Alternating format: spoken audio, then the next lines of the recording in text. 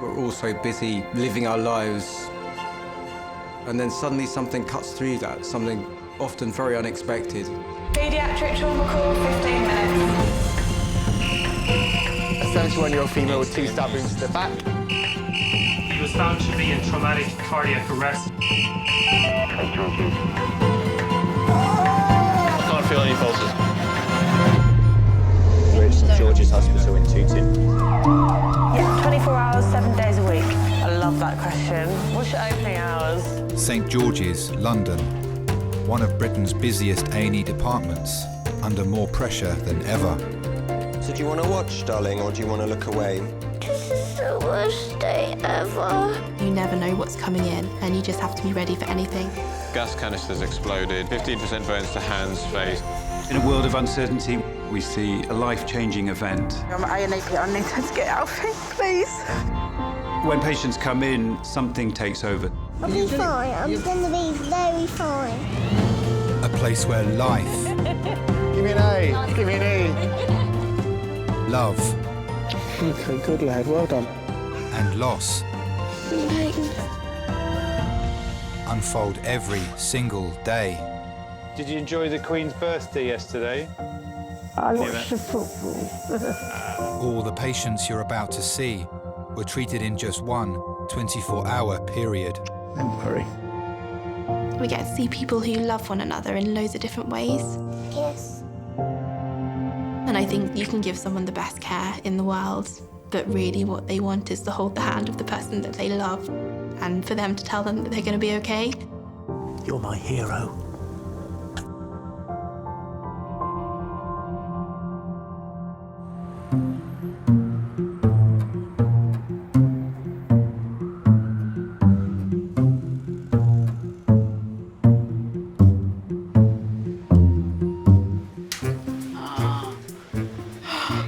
That radio. Where does it go anyway? Someone smells fresh. Not me. Yeah, it's not me. I would really like my lunch. I haven't had my lunch yet. I haven't had breakfast yet. Working in resus today is consultant Will. So, let's add some x-rays to him. People often say that when they go into medical school that their motivation is that they want to care for people, but for me it started with being inquisitive. What does that look like? I don't know. So does that not look like an acute ST elevation MI? I don't know. Different specialties attract different types of personalities. I certainly enjoy the sort of immediacy and the fast pace involved with emergency medicine. There's no surgical pathology. The swelling should not affect her airway. And it wasn't until I understood more about what being a doctor entailed and actually how much more important that human aspect is. The responsibility of what you're being trusted with becomes apparent to you. What's brought you to see us today? Don't say an ambulance. Pop this hand up for me. That gives you a certain perspective about what's really important, and it's not having a big house or a nice car. Get you sorted, sir. It's about being happy with your lot. And it certainly does affect how much you cherish what you've got when you've got it.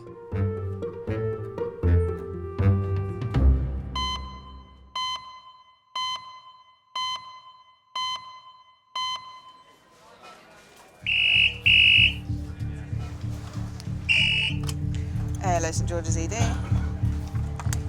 Okay, go ahead. Yeah. Thank you. Bye. Adult male trauma call, 20 minutes. An 84-year-old man is being rushed to A&E after losing control of his car and crashing into a road sign. When you get a trauma call, one of the pieces of information you'll be given is the age.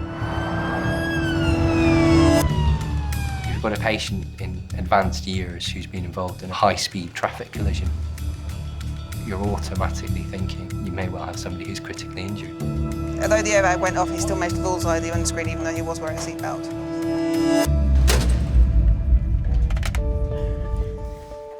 If somebody's bullseyed a windscreen, One of the concerns there is that that patient has a significant head injury. The man's wife has been informed and is on her way to St George's from Surrey. I'd gone out with the WI for a meal. We were almost at the end of our meal when I was asked to go to the desk to see somebody, and the somebody was this police officer.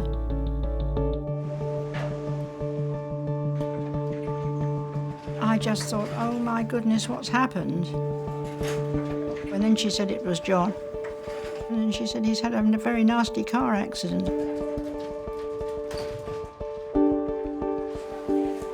All sorts of things go through your mind, because you just don't know what to think. All right, ready, steady, roll. Is that your knee, John, or is it your chest? Can you reconnect? Get a collar on there first. Steady. Let's get you sorted out. Brilliant. So this is 84-year-old John who was involved in an RTC. He was a driver in a car.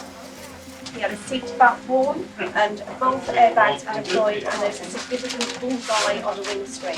He has bruising to the left side of his chest and to his abdomen. Is there anything else that you would like to know? Elderly patients have less ability to deal with a given injury than a much younger patient. Your ability to deal with blood loss is lessened. Your bones become less supple. All right, nice deep breath for me, John. Injuries that would be relatively minor could end up being really quite severe and life-threatening, and you need to take action very quickly. We'll get you some painkillers in a moment.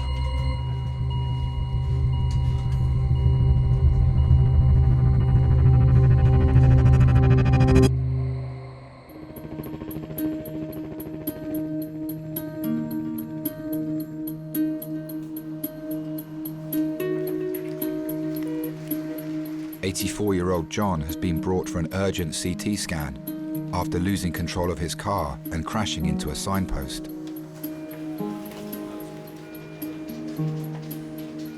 So you just have to lay nice and still as you are, okay? Yeah, okay. All right.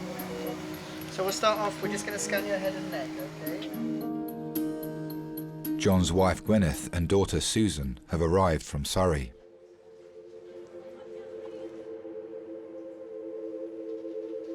Okay, so nice and still now. We knew each other from the time we were about 11 and 13.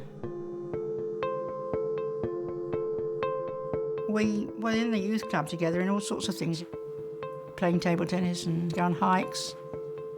We were sort of pals for a long time. He was tall. He was 6'4", and I liked tall men, you see, so that was good. And he was always in with a group of friends, and you know, they thought we were going to get married eventually. I said, no, we're just friends.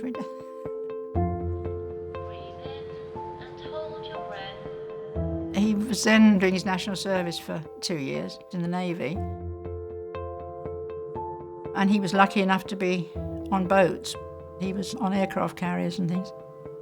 So he was away a lot. It was very difficult because we hadn't been apart that much at all. No, I suppose that was when it really struck home. I missed him a lot more than I'd realised before.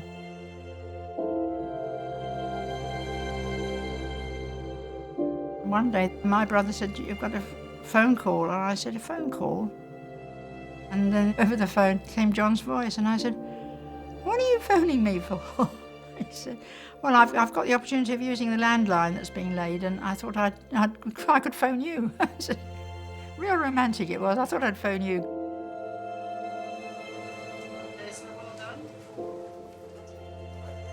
Doctors will need to wait for the initial results of John's CT scan before they can determine the full extent of the injuries to his neck, spine and internal organs.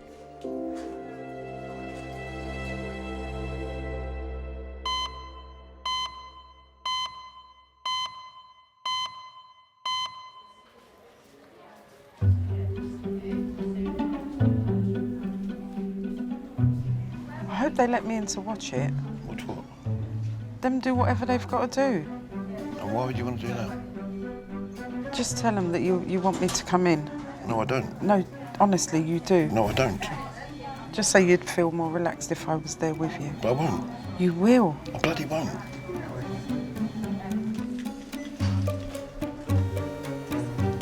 Oh, God. Jenny, the slightest touch is hurting me. Don't be a baby. No, I'm touching it there. From my jeans, it still hurts. Yeah, it will hurt. How do you know? You got one?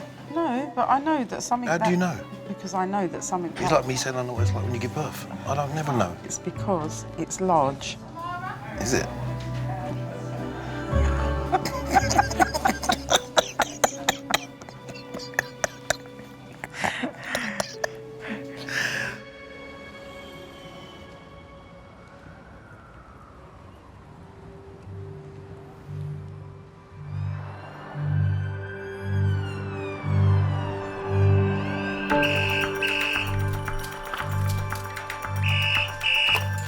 Hello, St. George's ED.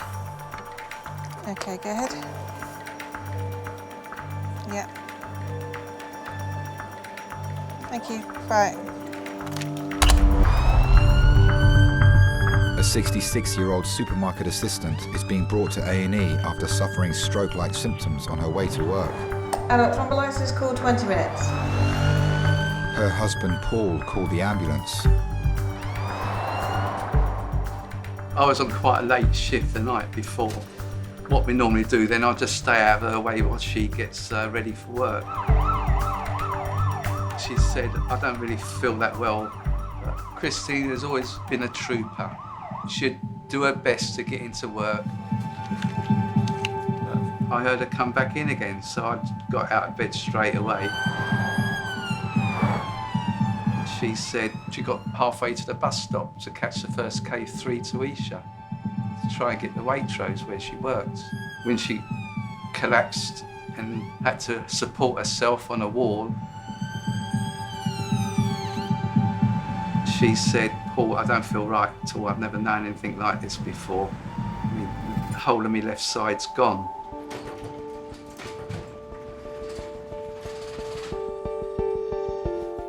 Due to the immediate onset of her symptoms, specialist neurology registrar Anil has been called to resus.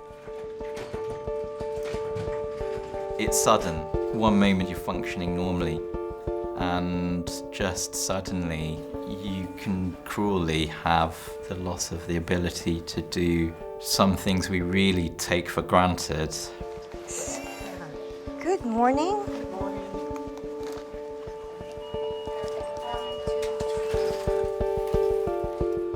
I'm Lizette. I'm one of the stroke team members. Okay. So Christine woke up at 5 o'clock this morning. That's normal for her. She was getting dressed for work and noticed that her left arm was a little bit numb. Can you say tip-top for me? Tip-top.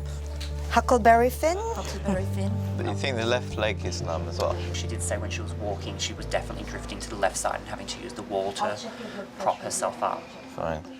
Hi, morning, Christine. Good morning. So I'm just trying to do a few tests, basically, to try and assess whether you've had a stroke or not. Okay.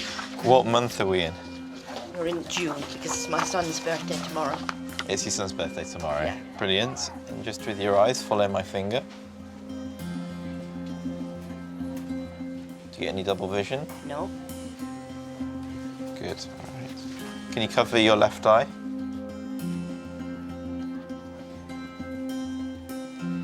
The brain is a very specialised organ, so there are elements which control movement.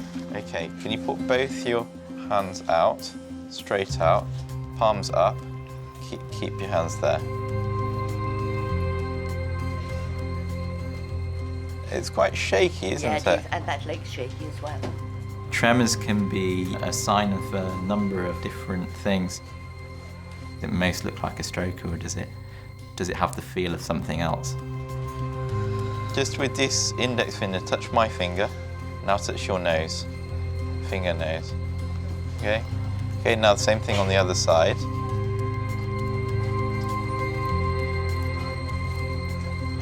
Okay, that's much harder, isn't it? Christine needs an urgent brain scan. to determine what may have caused the sudden weakness in the left side of her body. Only then will doctors be able to decide on the next stage of her treatment.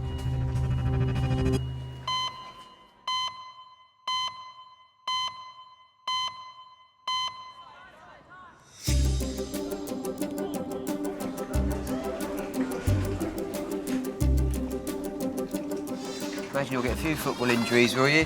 No, we haven't had any yet, actually. I expect as England progress in the tournament, we'll get more injuries. Yeah. My sort of pinky finger got mixed up within the shorts and I could sort of feel it pull. Ow. 7-year-old Reggie has come to A&E with his mum Hayley and brother Alfie. He hurt his arm doing a cartwheel to celebrate England's win against Wales in the European Championship. He doesn't like England anymore because they made him hurt his arm. I'm sure you'll like them again soon. No, never. You'll never like England again, okay? Oh, hi, I'm Marion, one of the doctors. You hurt your arm? Yes. So what happens? As he went on the floor and put weight on it, I think it just popped out, yeah. Right. Okay. When I'm pressing here, does it hurt here? A tiny bit. This side, sorry. Okay, I'm not going to move it anymore.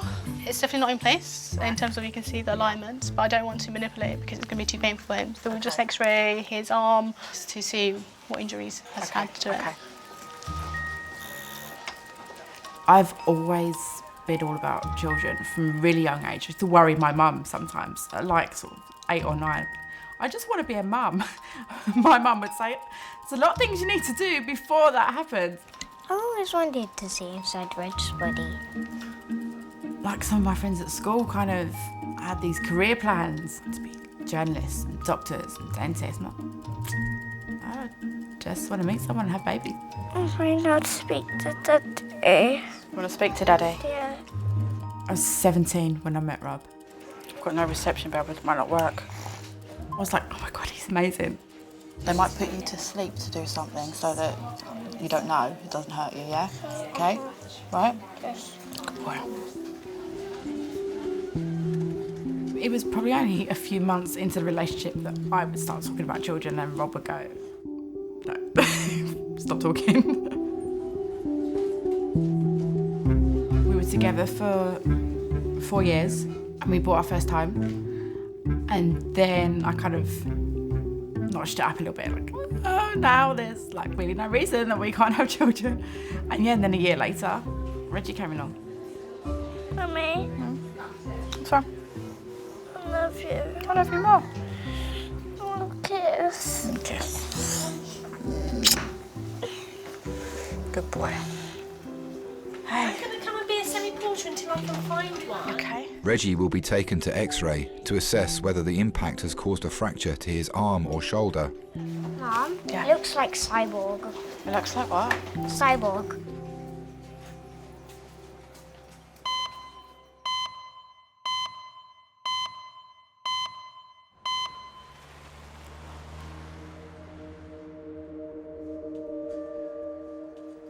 Doctors are still awaiting the initial results of 84-year-old John's CT scan after he lost control of his car and was thrown headfirst into the windscreen.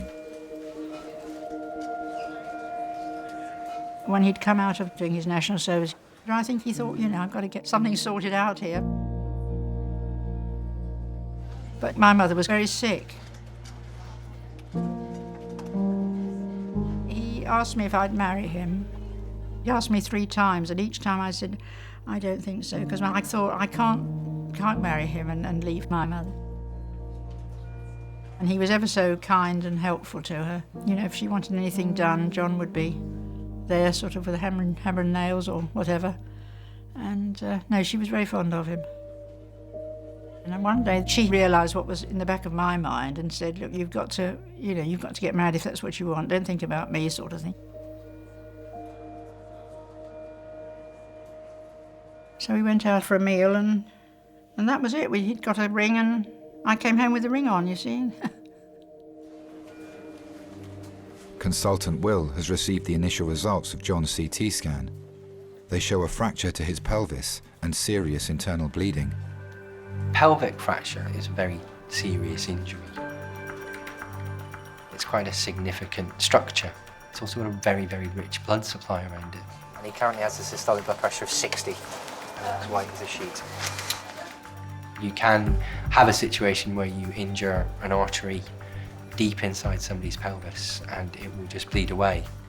But I think all of this, if he's smashed his systolic, is the culprit. So we're going to do a code red. We want blood. John needs an emergency blood transfusion to prevent his heart from going into cardiac arrest.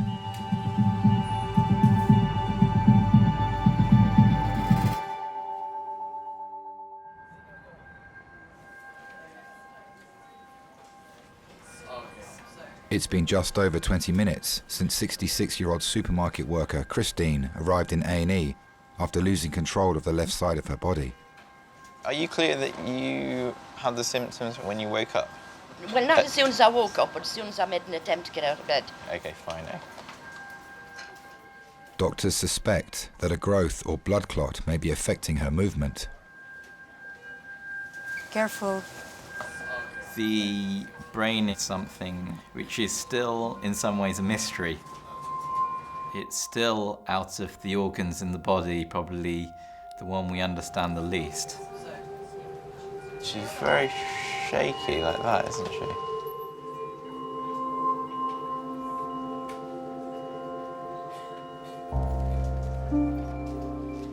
Christine's husband, Paul, is awaiting an update on her condition.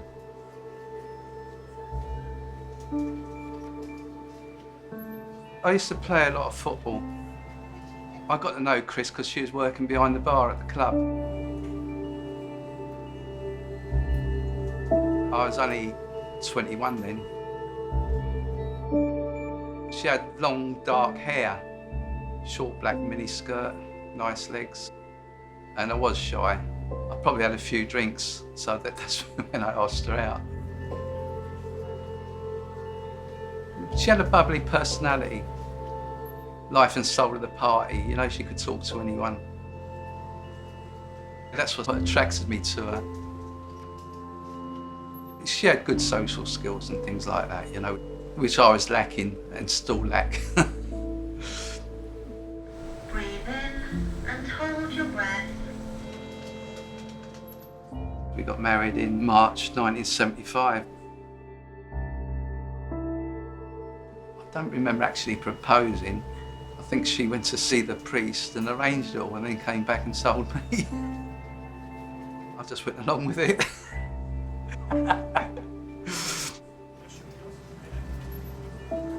Yeah, it's great times, happy times. Thank you very much. Doctors will now need to wait for the full results of Christine's CT scan before they'll know what's caused the weakness in her left arm and leg.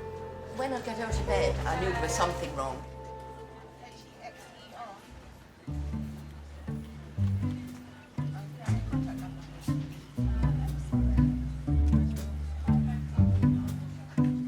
I don't want to go to school tomorrow. You don't? Why not? I think I'll leave it for a few days and then go back. If you go to school tomorrow, you get to wear your own clothes. Doctors have received the results of 7-year-old Reggie's X-ray after he injured his arm doing a cartwheel to celebrate England's victory against Wales. Oh. Right, we've got the X-ray back.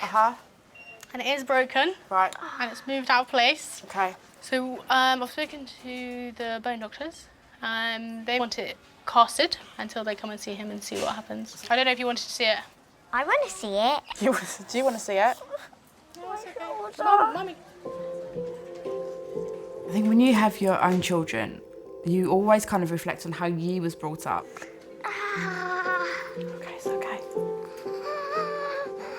My childhood, it was a pretty normal South London upbringing.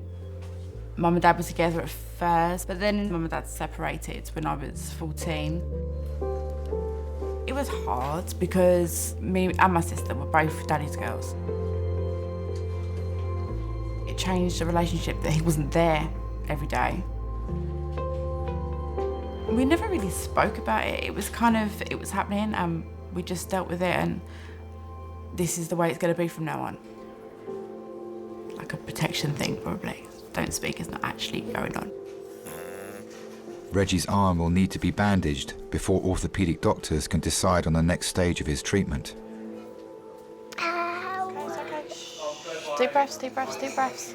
This is the worst day ever. Babe, I promise you, they're going to fix it and it will be fine, I promise.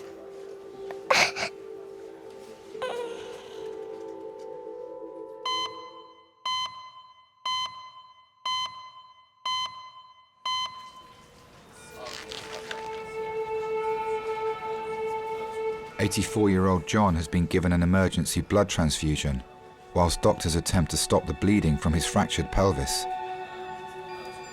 Is all the feeling normal here down the chest? Very tender. Dr. Will has referred him to orthopaedics to decide whether or not they should operate on his left hip. We are medically managing his bleeding. We have a period of stability at the moment, so it might be that he's bled but is no longer bleeding. So we're trying to come up with a plan.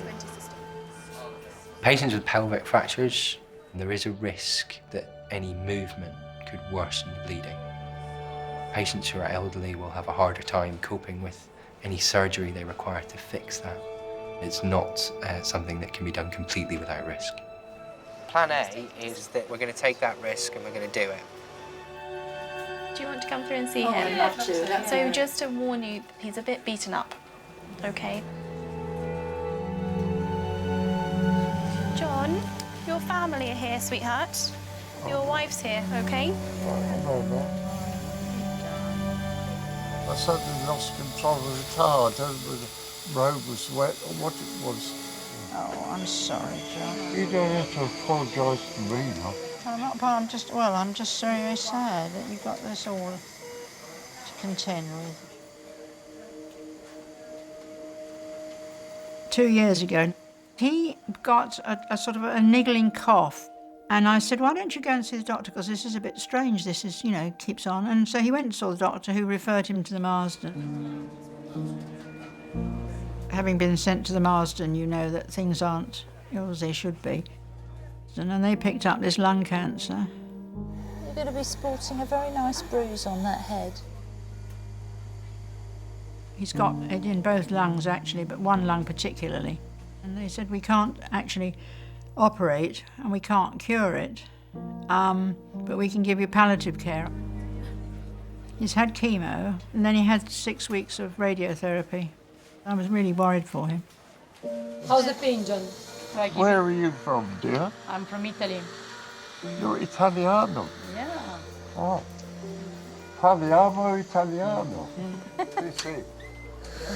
Oh, there you are, John. You've got a lovely nurse giving you dabs on your lips. Oh. No, you can't swallow it, you just got to... Yeah, a little bit, just a little bit. Try, you sort of... You got any grappa? Tell you. I wish. I wish to have some grappa at this point. Orthopaedic doctors have arrived to discuss surgery with John. John, can I chat to you about your hip on the left? Yeah. The hip is dislocated and it's fractured in many places. Really? Yeah, so in order to reconstruct the hip joint, okay? If we do this procedure, it enables you to walk again, okay? Without it, you won't be able to walk, all right? I don't want to worry you, but there's a very small chance that if there's lots and lots and lots of bleeding from the pelvis during the surgery and we're not able to stop it, eventually that you could bleed to death from this injury. You know, it's a big surgery, basically. Yeah. Okay? Yeah. Okay. All right? Yeah. I think for every patient you see, you have an idea of what the consequences might be if you have a bad outcome for that family unit. I think there's extra considerations with really elderly couples, as often the death of one partner can have some very significant consequences on the remaining partner. Oh, I'm sorry you've been like this. Because he was somebody who was there for me, I felt I wanted to be there for him. I don't really think I'd known anybody else that I could rely on who could get me over the humps when I needed to get over the humps, you know, with my mother being ill. I'll be in touch tomorrow morning, see how things are, okay? I've never really thought about life without him. He's always, you know, always been there. But then we've always been a partnership, John and I, so, you know, it's, we've sort of shared everything pretty well. John will be taken to intensive care ahead of emergency surgery to his hip and pelvis to give him the best chance of walking again.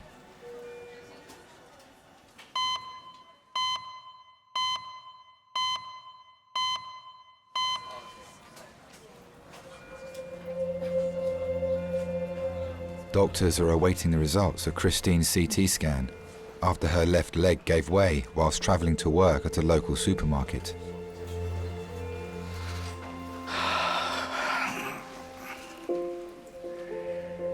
We made up our minds at an early stage to have 3 children. I was over the moon with our first baby, Sharon, come along, and the midwife handed her to me. We was ecstatic. When my dad came in and saw Sharon, he kept saying, "Cor, what a cracker, what a cracker." At the time when the kids were young, I was working usually 7 days a week. I was like a semi-skilled engineer. It was actually the ready brick factory I worked in, and maintaining the rollers and the machines that produced ready brick. Chris, for quite a while, didn't have to work. You know, she'd just concentrate on looking after the children. But then the factories closed down and I got made redundant.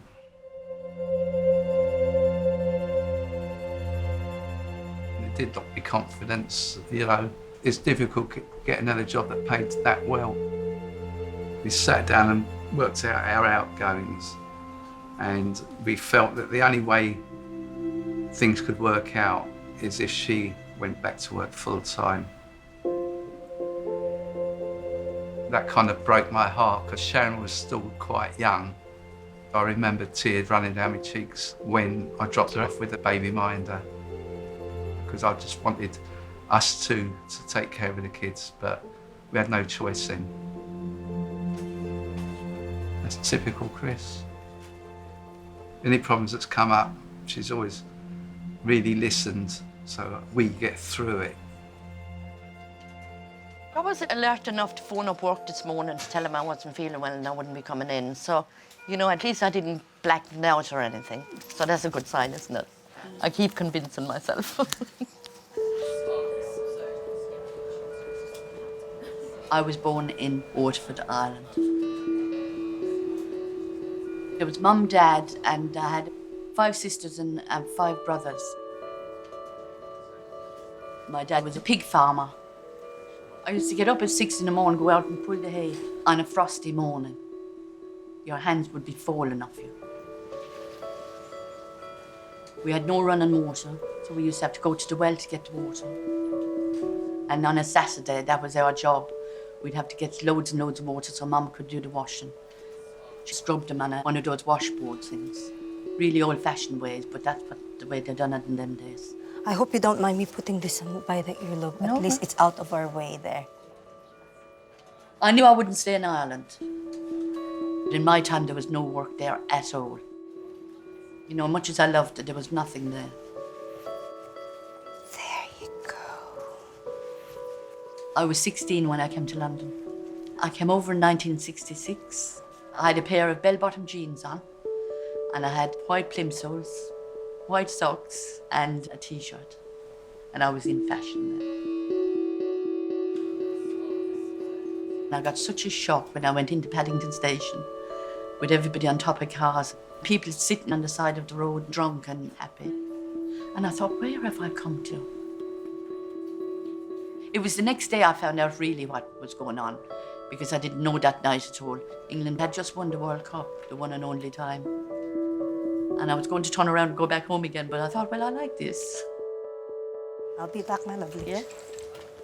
And I think leaving home when I was so young made me realise, you know, you have to fight or else you fall, don't you? So So, and I wasn't going to fall, and I never will fall.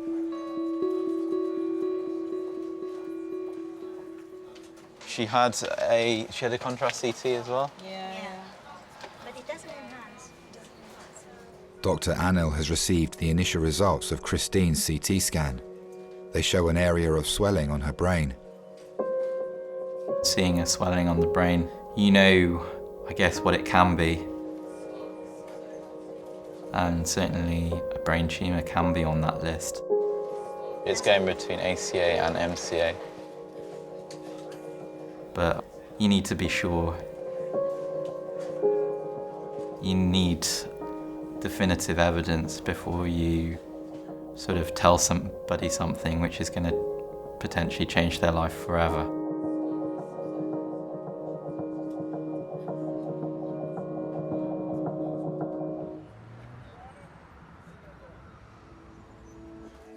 Now check your fingers.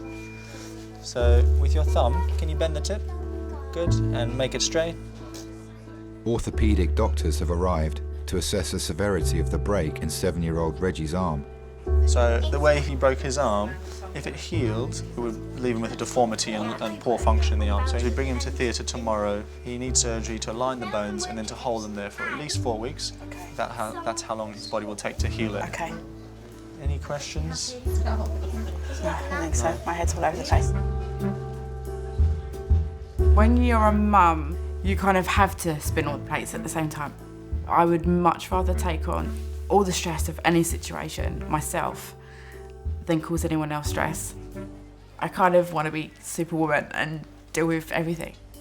No need to be sad. Worried about Reggie. I promise you, you don't need to worry about Reggie. I think the way I was brought up made me quite reserved. Rob moans at me and he's like, you don't talk enough to anyone. I'm like, well, that's just how I've kind of learnt to be. Take your coat off. Look, your brother. Come here. But because I know that's a bad trait in myself, I want to make sure that that's not passed on to my children. So I really encourage them to talk to me about anything. Look, you're feeling better now, aren't you? See? It's going to be absolutely fine. You can stay at Sarah's house tonight, and then she's going to drop you back to me in the morning. Okay? Okay?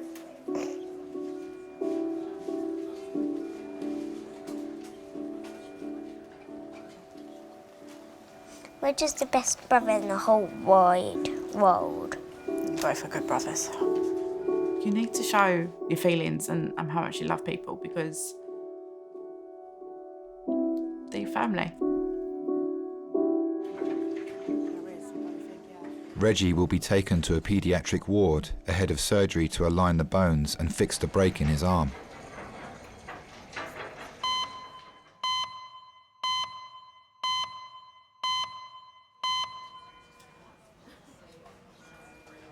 It's been just over 40 minutes since 66-year-old Christine arrived in A&E with stroke-like symptoms. Her CT scan has revealed an area of swelling on her brain that doctors suspect may be a tumour. We'll talk to the neurosurgeons, then see what they say.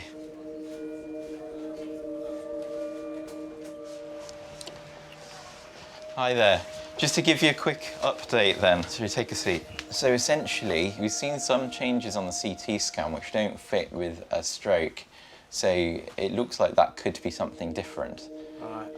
We need to do some further investigations, maybe more imaging. Okay. If you want to come through though in the meantime,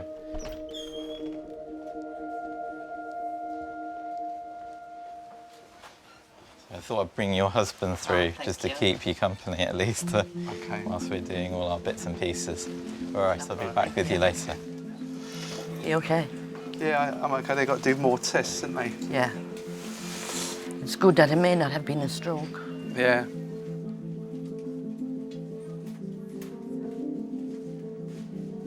Paul and I have been married for 41 years. And I love him to this very day. But you have got to work at things. And that's why I think ours was so successful, because we worked at it. We didn't just give up when the first little bit went wrong. You know, we worked at it. We were a team, always a team. Okay, so you're going to come in under our team, which is the stroke team. It's very difficult to know exactly, you know, what's on the scan. It looks like a little area which is a bit swollen, a bit more swollen than normal. Is it serious? I really don't know.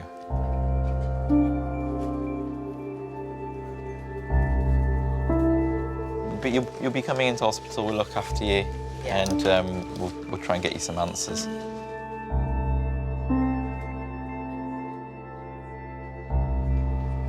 Do you want to take off them socks? You want these off? Yeah, I think it'd be better if they were off. In medicine, you will see things that you wouldn't necessarily choose to see. And watching people react to those things is very enlightening to the nature of people. Please don't push nails.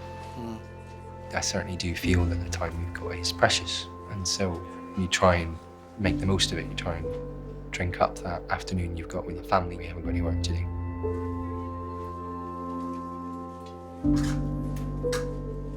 You plan and you save for your retirement. You hope to live a long and happy and healthy life, and foregoing accidents or bad fortune, that's probably what will happen, but you just don't know. Christine will be admitted to a specialist neurological ward where doctors will carry out further tests to examine the abnormalities revealed by her brain scan.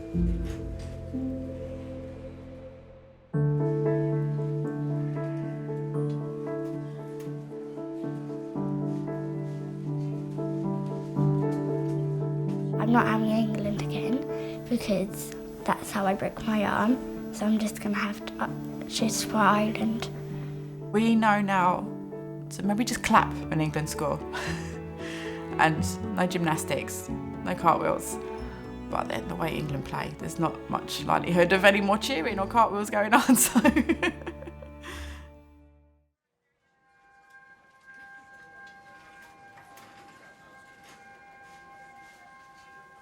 I was really worried for him. I just thought if he comes through this, he's not going to be the John he was.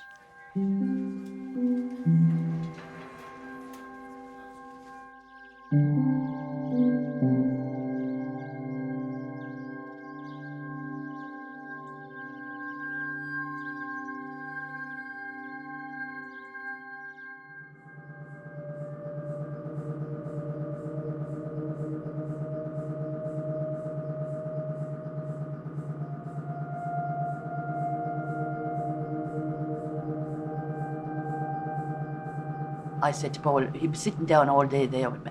So I said to him, you go now. I said, everything is fine. And as soon as he went, this doctor came.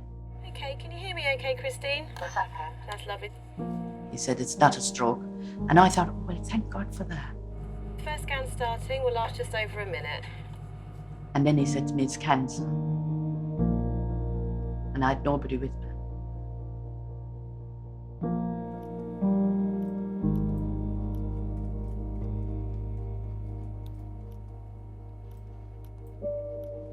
We can't mend it, he said, but we can treat it.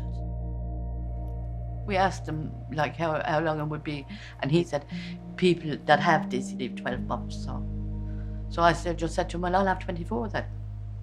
So, you know, you have to be greedy in these things, don't you? I never envisaged this at all. I thought we had another good 20-odd years together. I've never been frightened of death, never. We all have to go sometime.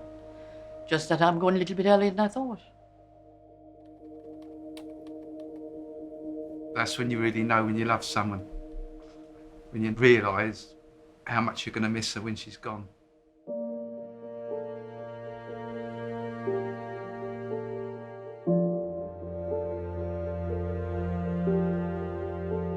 Okay, Christine, we're all finished. Just coming into you. You've done really well there. When she was a child, she had CB, and I say to her, remember when you was ill. If at that time someone could have come along to you and say what the rest of your life was going to be like, I'd say you'd snatch their hand off. You've got 3 successful children, you've got 4 lovely grandchildren. I know it's not a good innings, but there again, it's not a bad innings.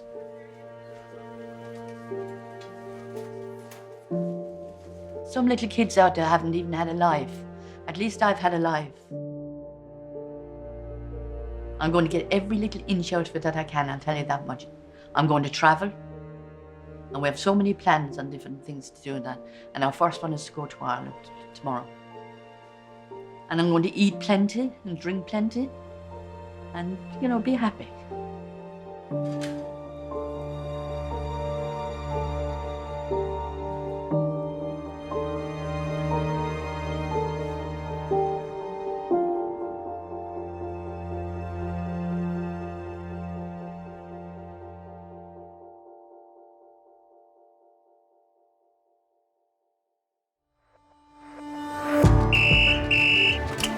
George's ED. Hit by a car, bullseyed the windscreen. Can I activate the helipad for a trauma? In terms of the injury, you'd always know the pedestrians on the losing team. Pulling out of a pram with a head injury. She just said, I'm really sorry, it's not good news. What if he can't walk again?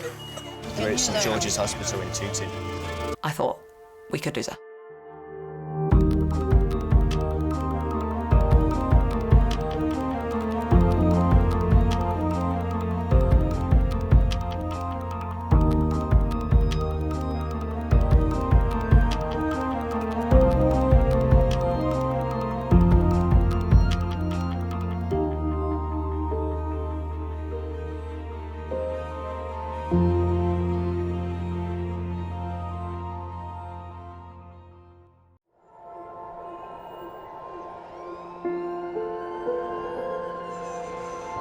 We're all so busy living our lives, and then suddenly something cuts through that, something often very unexpected.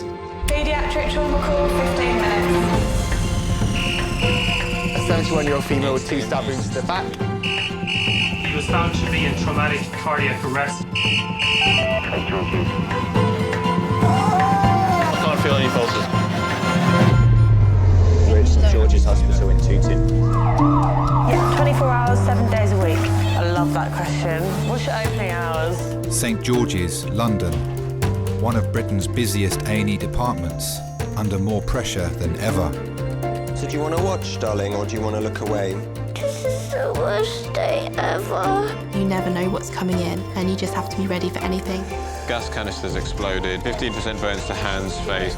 In a world of uncertainty, we see a life-changing event. I'm at A&E, I need to get out of here, please. When patients come in, something takes over. I'll be fine. I'm going to be very fine. A place where life... Give me an A. Give me an E. Love... Okay, good lad, well done. And loss... unfold every single day. Did you enjoy the Queen's birthday yesterday? I watched the football. All the patients you're about to see were treated in just one 24-hour period. Don't worry. We get to see people who love one another in loads of different ways. Yes. And I think you can give someone the best care in the world, but really what they want is to hold the hand of the person that they love and for them to tell them that they're going to be okay. You're my hero.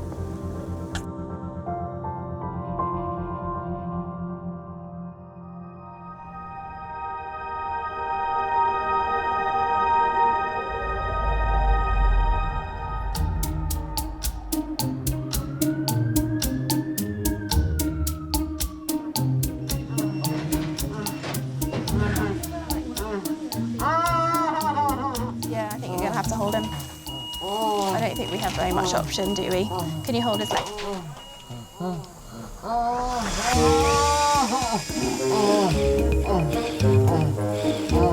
What do you like with needles? I'm so scared of needles. I nearly fainted the last time someone tried to take my blood. I'm a bit of a wimp. In resus today is junior doctor Jess. Am I calm enough? You are fine. Okay. There are people that like flap, but yeah, you're not one of them. Bit of like a, what's it called when bit you're of a a swan? duck. Yeah. I prefer to be a swan. Still a junior doctor. Probably will be a junior doctor for another 7 or 8 years. Getting to the stage in my training where I feel like I'm ready to flex my muscles a little bit. And just knowing that there's someone there to back you up if you need it is really reassuring. Just put another line in her bad arm. Not ideal, but it's the only place I could get a line in. Shall I try and help you out? A&E is such a solid team. We look after one another. Because you never know what can walk through the door. Pop your hand into a mincer. Oh, that makes my bum go funny.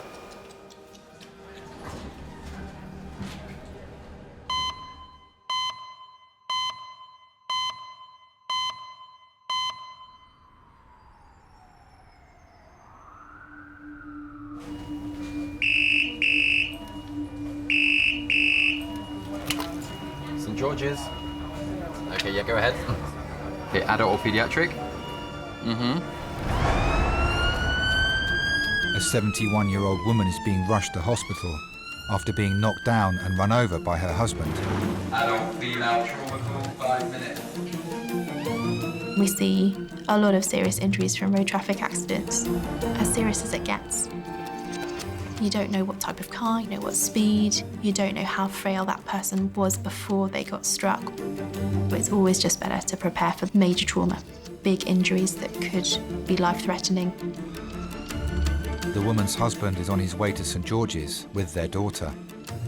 We were driving to my daughter's, looking forward to seeing Jane and the grandson. Mel got out to direct me to park. And she was sort of leaning in front of the car saying, oh, you come more. And I don't know really what happened after that. The car seemed to roll on and she was pulled under. It was just one awful panic. Mel was in the gutter. She wasn't breathing properly. And I'm afraid I didn't cope very well with that.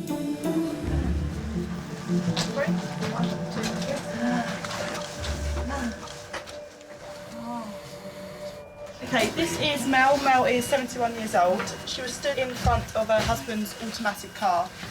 Her husband had gone into it at quite low speed but has gone over her right side.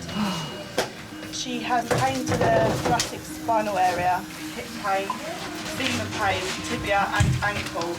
There's some quite obvious bruising and swelling all the way down the leg. She's also got an obvious right arm injury. Okay, all right. Hello, I'm Jess. I'm one of the doctors. I'm going to be looking after you, my lovely. Out of 10, how much pain are you in at the moment? So it's quite bad pain. And where's the worst pain at the moment? Okay. And the back, okay. We might give you a little bit of morphine just to help with the pain. We're going to get you around for a scan so we can check what injuries you have. Doctors must now carry out a CT scan to find out whether Mel has any internal injuries. If they've been run over by a car, be worried about chest trauma, pelvic and long bone injuries, major organ damage, abdominal injuries. On move, ready, brace, move. So my lovely, you're going to be going through the scan. It's going to be a couple of minutes and then you're done, okay?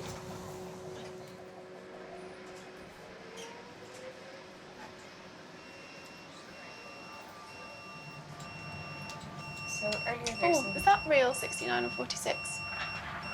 Can we just go and have a quick feel of a pulse? Is that okay? Are you okay, my lovely? Are you feeling dizzy? She got a radial pulse on that side. Mel's blood pressure has dropped to a dangerous level. Wait a second. Is she feeling dizzy? She's alert, isn't she?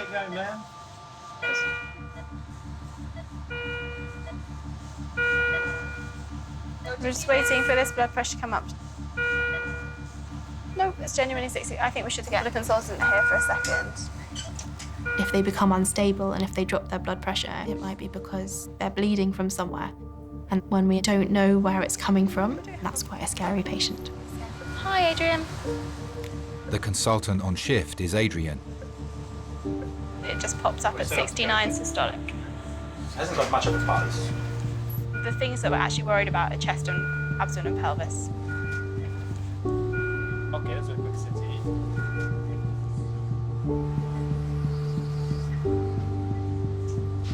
She's neurologically intact with a chest x-ray that looks normal. The pelvic x-ray looks pretty unremarkable. There's nothing obvious. And she's moving her legs. We haven't moved them because she's in so much pain. She had any analgesia? She had 2.5 morphine just before we left. So chest x-ray and pelvic x-ray were okay. Abdominal examination was unremarkable. I need to activate code red. If you call a code red, it basically means that this patient is extremely sick. That patient could be bleeding to death. With that blood BP, she's not stable at all. You hit yourself with blame straight away and guilt. I was in the car, I should have stopped it. What was going through your head? Worry about her, that she'd be all right, and that I wouldn't lose her. To recess urgently for the code red, please.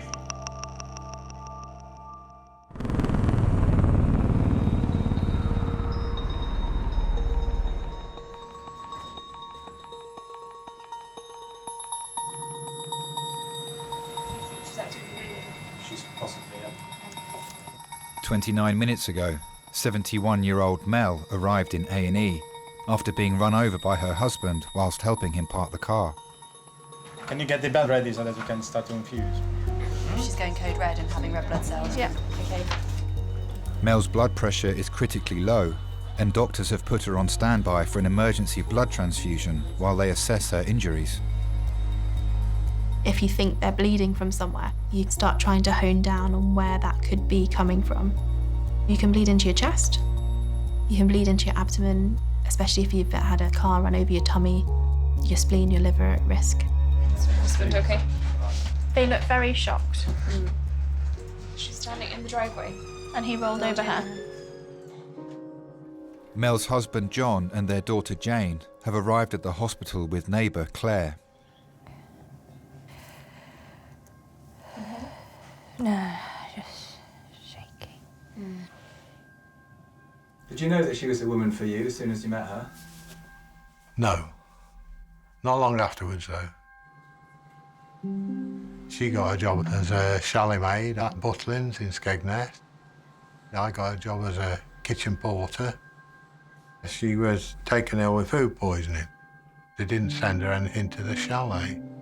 So I used to bring her the best piece of salmon or the best piece of chicken or whatever I could find in the big deep freeze.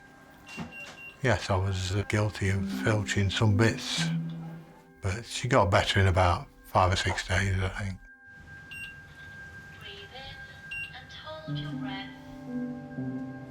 What do you think attracted Muriel to you? I'm so good looking. She always used to say, well, you used to have hair like Cliff Richard. Yeah, not now. She was very nice, seemed sensible. I'd always been brought up to be sensible, so I wanted somebody sensible. 49 years married. Long time. Not really. It's only a lifetime.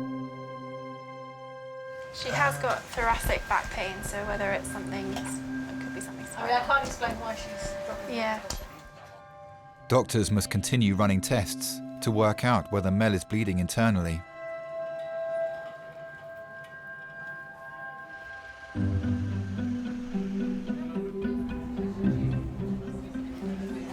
you had to, what would you prefer?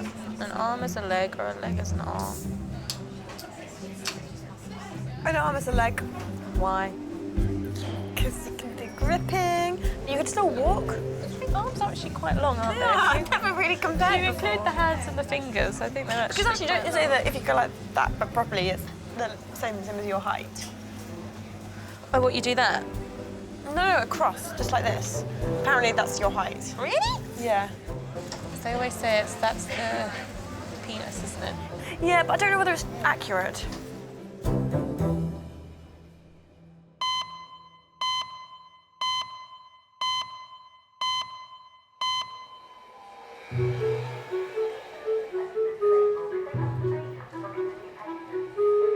cup of tea would be nice, wouldn't it? A nice cup of tea. What do you think? No, a nice sleep. But I shouldn't go to sleep. Not yet, you shouldn't. Not until your head's been sewn together. 68-year-old Bonnie has come to A&E after hitting her head on a bedside table. I was sitting on the bed getting dressed, and Bonnie wanted to lie down for 10 minutes. And they had these night tables, so there were shelves, really, by the side of me, each side of the bed, with very sharp corners on them. So she lay down, and I heard this thud and this scream. She was extremely worried that she might have had a cracked skull. It was a really heavy thump. I think I have a hard head, but we already know that. Well, that's a blessing, really, isn't it? In a way. I'll bullet bonds.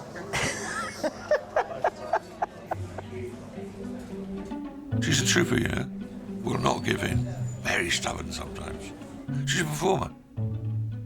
She's sung the lead in Carmen. She's sung at the Carnegie Hall. So, you know, you don't do little things like a bang on the head worry you, do you? But I was worried. I don't have time to be ill. I wonder how many people in the graveyard have said that.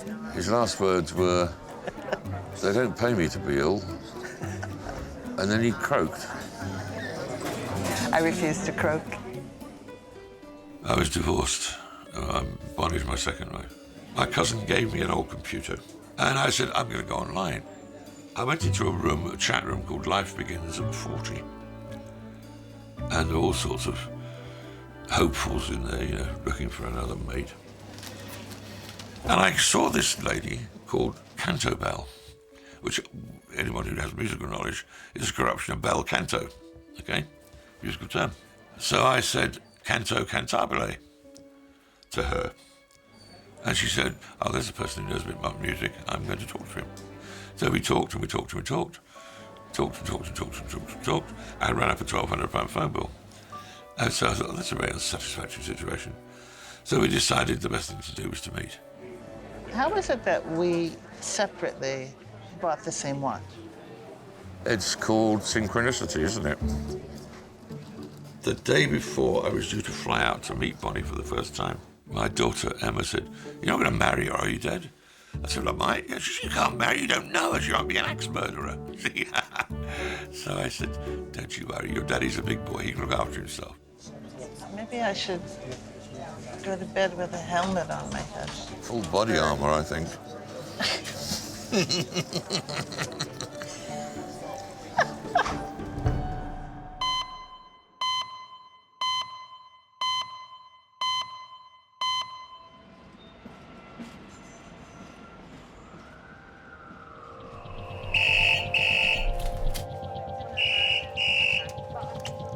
Visa St George's. A 4-year-old girl is being rushed to St George's after she injured her neck falling over on a train. The girl's mum is at home with her brother and sister, but Dad is with her in the ambulance. We had a good day, it was fine, you know, it was just going back on the train. There was sort of a sudden bump. She just went back and fell straight back on the back of her head. She was distressed and crying. She didn't know what was going on. I held up her neck the whole time we were waiting for the ambulance to come. The younger they are, the head is much bigger than the rest of the body. Think about it as having a bowling ball on a golf pin. That area is where life matters. Just make sure that this is tight enough. Madison, 2 months ago, had a C1, C2 decompression down at Great Ormond Street. Really? Wow. And she's been back at Great Ormond Street today to have a CT scan to review progress. She has got a plate put in. She fell straight down, hitting the external fixation device, the halo device, causing it to come off her head. Maddie was born with the bones in her neck fused together. We was told that she had spinal abnormalities, you know, the bones in her neck. You've got the individual vertebrae, and hers haven't actually properly formed, or they've gone into an odd shape. 2 months ago, Maddie had complex surgery to correct her vertebrae. It's all right. It's all right. It's not going to stick That's to you. okay, it's It not going won't to stick to hurt. you, sweetie. To support her head while the neck heals, she was fitted with a metal brace called a halo. That took all the weight of the impact, really. On the train, I went to pick her up, and that's when I noticed all the pins on the halo was sticking up rather than in her head, and there was blood coming out of the holes. The halo is supporting the neck to make sure that the bones don't move on top of each other and cause injury to the spinal cord. Even some minor movements can lead to disruption of the cord. You can lose power, you can lose sensation, you can lose bladder and bowel function. You can even become quadriplegic. Doctors will carry out an urgent CT scan to assess whether Maddie's injuries are life-changing. Will Daddy help me? Yeah, Daddy's going to help. I'll help you like I did today, yeah? Listen, you had one of these scans today, didn't you? Yeah. You're going to do the same again. Well, we can do it again. I'll be You've done it- fine. I'm you've- going to be very fine. Yeah, sure you're going to be a brave girl. To have it at the age that she's been, it's been quite tough on her mentally and physically. She's always been scared of hospitals. Every time it's like a big journey for us. I'll tell you what, you count to 20 and we'll lower you down, yeah? Can you get to 1. 20? Go 1. No, lie no, back, sit lie still. back, sweetie. Don't be I'll be scared. with you the whole time, yeah? Daddy going to stand. Do you want to hold my hand while you lie down? Come on. Yeah, let's go. Hold my hand. Ready? Start counting. I'm going to count 1, 2. Just Calm down. It's all right, it's all right. It's all right. 5. It's all right. 6. 9, 10. Woo, well done. Where are we? We're in the magic donut. We're going to go in now. Daddy's going to be with you. I'll be with you all the way, yeah? Doctors must now await the results of Maddie's CT scan before they can assess the damage to her spine.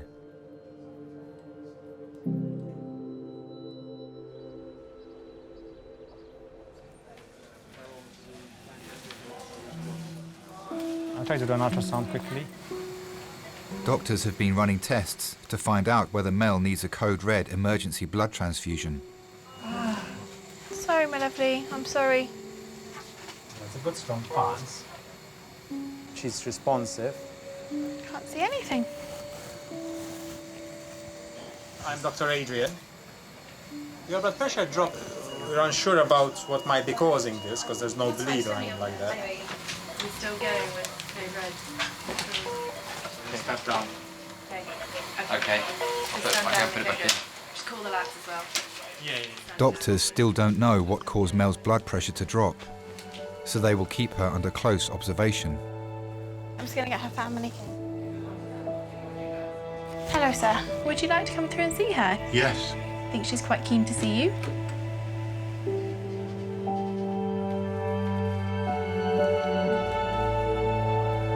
Okay, so she's lying flat at the moment. She's in a collar, but she's talking to you and she's absolutely fine. All right?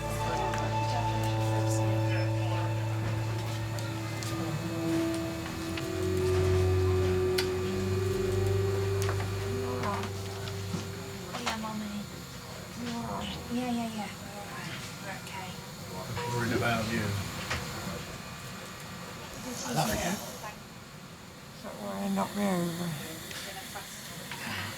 With premium bonds. Premium bonds. I'm just mad with myself that I couldn't think quickly enough how to stop the damn thing. Dear, make me realise how much I love you and I need you. So come on. Start getting better. So it's not damaged the car too much. No. I'm more Don't worry about the bloody worried car. about you. I can get rid of the car, can't get rid of you. How did you learn to drive? Mel taught me. Yeah, Mel taught me how to drive. I passed first time, she only passed second time, but she was a good instructor. She was a junior school reception teacher. She was greatly thought of by the parents and the children and the school. She was far more appreciated than I was as a teacher because she was better at it. We're lucky in A&E because we get to see people who love one another in loads of different ways. I think it's made me recognise that family is the most important thing. It's not about work, it's not about money, it's about having the love of those people. And I suppose when it comes down to it, that's probably what everyone fights for. What's up? All right. Yeah.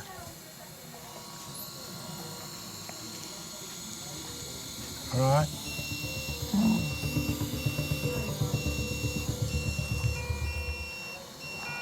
Dropped a lot, hasn't it?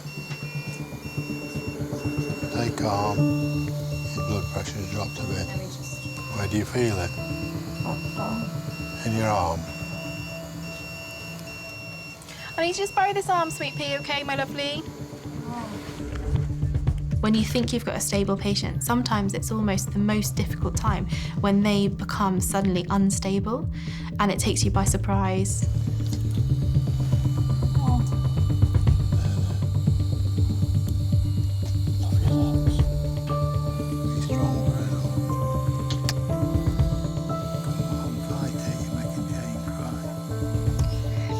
Doctors must stabilise Mel as quickly as possible and work out why her blood pressure keeps dropping critically low. Keep looking, keep shouting, keep with us. You've got to get better, otherwise I'll never forgive myself.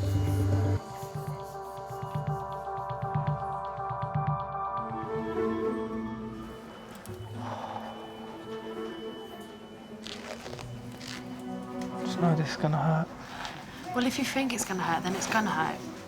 It's going to hurt. No, but you have to. Yeah, it's mind over matter, Trafford. I know giving birth's going to hurt, but I don't sit there and think about it all day. All right, all right, all right.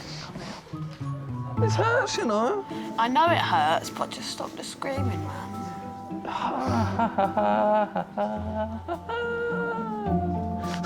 Just breathe it off.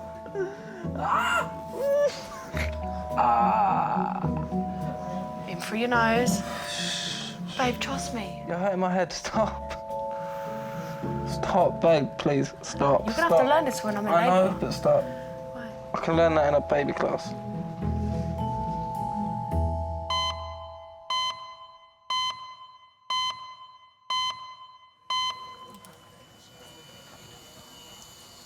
All right, kid. Mel was brought to A&E 3 hours ago after being accidentally run over by her husband, John. Is your pain a bit better, Mel? Yeah, it's not so bad.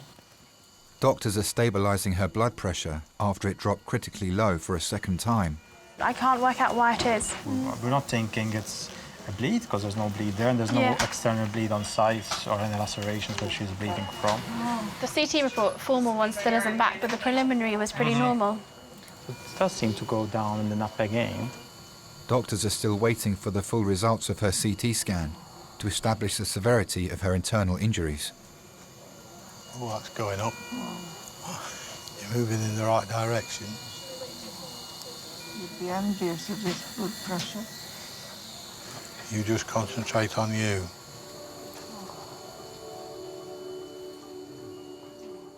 How would you describe your marriage to Mel?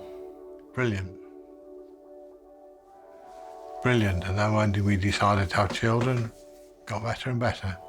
Always been a team together, and that's what it's all about. So he's in complete shock. She's a mess. She'll be in, I mean, she can't leave hospital. All these tablets and everything are at home, but he won't leave her. He won't leave her. He feels so guilty. 8 years ago, I had a stroke in France. The worst thing about being in hospital was the isolation, you know, separated from her. I got this delusion that our car was parked outside the window, but my wife wasn't coming in to see me. I was sure I could hear her talking. I could see the car, but it wasn't her. But for several days I was screaming and shouting at the nurses, you know, where is she? Why don't she come and see me? And this sort of thing. After 2 or 3 days, I started being rational because Mel would come in and say, no, that's not our car. I'm parked the other side down the hill. You're making some funny shapes on your thing, aren't you? On your chart. I was to say, it's like the footsie index. Huh. You're all right, you're looking a lot better than you were. Good. Oh, you're smiling. Or grimacing. Perhaps more of a grimace. I think the mask makes a difference. It was a bit too Lady Gaga, really. Put the mask back on. I was going to say, you might prefer me with the mask on. I like you just as you are.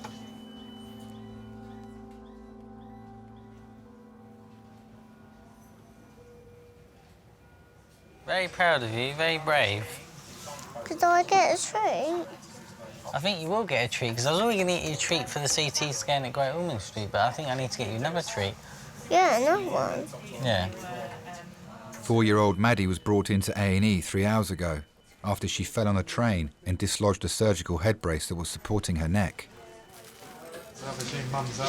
Yeah. She's looking after the other two. Yeah, I do all the hospital stuff, so yeah, I've been to all the appointments. Yeah. Lovely daddy, haven't you? Yeah.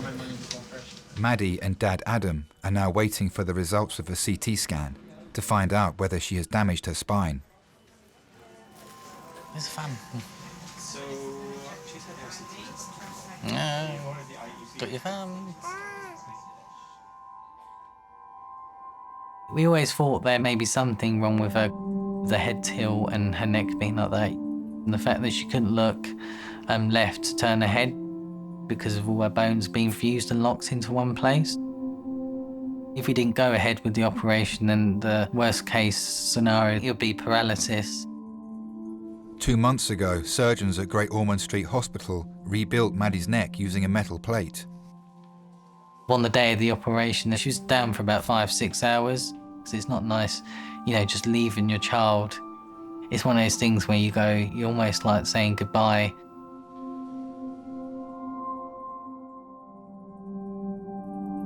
I just saw her lying there with this frame on with pins hanging out of her head.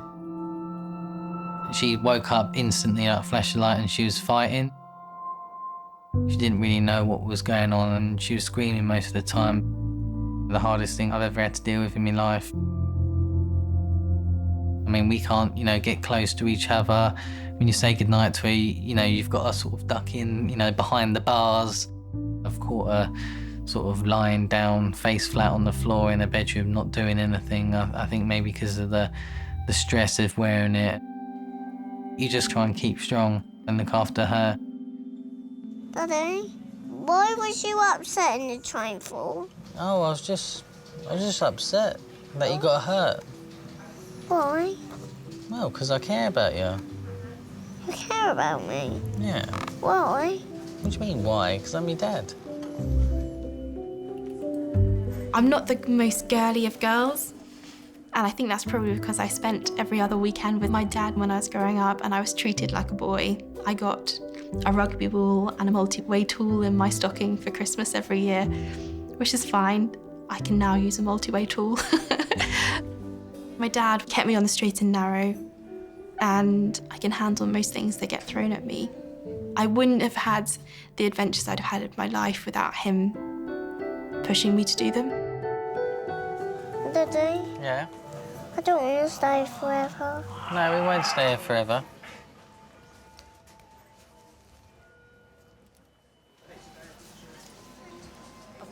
Look at me. Look at you. Tell me why. Bonnie and Andrew are waiting for a nurse to assess an injury to Bonnie's head. Tell me why you cried. What is that? You lied to me. Can you remember the first time you laid eyes on Bonnie? Yes, I can. At Washington, D.C. Dulles Airport. We had been talking for 6 months. She recognised me, came bouncing towards me. I thought, that's my Bon. I went over in May '98, And we got married on June the 4th, that same year. And that was 18 years ago. So we must have done something right, mustn't we? I'm dying for a drink. A pint of Guinness will do fine. That could be okay if you have an idea of how many other carbohydrates you had today. If there was one thing about you that Bonnie could change, what do you think she would change? My shape, probably. Today, I had bacon and egg for breakfast. You had toast. Oh, I didn't have any toast. You didn't? I had one of those French things. A croissant is bread. 100 calories. No, sorry, much more.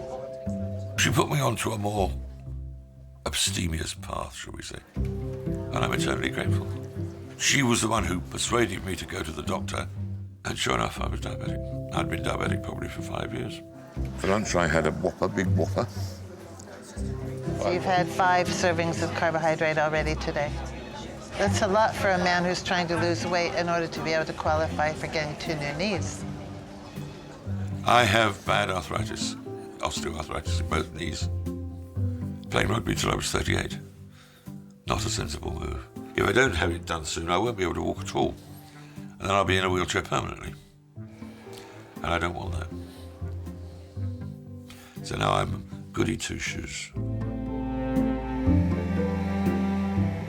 Young man coming with you? Yes, he's my young man. Your young man. I've got it, I've got it. You got it? Yeah. I don't want you to break yourself. No, I've got it, don't worry. I'm Claire, I'm one of the nurse practitioners. Hiya. I have a hole in my head. Oh dear. Have a seat. Any medical problems? Me? Just tell me if it hurts directly where I press. Yeah, you're giving yourself a little whiplash. Getting married again. It was a turning point in my life. It's tiny.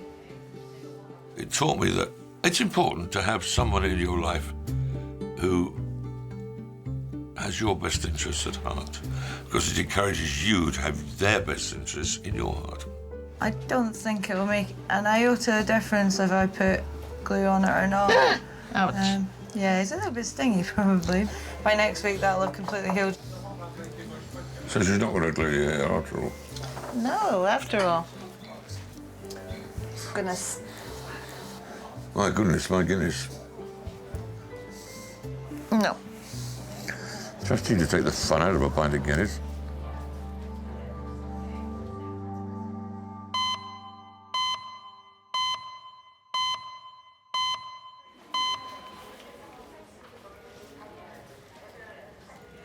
Do you like some jelly? Banana.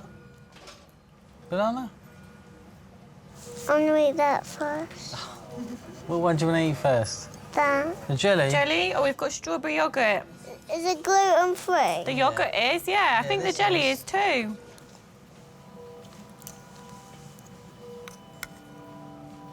Funny enough. My mum was a single mum. She looked after me and my sister. Dad and my mum split up when I was about 6 years old. It was difficult, you know, seeing other couples and parents having loads of fun. It's almost like being robbed of part of your life. I just got used to the fact that I've only got my mum and this is my life, so I just sort of carried on with it. I'm really proud of my mum. I mean, even with 2 kids, she was still doing, you know, part-time work, and she worked really hard, you know, to bring us up. Oh, Daddy, when you snuggle with me in this bed? Want me to snuggle with you? Yeah. Maybe there's not enough room. There is. My dad had a blood disorder, but never really seemed ill. He was still going to work, going to the rugby, going to the pub, and he went in for a procedure that we'd expected him to be away for a couple of weeks. I finished night shifts from the ED and I went to go and pick him up. He was supposed to be coming home that weekend, and I walked into his room and I've never seen someone sicker. It's terrible when you see someone and you wish you didn't have the knowledge that you did. Because I think as soon as I saw him, I knew what was going to happen. He died about 12 hours later. I never imagined anything like that could affect everything in your life so much, which sounds quite naive. It affected me at work so much. I lost my confidence in everything I did. Probably still haven't got back to how I was. Daddy, what's on that computer? The X-ray. X-ray? Yeah. Are they one of my pictures? Doctors now have the full results of Maddie's CT scan. Hello, hi. The scan is negative for any serious problem, okay? So there's no sign of any bleed in your brain, any problem with your spine, okay? I mean, if anything, she'll stay overnight here, and then if they need to see her tomorrow, they see her tomorrow. Kind of. So we'll see. We're going to take all of this off now. Yeah. But what we want to do is see if you can try this collar on for me. I will. Keep your head still. Now, if Daddy comes and stands at the end, will you look right at Daddy the whole time? Will. Right at Daddy. Way! Keep looking at Daddy. And I'm going to take your towel off. Stay nice and still, looking at Daddy. Lift this arm up in the air. Well done. That's perfect. That's good. That's good? Do we like it? Yeah, it's comfort. I've always wanted to have children and be a dad because I've always wanted to be, you know, the father that I never had. Yeah, can I wear all my pretty dresses now? I think so. If we can get him over that collar. Doctors are still concerned that the metal plate holding Maddie's neck together may have shifted slightly during the fall. Surgeons from Great Ormond Street will now review the scans to decide whether Maddie needs another operation. Oh, wow, you look so beautiful. Kiss. Can I get a kiss? I was lucky to have 26 years with a great dad. So I think that there's nothing, I can't not be grateful for that. This is love. You give me a big cuddle. That's good. You can give me big cuddles now. Yay! Yeah. Come on then, Maddie, let's go.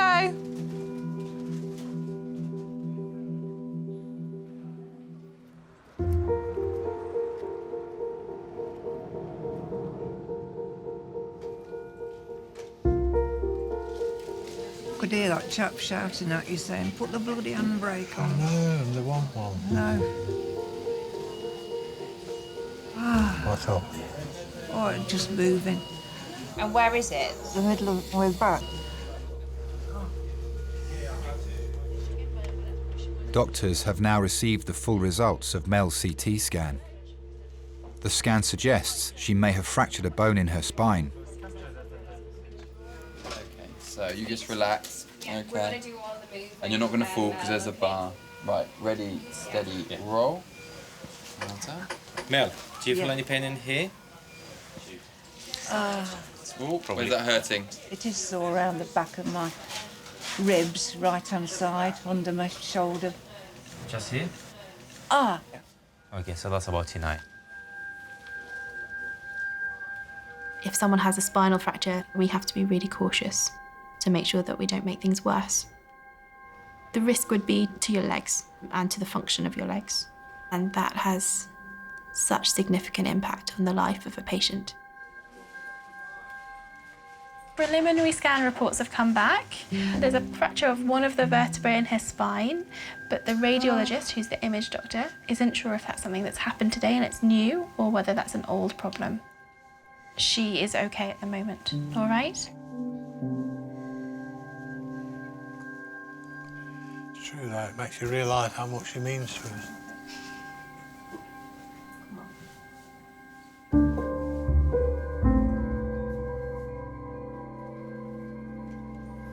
The CT scan, yes, it is showing a fracture of your spine.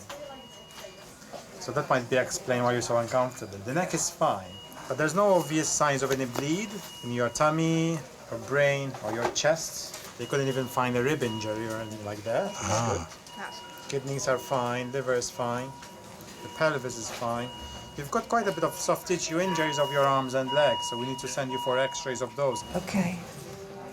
Mel will now be moved to a ward so doctors can carry out a full assessment of the injuries to her back, arms and legs.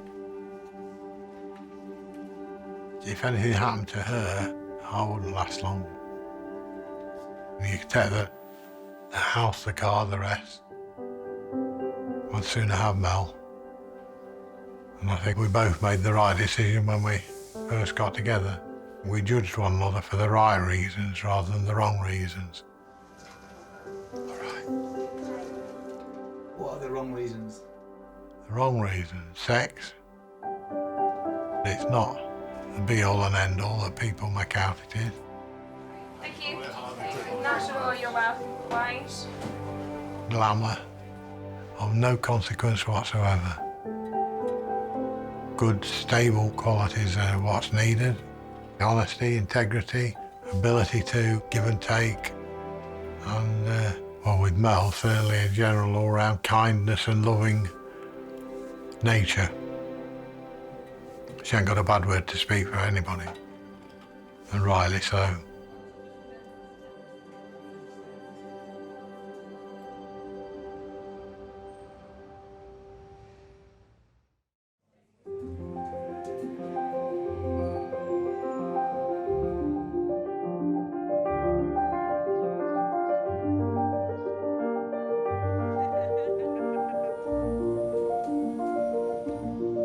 What is it? Press the button on the bottom. And then you go like that, look. Woo! Can I try? Just make sure you point it that way. Wow.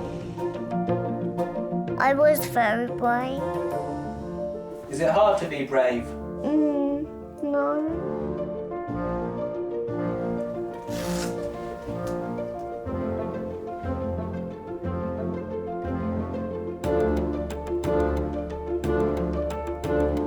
She starts school in September. I'm sort of really looking forward to that. She can meet new friends and just being a normal child now.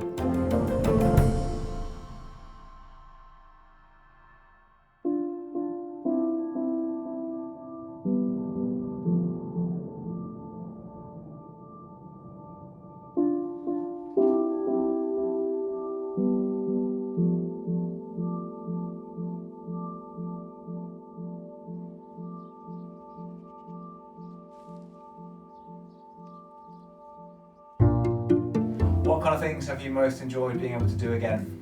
Oh, getting outside, getting into the garden. The irony. Not doing very much. Have you forgiven John? There was nothing to forgive. I was trying to be helpful. He was concentrating on his manoeuvring. We don't know how it happened, but it did. Has it taught you anything? Yeah. How important the old girl is. Yes, he didn't like the ironing. We've got through it and come out good the other side. Yeah. We're still as strong as ever. Absolutely.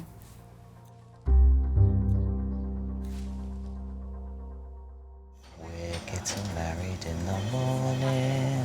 No, we're not. Hello, St. Zany. Activate the helipad response team. He's a motorcyclist. He was found to be in traumatic cardiac arrest. Traumas where the heart has actually stopped are very, very rare. When you do see one, you know that this is the absolute worst you can get. So we're going to elevate to our carried red. Police officer basically said, we'll take you up to the hospital. They're getting us up there as quick as possible, really, just to say goodbye to Mark.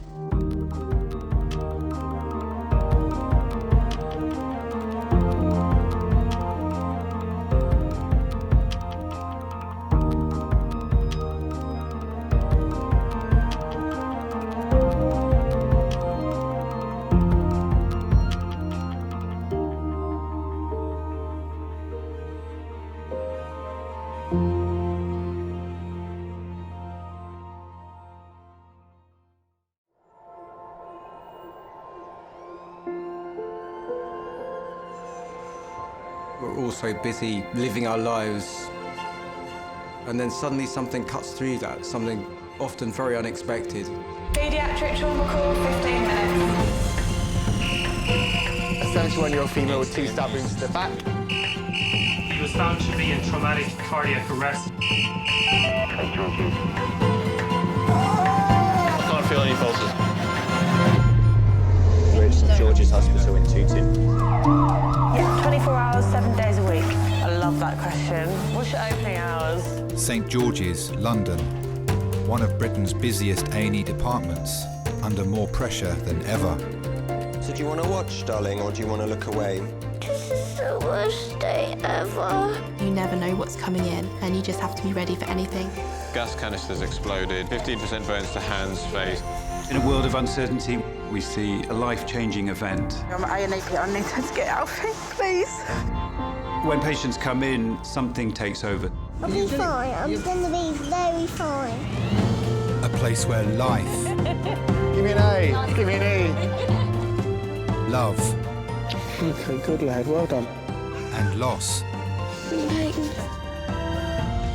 unfold every single day. Did you enjoy the Queen's birthday yesterday? I watched the football. All the patients you're about to see were treated in just one 24-hour period. Don't worry. We get to see people who love one another in loads of different ways. Yes. And I think you can give someone the best care in the world, but really what they want is to hold the hand of the person that they love and for them to tell them that they're going to be okay. You're my hero.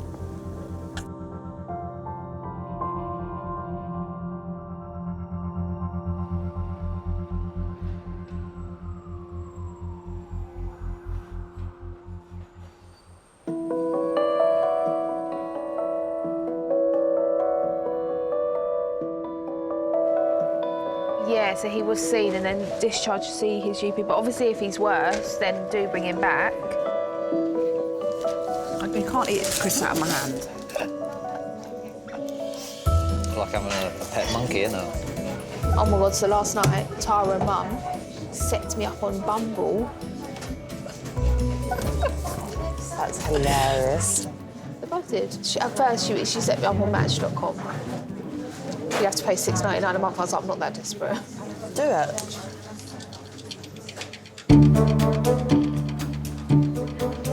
Rose, you know, have we got a board pen?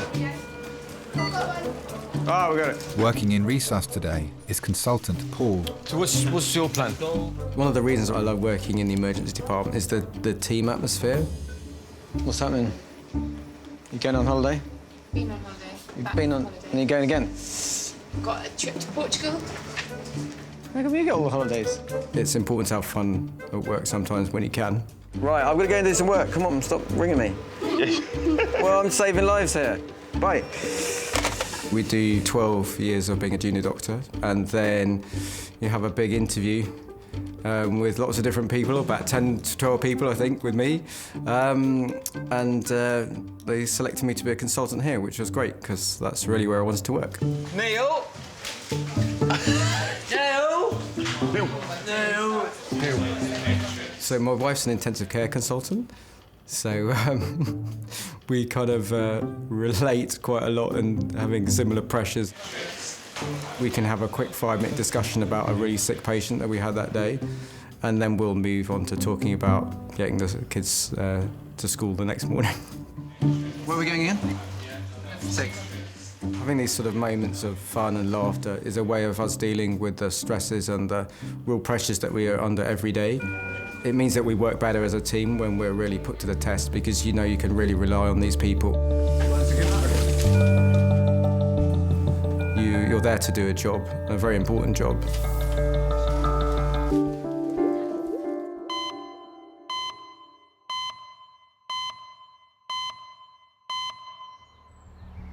Just try and confirm your location again for me. On the road to Pluckley. What, is it just the one motorcyclist involved? One motorcyclist has been thrown from his bike. He's got blood coming out of his mouth and he's struggling to breathe.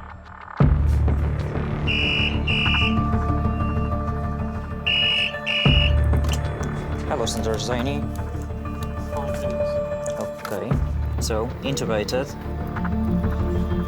Right side chest injuries.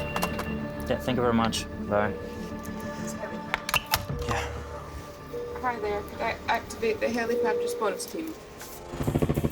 A 52-year-old man is being airlifted to St George's after a road traffic collision on a country road in Kent.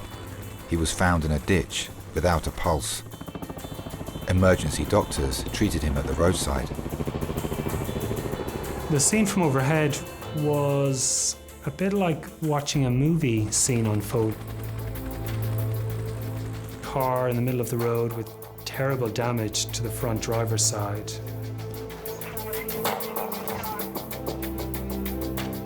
The impact had been immense. He'd been in cardiac arrest. It was one of the more extreme jobs we've had. The outcome in that sort of scenario is almost always very poor. The motorcyclist's wife was at home when she heard about the accident. It was a Saturday. He was either going to cut the grass and do a few jobs around the house in the morning or go out on his motorbike.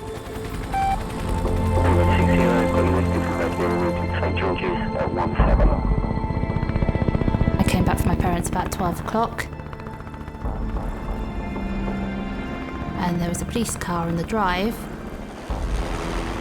They wanted to check who I was, and then they broke the news that Mark had been in a serious accident.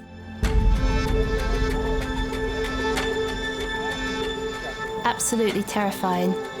You're in this sort of bubble or a nightmare, and you just feel that your life's just been thrown completely upside down. Traumas where the heart has actually stopped are very, very rare. We don't see them very often at all. And when you do see one, you know that this is the absolute worst trauma that you can get.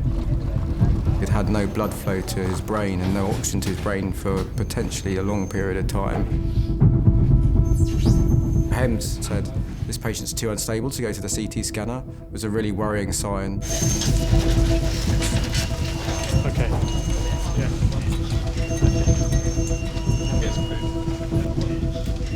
1, 2, 3. That's excellent. Thank you very much. This is Mark, who's in his mid to late 50s. He's a motorcyclist. About 90 minutes ago, it appears that he knocked from his bike and into a ditch. He was found to be in traumatic cardiac arrest at scene. His injuries were a closed head injury. He likely had impact brain apnea. He had asymmetrical chest movement, signs of respiratory distress. That may be from a sternal fracture. Okay, thank you very much. All right, so we're going to elevate it to a code red, guys. And we need 2 units of blood, please. A code red are the sickest patients with very low blood pressures or those that haven't responded to initial treatment. So it generally means they're bleeding a lot, potentially bleeding to death. Got a radial pulse? It really is life and death. Let's have a look at his pupils. They're equal reactive, 3 millimetres. The police officers basically said, we'll take you up to the hospital, you're in no fit state to drive. So I came down and got my eldest son, who was at home. They didn't have much information about Mark. We just felt they were getting us up there as quickly as possible, really, just to say goodbye to Mark.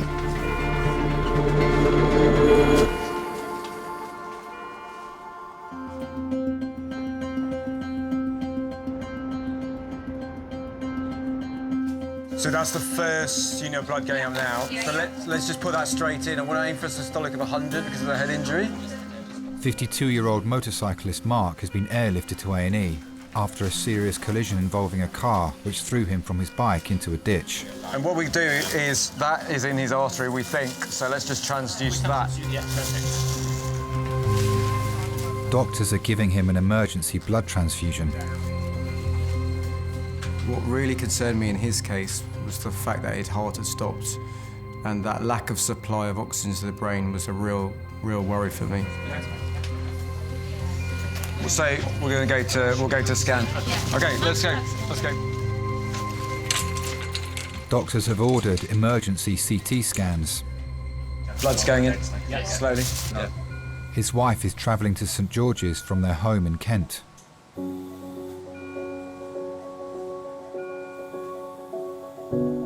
I got to know Mark over about a period of a couple of years.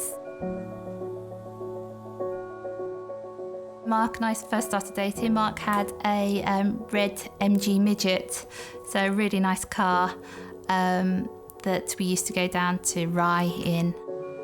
Breathe in and hold your breath. He would often be coming around to visit me at my parents', and they would come and sit and have a cup of tea in the garden. And my nan would be going, oh, you know, he's your boyfriend. And I'd be going, no, he's not, he's not. He's just coming around for a cup of tea. One night we went out just ourselves. Again, it was just sort of as friends, but I thought, no, this is the man I'm going to marry. Hips out of joint, isn't it? Yeah, it's vacated. He proposed when we were skiing at the top of the mountain. And I said, I'll give you my answer at the bottom, so I skied off and left him floundering after me. But there was never any doubt about what the answer was going to be. I can remember it was absolutely pouring with rain, and then that lifted about 10 o'clock in the morning. It was the most glorious day. Very exciting. We got married at Yalding Church, where Mark used to ring the bells there, so it was really nice. He went along early and actually rung the bells for our wedding. I think he really enjoyed doing that.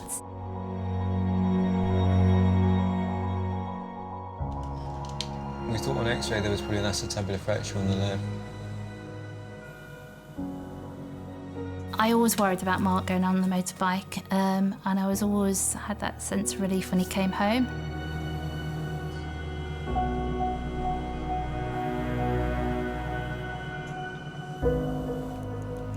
Just kind of, it hits you like a bolt. You just don't think it's going to happen to you.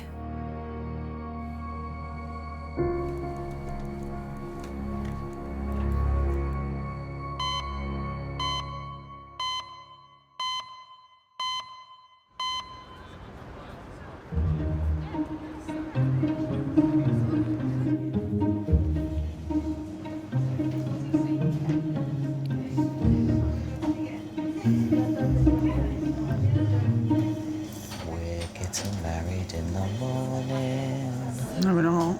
Ding dong, the bells are gonna chime. No, we're not. We're getting married in the morning, so get us to the church on time. Well, I can show you what else I put on the list. That's a good thing to by us. Oh, excellent. That's what I've dreamt of. With chest pains, looking through a John Lewis gift list. You should be more interested than you are. I actually cannot hear anything out of this ear. No, I haven't. Maybe. Yeah, but why is it blocked? Working on A&E reception today is 23-year-old Melissa. Oh, it's annoying. It's reached into your ear, Yeah. and just in one motion depress the plunger. Oh, no. Makes me feel sick. Got to have very clear ears to work on, so you have to hear everything, and sometimes a lot of us think when the tannoy goes off for a trauma call, you think, I didn't hear that. Hello, A&E, can I help? We are like the first faces people see when they do come through the door. OK, what's the date of birth, please? If you don't have any people skills, then reception isn't the job for you, that's for sure. Can you discharge him for us then, and then I can book him back in down here? That'd be brilliant.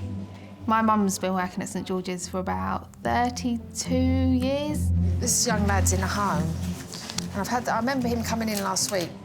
She used to tell me some things. I think, I'd quite like to do that. I'd quite like to work there. And then we go on lunch. There's me, my mum, my sister, my auntie, my cousin. Melissa, look, there isn't an MRN number there. I was actually born here, so and my sister and my brothers were as well. So, yeah, it's kind of just in the blood. Have you been to this hospital before? Oh, that's why. Oh, is that it's why? different. My brother's also a paramedic, so when he comes in, it can be quite funny, just like a family business kind of thing. You're all sort of carrying on from each other. I can't even function right now. Can't even function properly. Oh yes, Craig's in. I'm going to get him to look in my ear. I need to get Craig to look in my ear. Why? It's completely and utterly blocked. I can't hear anything.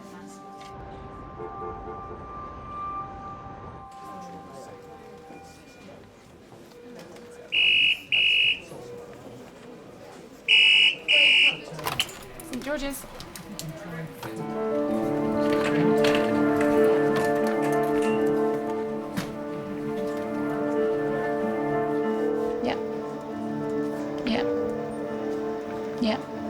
Lovely. And that's CCAM, is it? Coming by land. Great, thanks very much. Bye.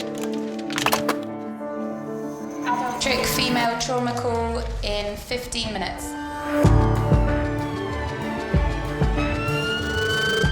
A 25-year-old woman is being rushed to St George's after being thrown backwards from her horse.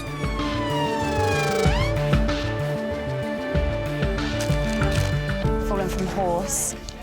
Bit tachycardic, but very anxious. Or they can get some really severe injuries from falling from the horse. And often they're going, they're travelling at a fair speed, so you're coming off at high speed. Head injuries would be a big possibility.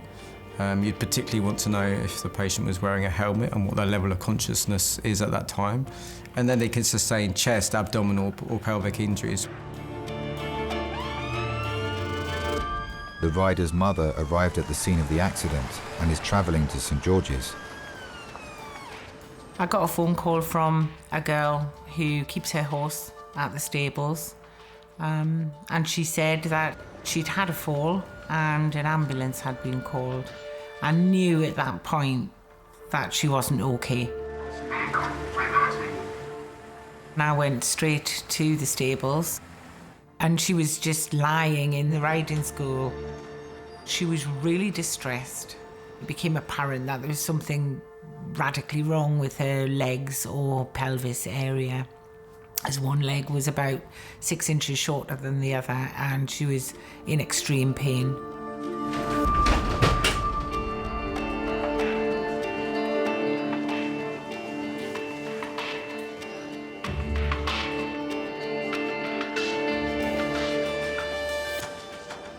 Ready, steady, slide. So this is Kaylee. She's 25 years old. At 11 o'clock this morning, she was thrown from her horse to her right-hand side onto the grass verge. Her right leg on examination was shortened and rotated. We've given 10 milligrams of morphine between 12 and 1 o'clock right now. Pain score of 8, no medical history and no meds. OK, let's do scope blocks and tape then. Let's take the top end first. Can you really think about your neck for me? I know it's hard with your leg, but is there any pain in your neck at all? Doesn't feel like it. OK, so just let me press. Particularly concerning is the neck, because that's the highest level of spinal cord, and if that's damaged, they might not be able to move their arms or legs, or potentially even breathe. Slowly turn your head that way for me, all the way. Keep going, keep going, keep going. How does that feel? It's a little bit sore. Where? Like there. No, it's not working. All right, so we're going to get a scan. We'll give you some more painkillers, OK? Kaylee will be sent for CT scans to her neck, spine and pelvis. She's a real busy person. She runs her own business. She's just never still. The very thought of her having an injury that would require her then to completely change the way she lives her life, that's a scary thought. Ready, steady, roll. Down. Ow. Yeah. Are you in pain? Don't move your neck. You know it's difficult. It's okay.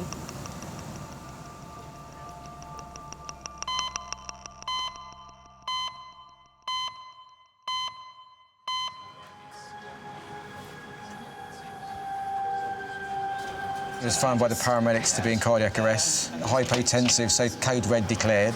Earlier, motorcyclist Mark was involved in a road traffic collision. He suffered a cardiac arrest and multiple serious injuries. It's just that all his trauma is on the left-hand side. Doctors have put him in an induced coma and given him an emergency blood transfusion. Now they're inserting a chest drain to inflate his lungs and enable him to breathe.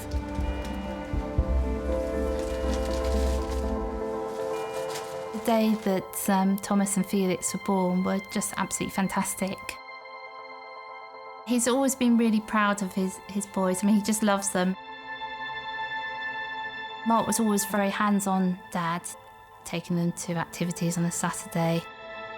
They do a lot of sport and he just loved watching them doing the sport, and I think he was always there behind them. He didn't want to crush, overpower them or anything like that, but just always there supporting them. The whole thing you say goodbye to is the life that you led up to that point, where then suddenly that goes completely thrown up in the air and everything you've known. It's just you don't know what the future's going to hold for you.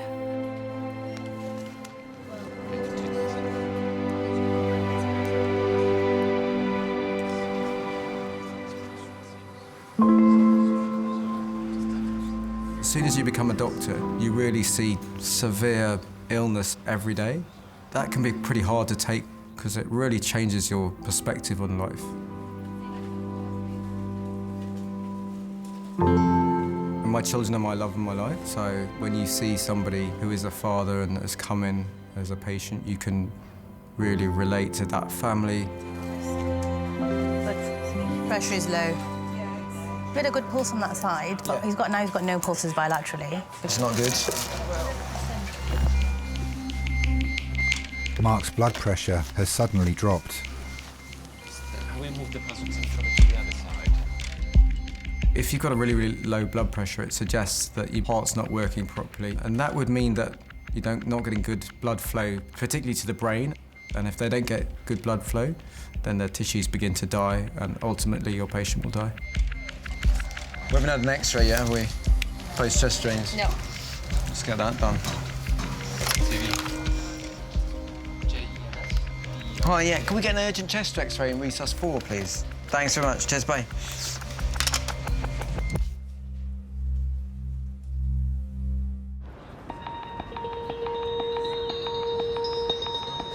Well done, well done. Sweetie, you okay because you're in pain? Yeah. Kaylee has been admitted to St George's after she was thrown from a horse. So, when we scan your body, we have to give you an injection. Doctors are concerned she has one leg shorter than the other, as well as possible spinal injuries.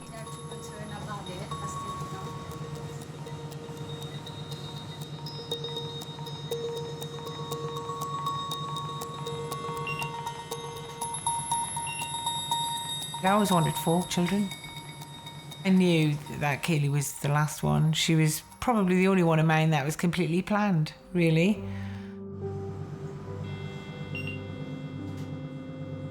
I woke in the middle of the night.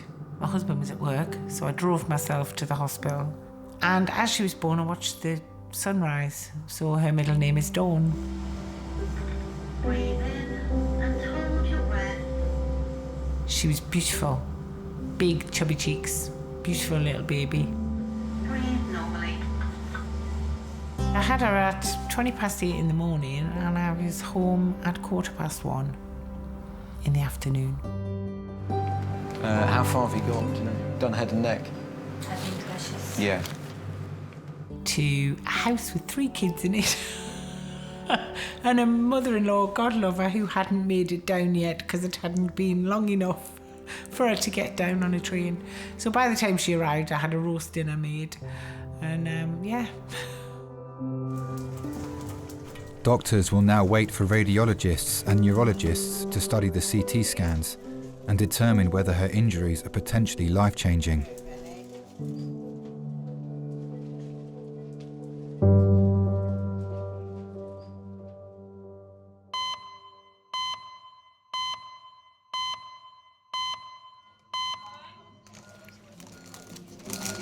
I love you, you know. Love you too. Oh. Once more with feeling. It's not really how I was planning on spending my Sunday. We all have plans, we all have to change them. You know, I thought I was going to be spending my life playing on my Xbox, being happy, and then I met you. A&E receptionist Melissa is having difficulty hearing. What's happened? She's booked herself in to see emergency nurse practitioner Craig. I can't hear. At I all? cannot hear, no. When did this, start? 2 days ago. And I thought, because I've had a cold recently, so I thought, oh, maybe it's because of that. But the cold's gone, and it's just blocked. Have you got pain, though? I get a shooting pain every now and then, but it's not, like, constant pain. Like, I can touch it, it doesn't hurt or anything. And you can't hear very well? No. Okay, let's have a... Say, And your throat's not sore? I love my job. You get quite a lot of good-looking paramedics and doctors. A lot of the time. It's quite nice because you have a bit of eye candy at work as well. You get quite flustered sometimes if they're good looking. You're trying to book them in, or you try and do everything you can to help the doctor out. I'm going to look in this ear first, and then we'll have a look in your other ear. My mum met my dad through this job here. My dad used to be a paramedic. Yeah, and they met by him just coming in all the time, booking in, and they just grew to like each other, love each other, and then they, got married. You've got an ear infection. Have I? Oh, yes. You certainly have. That explains it then. What should I do? We can give you some ear drops and get you followed up with ENT in a week. Okay. Because my mum used to work shifts, Dad was sort of Monday to Friday, so weekends I was always with him. Cool. All right. Thanks, Craig. We used to live in Streatham, so we used to just walk up to the high road and go for a wimpy. But yeah, so I think definitely a daddy's girl. I've got to go to ENT SOS clinic. Why? What now? Yeah. Well, no, I need you to book me in.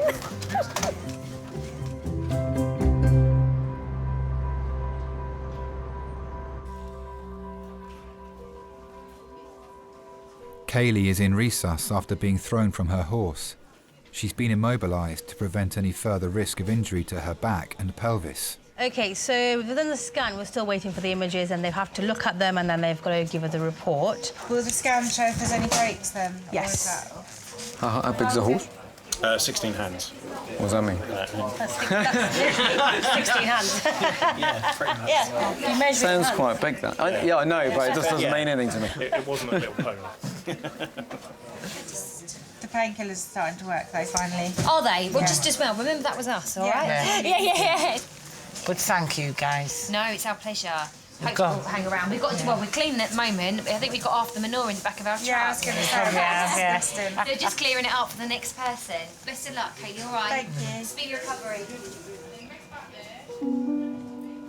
I grew up in a household in the northeast. There was 4 of us in a small household in a small town in a very tight community.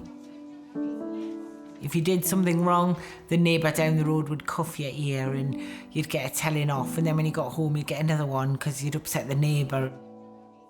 It was full of soul and full of hard-working people. I will do, don't worry, I'll ring everybody later on and just let people know how things are, but yeah. There was a big change when industry started closing down in the local area. The shipyards went, the coal mines went. People couldn't manage because there wasn't an alternative. There was a lot of misery. There was a lot of long queues of men looking for work. There was a lot of long queues of women trying to buy provisions at the end of the day from the shop that might be sold at a reduced price. It was an impossible situation. Do you know what that is? It's measuring a pulse. We were quite young then, and just together, Roy and myself. And he lost his job in the shipyard. Doors just closed and left this wake of poverty, almost desperation. But we had a young family then, you know, and it wasn't even just about us and how we were going to manage. It was about what was going to be there for our children. We scraped just to be able to put shoes on their feet and dinner on the table. Don't kill me, but we're gonna need to do another blood test. More blood? Yeah, that's fine. Fine, that's good, that's easy.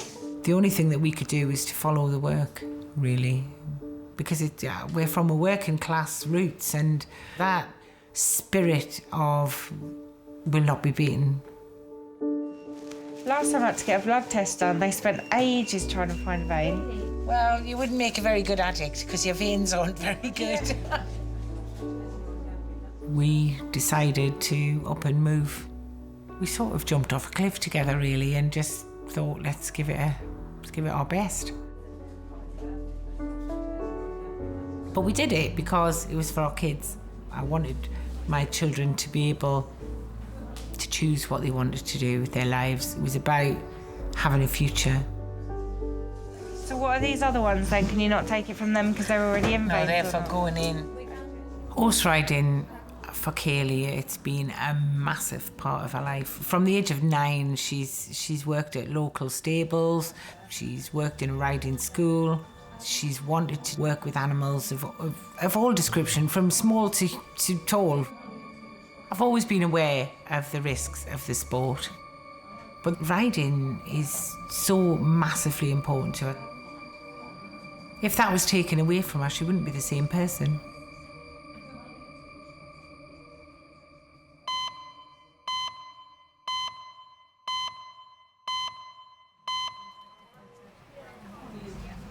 Was he the motorcyclist? He was on arrest when paramedics arrived. Doctors have received the results of Mark's scans, which have revealed multiple broken bones, bruising to his lungs, an injury to his left eye, and a bleed on his brain. His wife and family have arrived at St George's after travelling from their home in Kent. You're fearing the worst because there's nothing to tell you otherwise, and the fact that people at that time, I think they were very busy with Mark, so they couldn't come out to us straight away.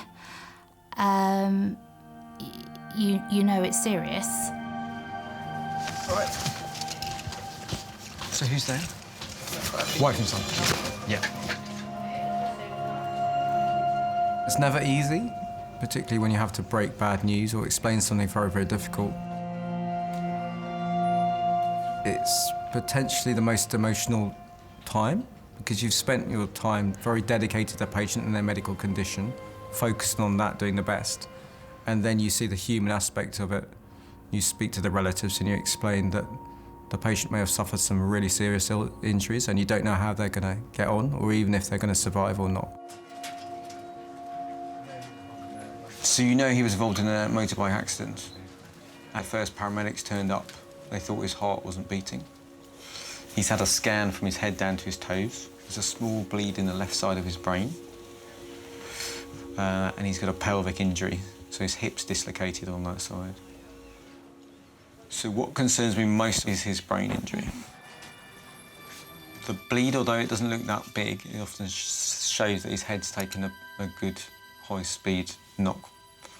And the other thing that concerns me is that if he didn't have a pulse for some period of time, he may not have had good blood flow to his brain.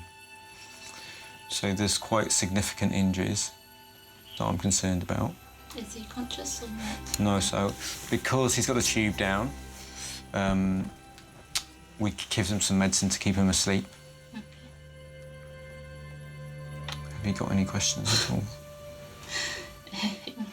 So he's just in a coma Yeah. at the moment, Yeah. with not knowing what the impact is on him. Exactly. Okay, okay. Those moments can be really difficult. Quite a few years ago now that my dad died very suddenly, completely out of the blue, and had a cardiac arrest. And so I've kind of been in that position of going to the hospital and having the doctor come in and break bad news to my family. So I kind of have an understanding of what the family might be going through when you break bad news to them. That just changes your life forever, really.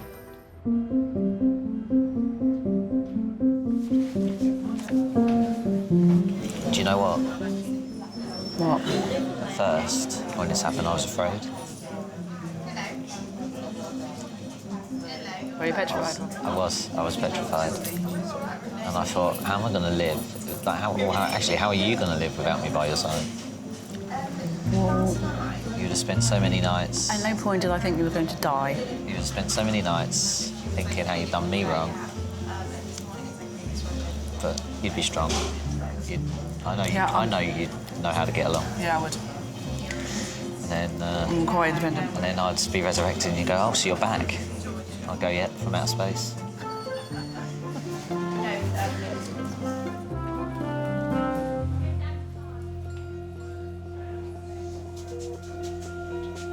This is why it was the first thing I said to the ambulance man. Well, Oh, is that a bruise on it? No, it's dirt. Right.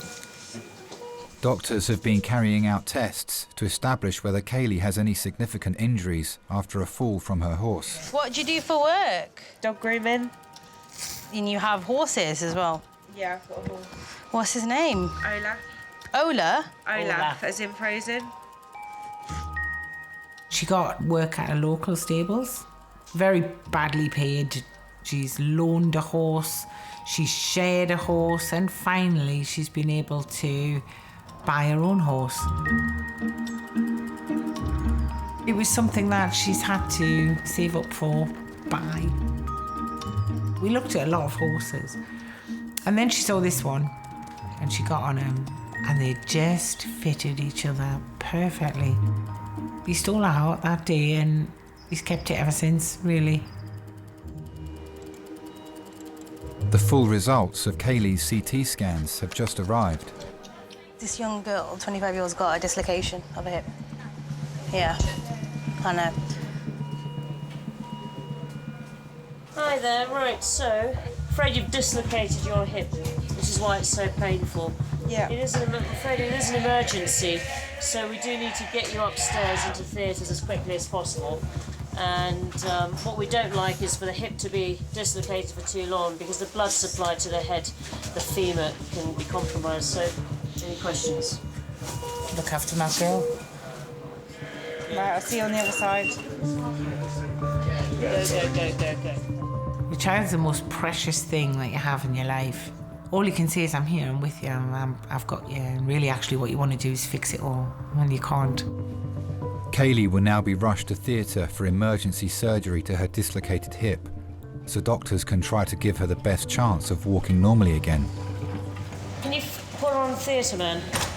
Yeah. Please, thank you. Can we have that lift, please? Let's say that lift.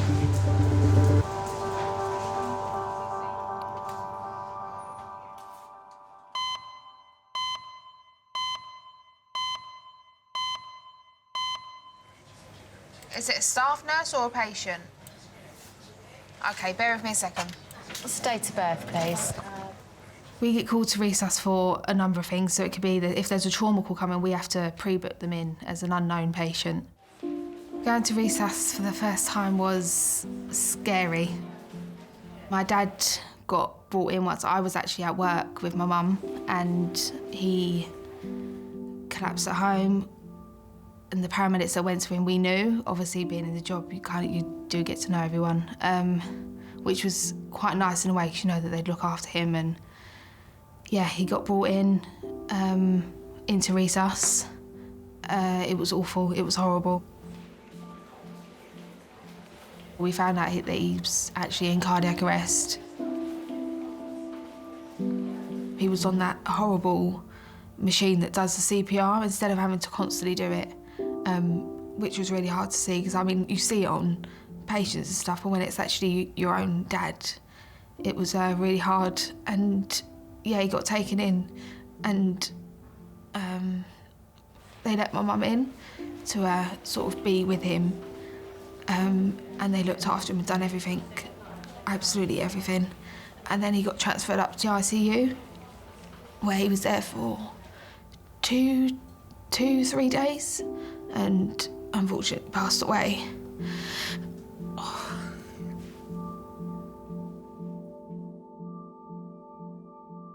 Tough being at work, and then kind of you're booking in a patient that you've never met before to booking in your dad. It was really, really tough. It took me a while, but just one day I thought, I can do this. I'm going to be there for the next family that come in, and I'll be there for a shoulder to cry on, because I know how they're feeling. And I kind of looked at it in that kind of way, and I thought, I can do this. I can make my dad proud. I'm going to go to work and help the other people. And I did, and I'm still there now, so. Do you want to leave it with us? Because we're all trying to log in at the minute. We're all having a bit of an issue.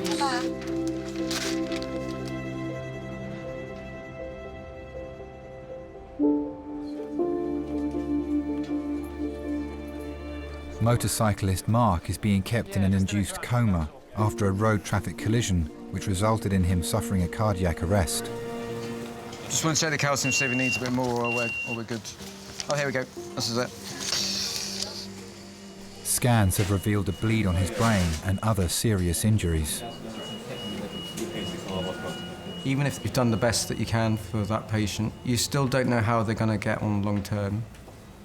It's as much as the family don't know what's going to happen, I don't know either.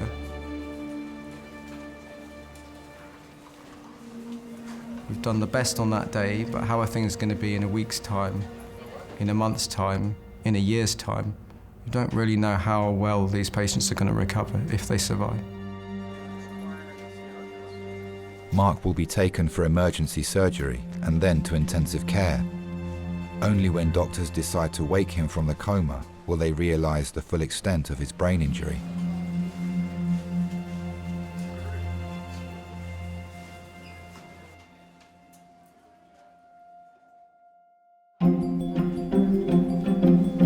Yeah. Hello, Amy, can I help?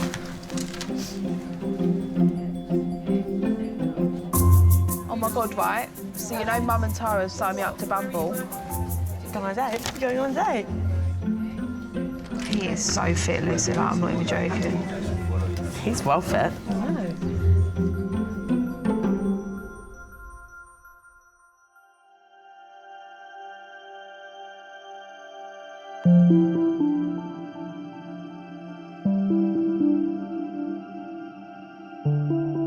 It was a lot of waiting and it was a lot of anxiety. What's going on? Is it going to work? Is there something else?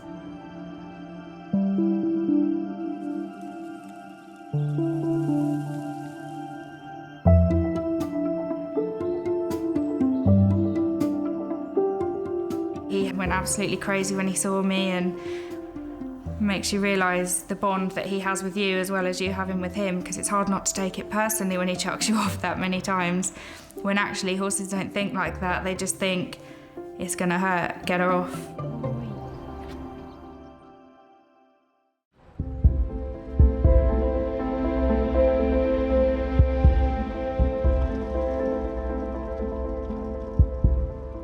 If we go to a motorcyclist who's been in a very serious accident and they're in traumatic cardiac arrest, then the odds are really against them making a recovery from that.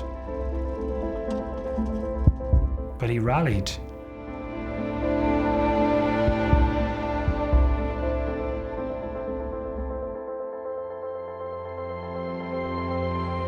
I kind of kept a bit of a diary during the time. One of the entries was about, well, I asked him whether he loved me, and he sort of said, he squeezed my hands to say yes. And I don't know, it's just a really important moment in the whole process, just feeling that connection back with him.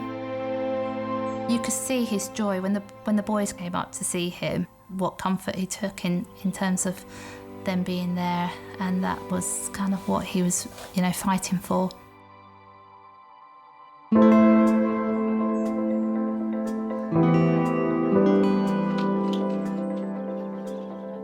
When I wake up in the morning, I still think that this whole experience is a dream.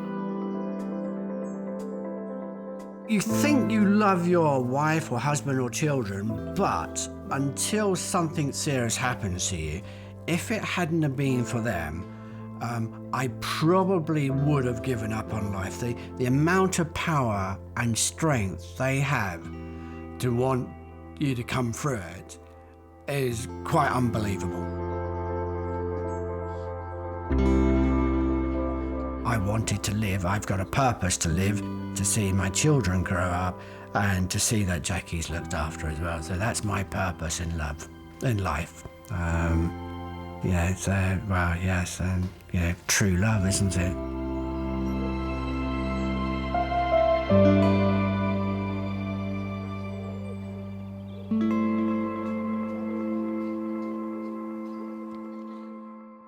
How are you? Let me take a little pic of you. Hello, St George's. When you hear the hem's call, your pulse goes up. I've never seen Mum that broken before. She fell backwards into an empty swimming pool. Approximate height? 3 metres. 3 meters she fell. We wanted them to fix the hole in her head and send her home. it didn't quite turn out like that.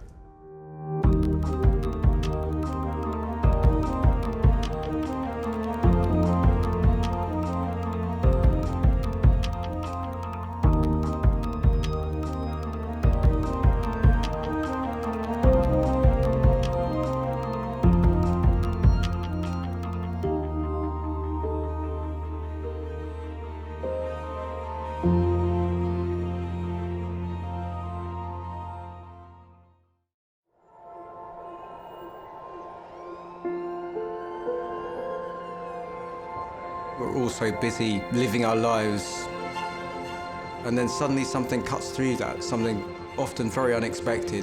Pediatric trauma call, 15 minutes. A 71-year-old female with 2 stab wounds to the back. He was found to be in traumatic cardiac arrest. I can't feel any pulses. We're at St George's Hospital in Tooting. Yeah, 24 hours, 7 days a week.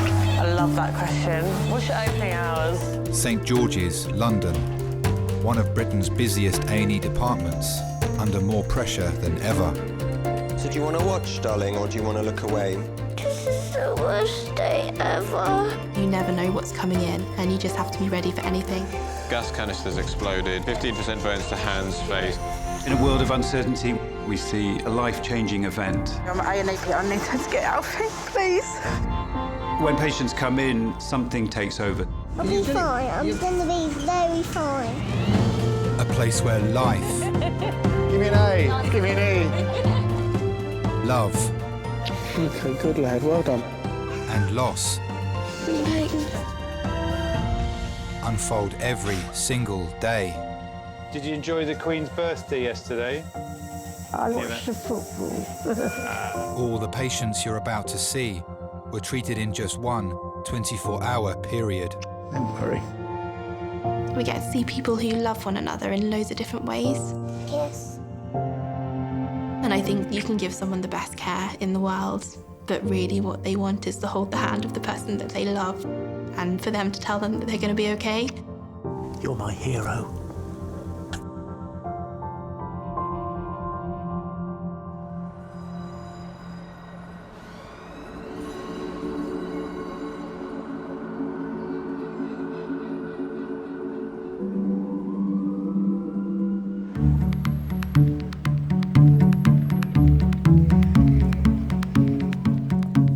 Dad, if you hit my leg on a door, I'll break your knee. Give me a foot massage. No. Please. You've got a fungulous foot. I haven't got a fungulous foot.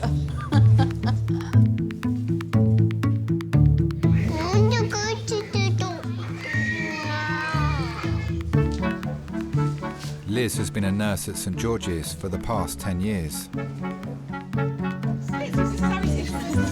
Here she comes to save the day. Right, who wants to go where?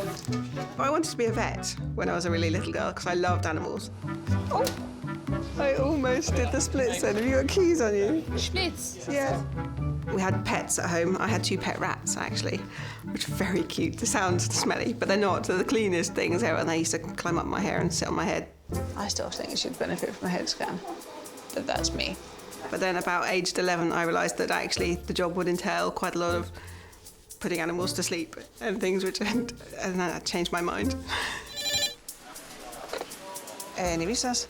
Both me and my sister did different degrees first of all, but my mum was a nurse and my grandma was a nurse, and we've now, both me and my sister have become nurses, so she says it must be in the blood somewhere. They'll wake us up again before we get the morning. Yeah. I love being in resus. I just love the variety, the never knowing what's coming in the door. Protocol 10 minutes. All emotions are heightened. Grief at its worst or love at its finest come out in the resus area. He's got hit around the head with a hammer. Again, apparently it happened to him 2 weeks ago. I don't think I could ever do a 9-to-5 office job.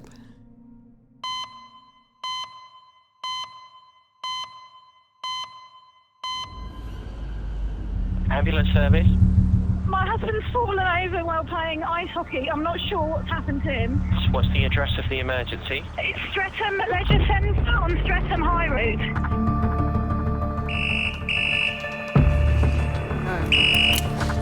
Hello, Surgeries ED. 10 minutes. Okay. Thank you. Bye. And protocol 10 minutes. It's a 24-year-old who's had a cardiac arrest. A man in his 20s is being rushed to A&E after suffering a cardiac arrest during a game of ice hockey. There's cardiac arrest in a 24-year-old. Phone goes and says it's cardiac arrest, you worry anyway for the patient, but if it's a cardiac arrest in someone in their 20s, then you're especially worried. The adrenaline kicks in straight away. We'll get our drugs out. If an out-of-hospital cardiac arrest, it's very rare that you get the person back. You kind of got in the back of your mind, this may not end well. The man was with his wife at the ice rink when he collapsed. The Sunday morning, I remember that the weather was grey and it was raining because we'd been in Sicily and it had been so sunny and beautiful. We woke up late and he said he was very tired and he said that he wasn't feeling well. I thought absolutely nothing of it. I was going to watch him because it was a championship game. We were 17 minutes into the game. Corey was playing really badly. Corey had skated to the goalkeeper and he fell on the ground. Are they here? I remember his helmet hitting the floor of the ice. I just knew something was not right at all, and I just got up. I was like banging on the doors to the ice rink. They rolled him over, and I could quite clearly see that he was starting to go blue. And I just started screaming that somebody needed to do something. Corey's teammates administered CPR for 25 minutes before doctors and paramedics arrived and finally managed to get a pulse. Just remember this huge hive of activity just taking place, and they were just literally just going at him. I just sat there really, I just sort of stopped crying and I felt like I was just going to be sick.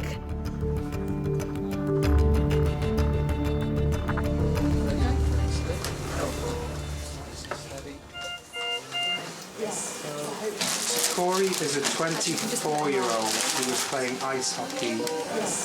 He was witnessed by his team members to collapse onto the ice.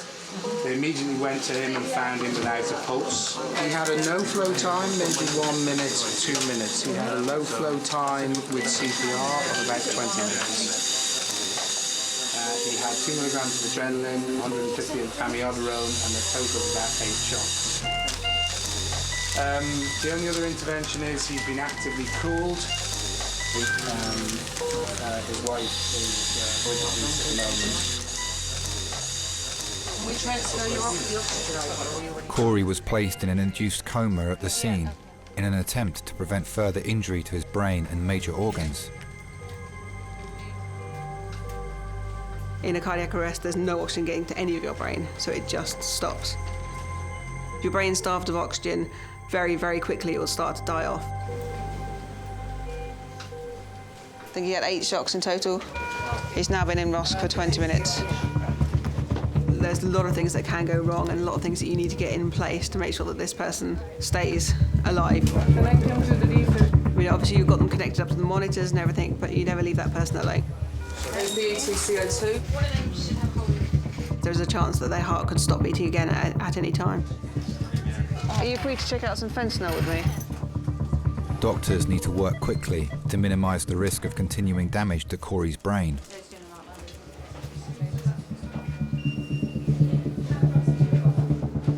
I had resigned myself that he was dead.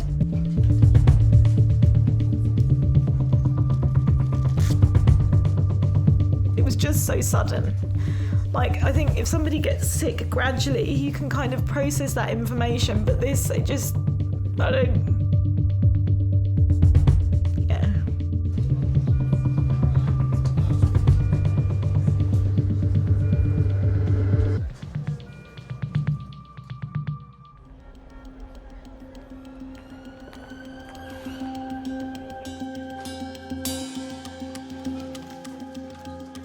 It's been 20 minutes since Corey arrived in resus after going into cardiac arrest whilst playing ice hockey.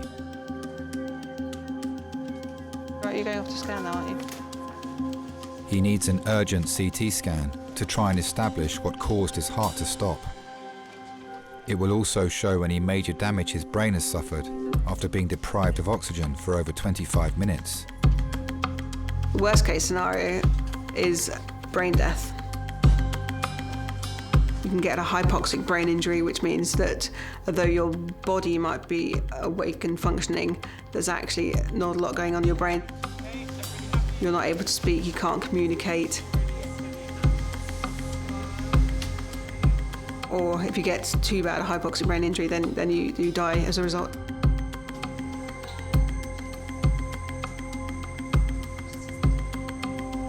His wife is waiting in the relatives' room. When Corey was in hospital, we'd been married for a week. I first met him at my friend's birthday party in Toronto. I was on a study abroad year.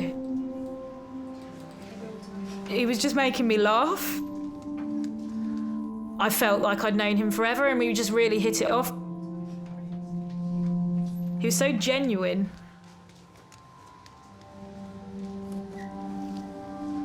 The first date, he asked me if I'd come ice skating, and I literally put the skates on and I could just about get on the ice, and he was like, "You can't skate?" I was like, no. He was like, "Don't you skate in England?" I was like, no.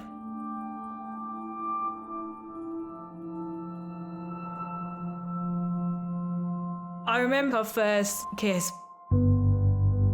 I can remember him being very sort of nervous and twitchy, which was odd because we'd been spending quite a lot of time together.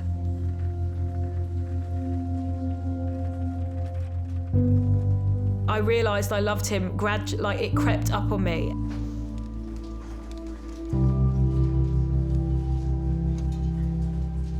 One day, we were in this really noisy tapas bar.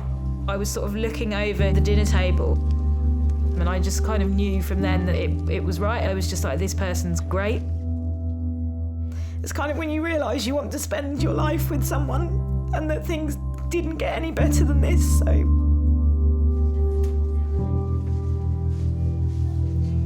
Doctors will need to wait for the full results of Corey's CT scan before they'll know whether he's suffered any life-changing injuries.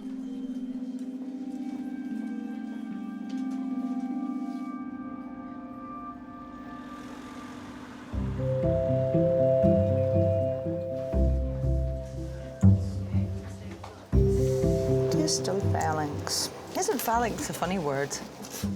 You've broken it. You broke it down. Look, you see the bone? Yeah, I see. Ah! I'll keep you still now, wouldn't it? No more running for a while for you.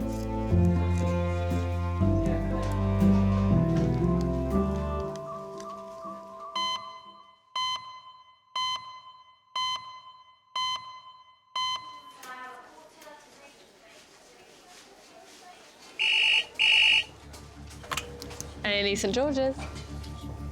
Adult trauma, yeah, by air. Right ankle. And you're going to land in 7 minutes.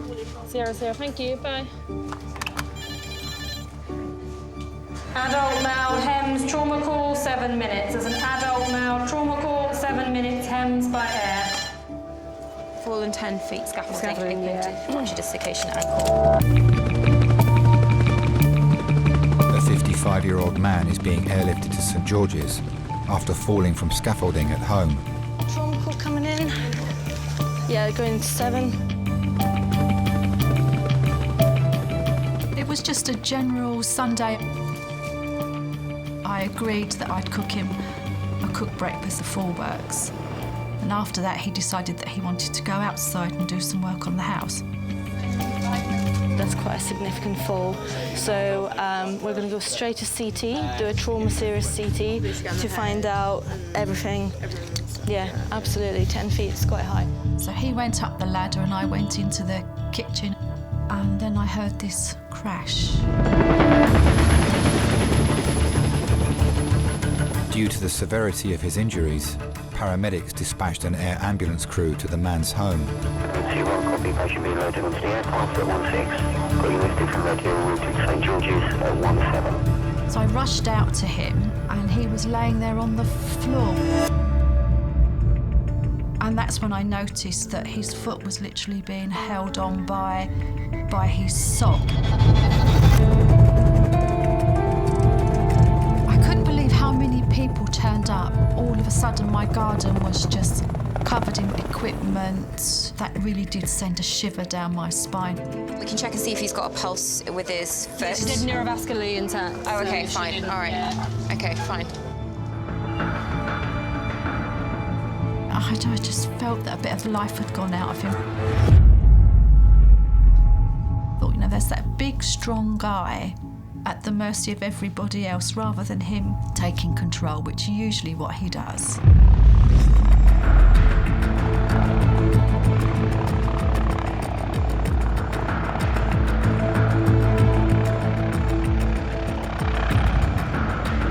When your husband's being flown off in a helicopter, all those dreadful thoughts go through your head.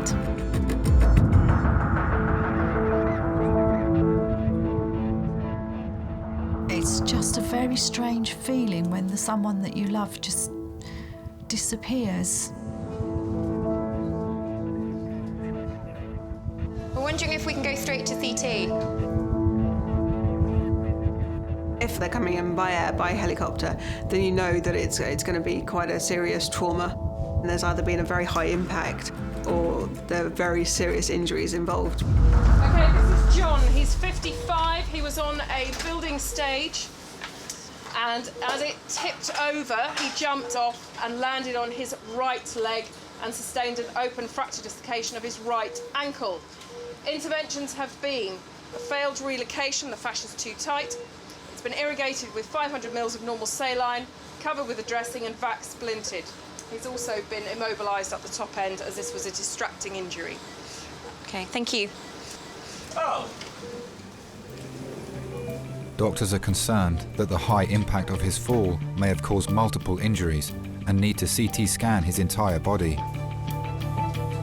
Falling 10 foot can do an awful lot of damage. But if they've had an injury that bad, then you worry what else has gone on the rest of their body. The impact travels up the leg and up through the spine, so the chances are they may have fractures in their spine as well. His whole body's had a complete shock, so you just need to make sure that you're on top of anything else that could go wrong with him.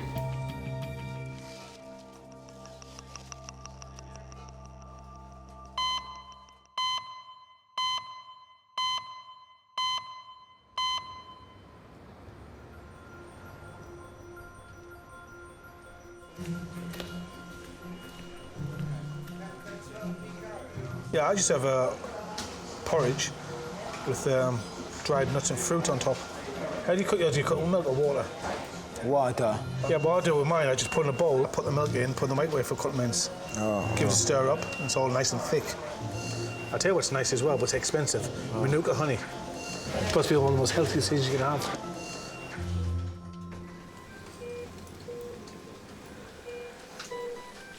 Doctors are still awaiting the full results of Corey's CT scan. He's being kept in an induced coma whilst they try to establish what would have caused his heart to stop. His wife's outside. I don't know if anyone's spoken to her yet. I think he's slightly cover him up and get the wife in. I can quite happily deal with any of the situation, any of the patients that come in, and if they're really sick or even dying, I can cope with it until the relative comes in. And the point at which the relative comes in and starts crying is when it hits me, and I think, oh, actually, that makes the whole situation kind of more real. Hello there. Is anyone here the wife of Corey? I'm begging he's not had, like, a brain problem. We're just waiting for the scan result to come back. You're right. Do you want to come in? So we're still breathing for him. So we're also going to get the cardiologist to come down and do a quick scan of his heart whilst he's down here.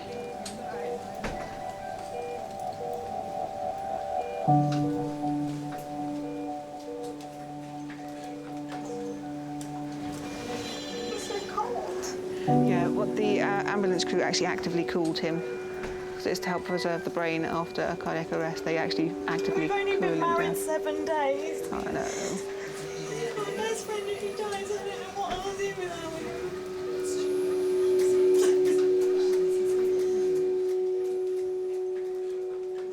We've been living in London just over a year, and it was New Year's Day, and we went to the pub. He kind of looked across the table and said, well, would you like to get married? Should we get married? And I was like, yeah, we should get married. So we actually went and bought the engagement ring together, and he wouldn't tell me when he was going to give it to me. And we had planned to go to Budapest, and I was like, he's so going to propose.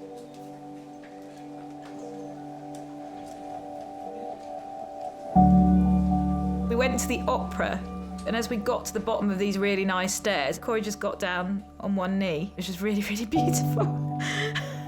He did it better than I ever could have imagined.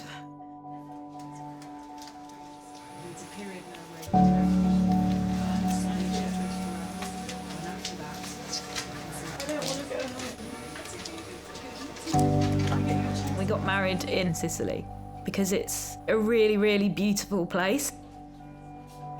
I was just really nervous to be stood up, I think, in front of all the people we knew. It's difficult to say, really, because we don't know exactly what's going on, we don't know exactly what we're treating. And as I looked across at Corey didn't look nervous at all. He was just standing there smiling. And so that made me feel better.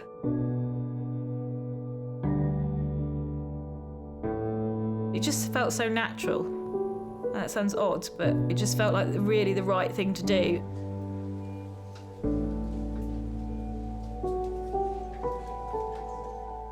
It makes you feel the same, but so much better. It's just knowing that you've always got someone. And like, it was just nice to stand up in front of all of our friends and say stuff.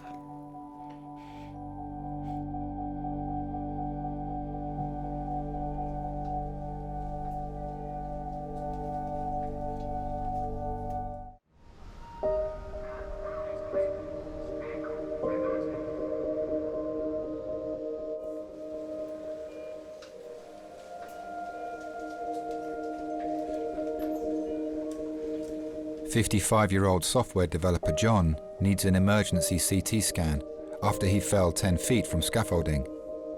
His wife Penny is travelling to the hospital from their home in Surrey. I first met John in 1977. We were teenagers. John had just turned 16 and I was approaching 16, so we've been together virtually forever. Ready, steady, go. That's it, stop. She's scanning everything.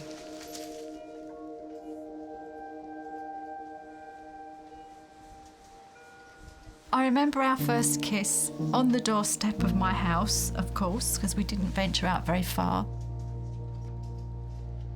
He's a good foot taller than I am, and I used to have to stand right on the doorstep where the door closes and then sort of stretch up to kiss him. And he says one of the first things I said to him is, I don't do French kissing.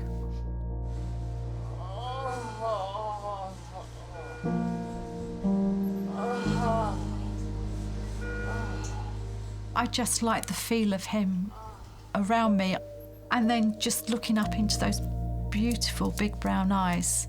I think that was what sealed it.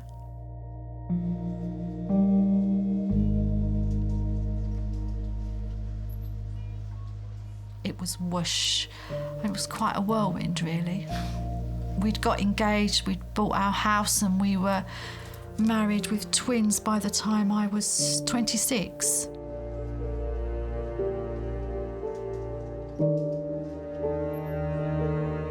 The only memories I have without him really are just very young childhood memories. He's everything to me. Everything.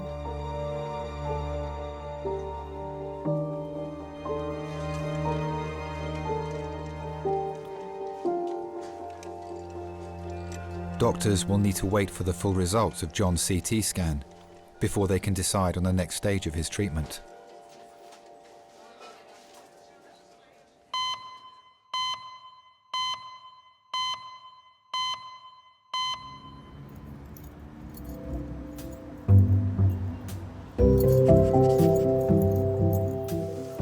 Looking forward to your day off, are you?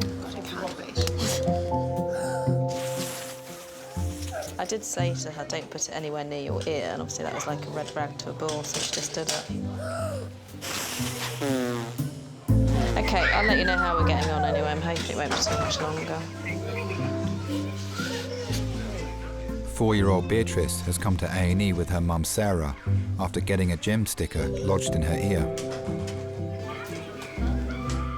I think you always expect that you're going to have a perfect little bundle and you've got an inbuilt sort of like manual of how you're going to look after your child, and it's nothing like that at all.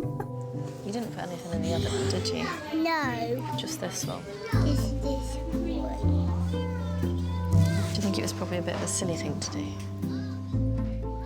When we first met, we always wanted children, but we did want to sort of get married and just enjoy being a couple to start with.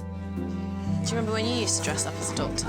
Yeah. So we did that. Well, a good 3 years, actually. And it was more important having that time together before we actually had a family.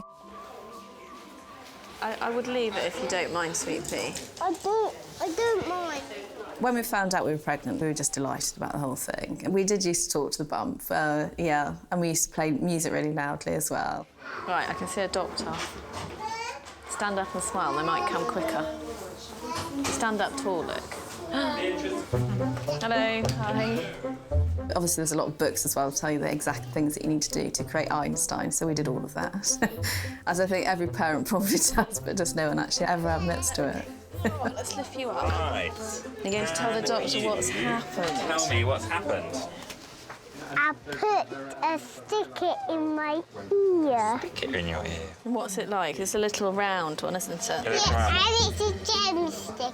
Did you roll it up into a little ball or anything before, or did you just stuff it in? I just stuck it in. It's like an oval-shaped gem sticker. I don't know which size she's putting this. It's 3. It's a big one. Okay, so a large one, yeah. Stuck it. All right. Quite a way in, haven't you? Got it in. Is it hurting you at all? It's hurting. It is hurting, is it? It's right down in my brain. So what we're going to do, if it's all right with you, is have a look in this one first, just to make sure I know what your normal ear looks like. And then I'll have a look in the one you've got the sticker in, see how deep it is, and see if we can get it out for you. Really deep.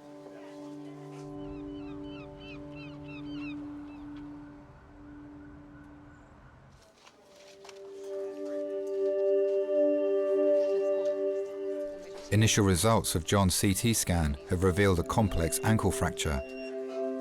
Doctors are concerned that the impact may have damaged the blood vessels and nerves in his foot. Hello, sir. So, how bad's your pain now on a scale of 1 to 10? About 4 or 5, maybe. Okay. Oh, maybe a 6. All right, just leave it. Don't move it. That's fine. Sharp scratch. Ooh. Are you okay? Yeah, it was just really painful for a couple of seconds. Specialist orthopaedic doctors have arrived to assess the extent of his injury. Now that it's a bit calmer, I'm just going to ask you again about that feeling of numbness in that right leg. Is that still there? I think I can feel my toe. I'm trying to wriggle my right toe. Can you do that? I can't. Well, hang on a second. That's perfect. That's all I need to see. I'm just going to have a little look at the wound. Shouldn't be too much moving of the ankle. Oh, I hope not. It's really sore. I know. I appreciate that. I just want to have a little look up.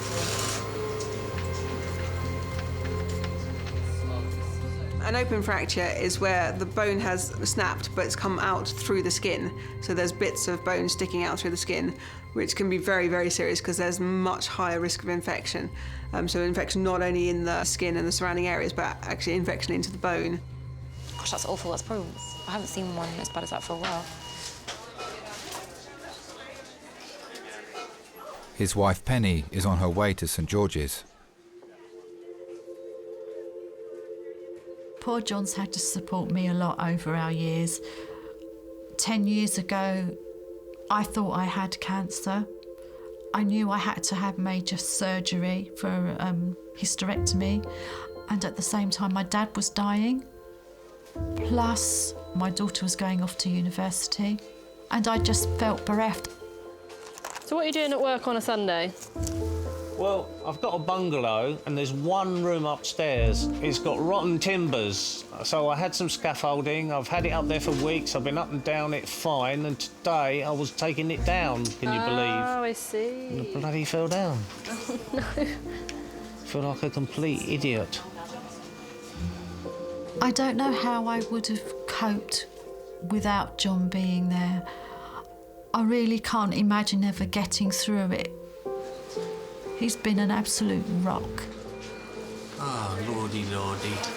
If there's nothing else that's identified on the CT scan, we'll want to have a look at your joint in theatre. Yes. OK? He was there for me when I lost my mum. My sisters and I nursed my mum for almost a year, so he had to put up with me just running in and out the house, going to work, changing, running off to the hospital, coming back, throwing whatever I could lay my hands on as a meal, and then rushing back off to the hospital. And I think for him to put up with that is pretty damn supportive.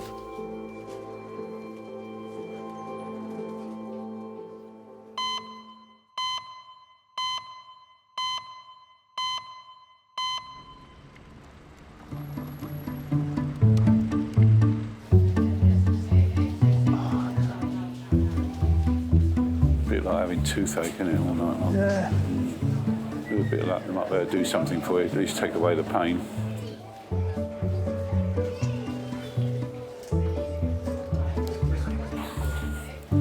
I say when I came in here after that cardiac arrest, I've never experienced so many people around me in one hit. I don't have time for that. I'm saving lives.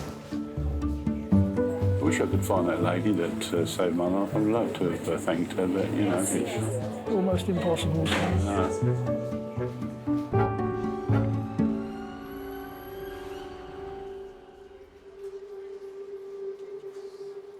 Doctors have received the initial results of Corey's CT scan.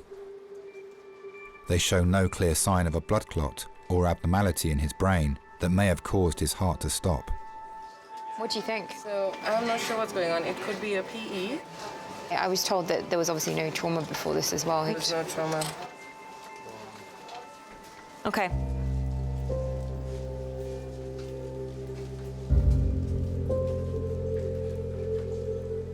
Cardiologists have arrived to conduct an ultrasound of Corey's heart to see if a blockage or defect is putting him at risk of another cardiac arrest.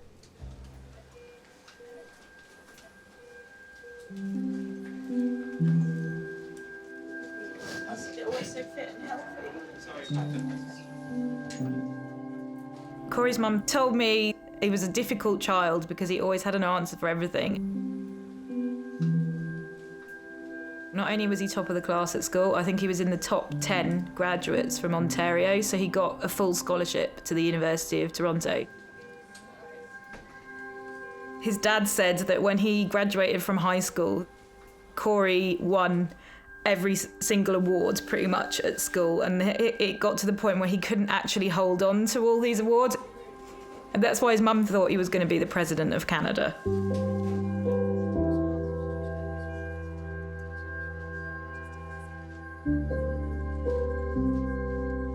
They shove them out on the ice in Canada when they're like 1. So Corey started skating probably at the same time he started walking.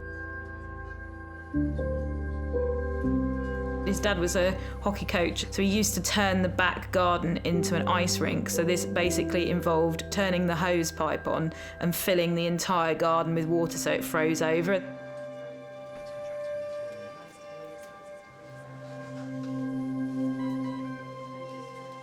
And he was very athletic, like, throughout his whole childhood, and he loved all of his outdoors stuff. He'd always want to try something new, know new things and do new things. That's what I was attracted to. Stay ventilated like this for a few days. Keep him nice and sedated. Stops his brain going to be active. It means that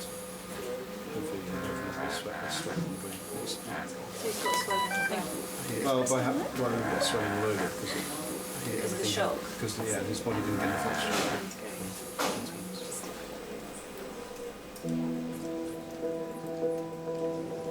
What does this mean? We don't know. Until the patient's woken up, you've got no idea how this has affected them, how badly brain damage they've got, how they're going to function, whether they're going to be able to function normally again, and how it's going to affect their life long term. We were just starting our life. Like, Corey just said to me recently that he was really, really happy, and like, it just seemed cruel to take it all away from him.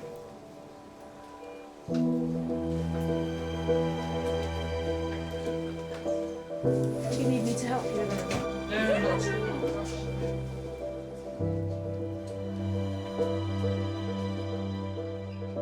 You realise like what a good life you've had.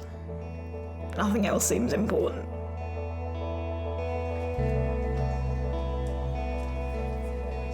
With no obvious blockage in his heart, Corey will be taken to intensive care, where he'll be kept in an induced coma. Doctors will be unable to assess the extent of the damage until they feel it is safe to try and wake him up. Everything that you see in A&E, it just teaches you to live life to its fullest, because you wake up one day and anything can happen to you. I mean, I do look at these long-term relationships and think actually it would be nice to be in a relationship like that myself.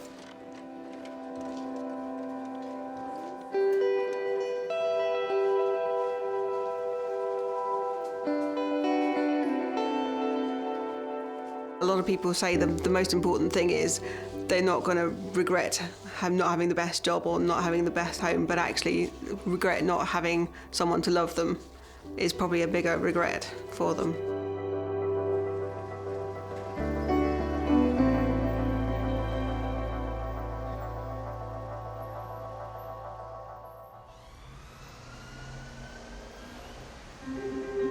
I'm very brave. You've got to do a deal with the doctor and tell him that you're not going to do it again, haven't you? Yeah? I'm not going to do it again and stick it in my ear again. Or anywhere? Or anywhere. No? So you just look at me. 4-year-old Beatrice has a gem sticker stuck in her ear. Don't move, don't move. Don't move at all. Oh, nearly got it. Just stay really still, sweet pea. Doing really well. It's just really well wedged against the sort of the wall. Okay. She did say she pushed it right. So you've done a good job of it. If you're going to do it right, eh? Too far in. Yeah. It's a little bit stuck. Having children, it has changed our life an awful lot. Changed it for, in a very positive way. The thing is, it's right tucked onto the edge. It's quite hard to get some purchase around it. You're suddenly very tired.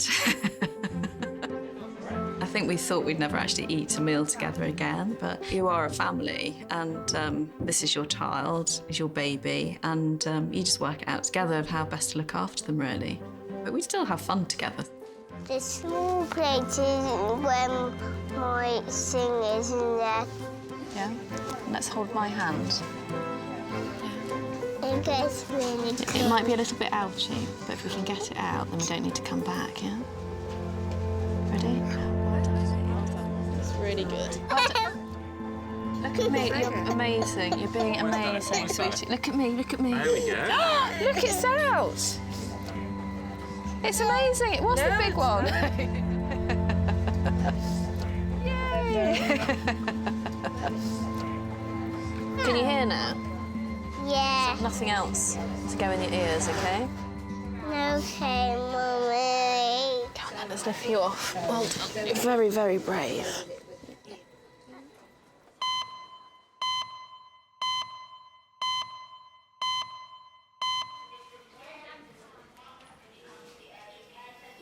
Doctors are preparing 55-year-old John for emergency orthopaedic surgery to realign his foot and assess for any further damage. His wife Penny and son Daniel have arrived from Surrey.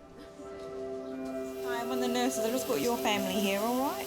Are they here? Yeah. Oh, super duper. John, it's me, darling. How you doing? Fine. All right, son? Yeah, all right. You? Yeah. You all right, dolls?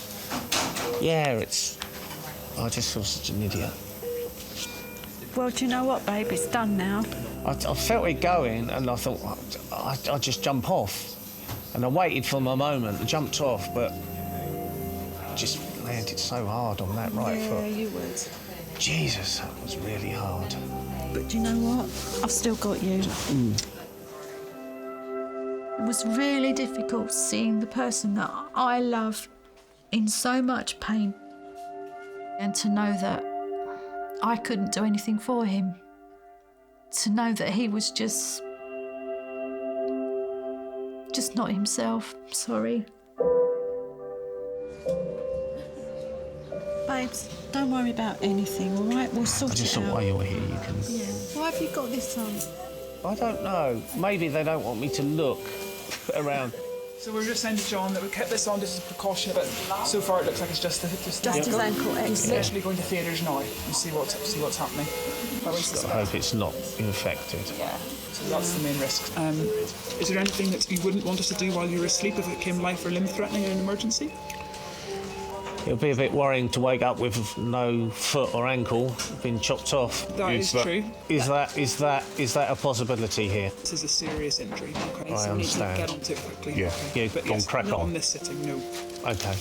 So we'll have a little look and see, but it might be that this is the first sort of emergency operation to get everything lined up And then again. I might have to have others. Exactly. So how long is it going to be in theatre? So minimum an hour and a half, maximum 3-4 hours, something like that. Jesus Christ. Oh, well, good job I brought my book, darling, then, yeah?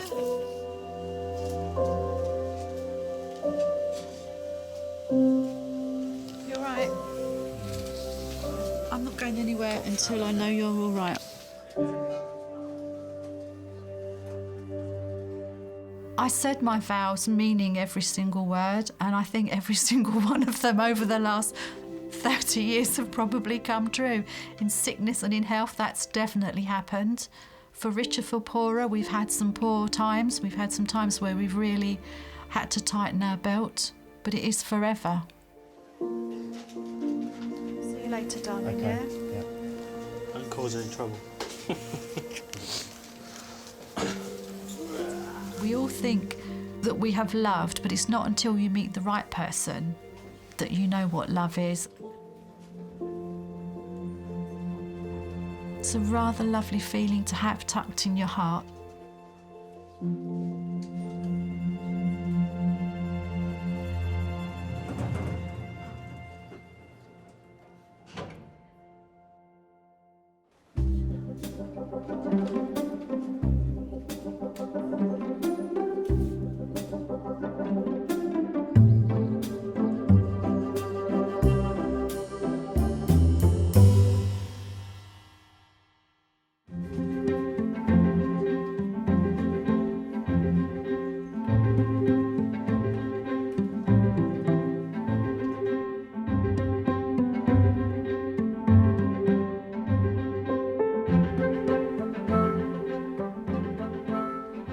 I do feel lucky to have Penny. I have no idea what would have happened had I not met her. They sort of say that there's somebody out there for everybody, and I think I found her, early on.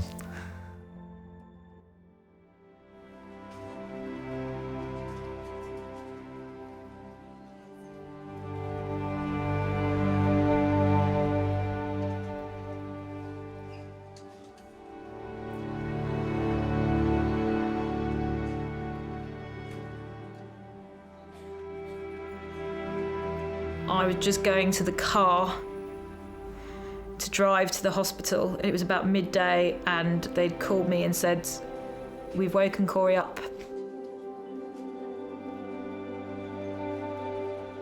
I remember Corey being there in his bed and he looked very, very sleepy, and he was awake. But he sort of gripped my hand and he just sort of looked kind of vacant, and it was just, like, in some ways I was so happy that he'd woken up, but then they couldn't tell me what he was going to be like.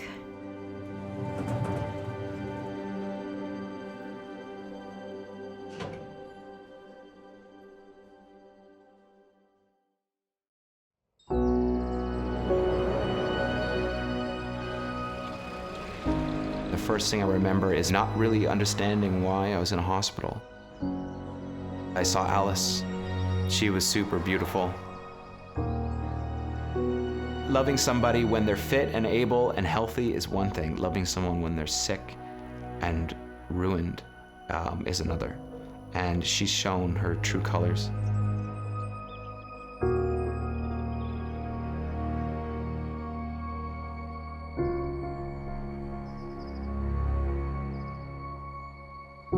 I had to relearn how to read a clock. People had to post up a sign to say, "It is Tuesday." She had to watch me almost like a parent watching an infant grow into an adult. Even though I've had such bad luck with the situation, I have such good luck with her.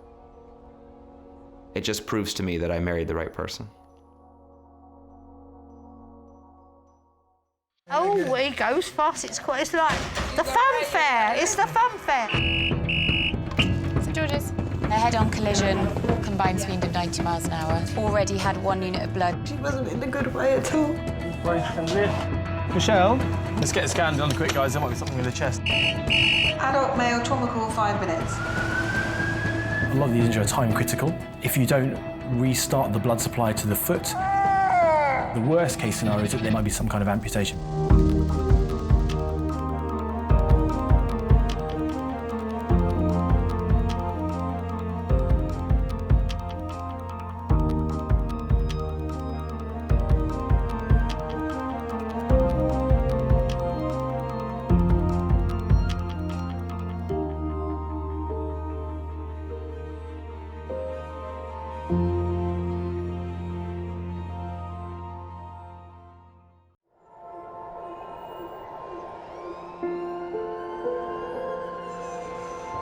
We're all so busy living our lives, and then suddenly something cuts through that, something often very unexpected. Pediatric trauma call, 15 minutes. A 71-year-old female with 2 stab wounds to the back. He was found to be in traumatic cardiac arrest. I can't feel any pulses. We're at St George's Hospital in Tooting. Yeah, 24 hours, 7 days a week. I love that question. What's your opening hours? St George's, London. One of Britain's busiest A&E departments, under more pressure than ever. So do you want to watch, darling, or do you want to look away? This is the worst day ever. You never know what's coming in, and you just have to be ready for anything. Gas canisters exploded, 15% burns to hands, face. In a world of uncertainty, we see a life-changing event. I'm A&E, I need to get out of here, please. When patients come in, something takes over. I'll be fine. I'm going to be very fine. A place where life... Give me an A. Give me an E. Love... Okay, good lad. Well done. And loss... unfold every single day. Did you enjoy the Queen's birthday yesterday? I watched the football. All the patients you're about to see were treated in just one 24-hour period. Don't worry. We get to see people who love one another in loads of different ways. Yes. And I think you can give someone the best care in the world, but really what they want is to hold the hand of the person that they love and for them to tell them that they're going to be okay. You're my hero.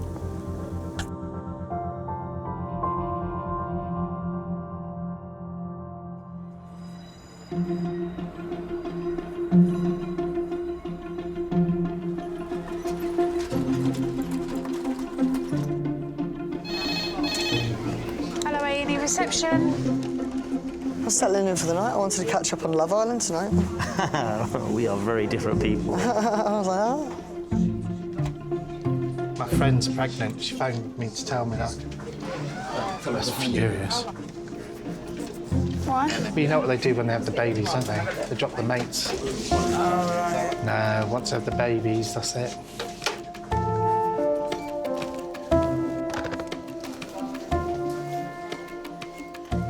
Harry. Hello. I'm all right, mate. How are you? Cool. Dr. Manny has been a consultant at St George's for the last 2 years. Every emergency department has its own kind of way of working, but everyone works in a team, especially at George's. It is a department where everyone gets on, everyone chips in. This one, we're going to take some blood, OK? Are you doing it? Well, All right. I don't mind. If you want to. You are the consultant. You are allowed Oh, to that doesn't delegate. matter. I'm happy to do it. That's why I'm doing it for you, willingly. If you expected me to do it, I'd probably leave it a bit longer. You know, patients are coming into a new environment, they're frightened. It might be a very, very difficult situation for them. Thank you. I'll get you 20 mil. No, so I've got everything. We'll have a look. Cheers, Lee. Thank you. I think you really do have to get on with everyone. And these are people you're working with day in, day out in a really high-stress environment. If you're not getting on with your I don't feel like I should then argue that it. affects patients. I'm gonna go now. Do you want to do fist bump? What do you want to do? Don't, I'll cry. When you're working, you have a family, you have a lot less time for yourselves, a lot less time for socialising. I'm lucky you have a few friends at St George's who do listen really well and do offer advice really well. And I'd like to think I can do the same for them.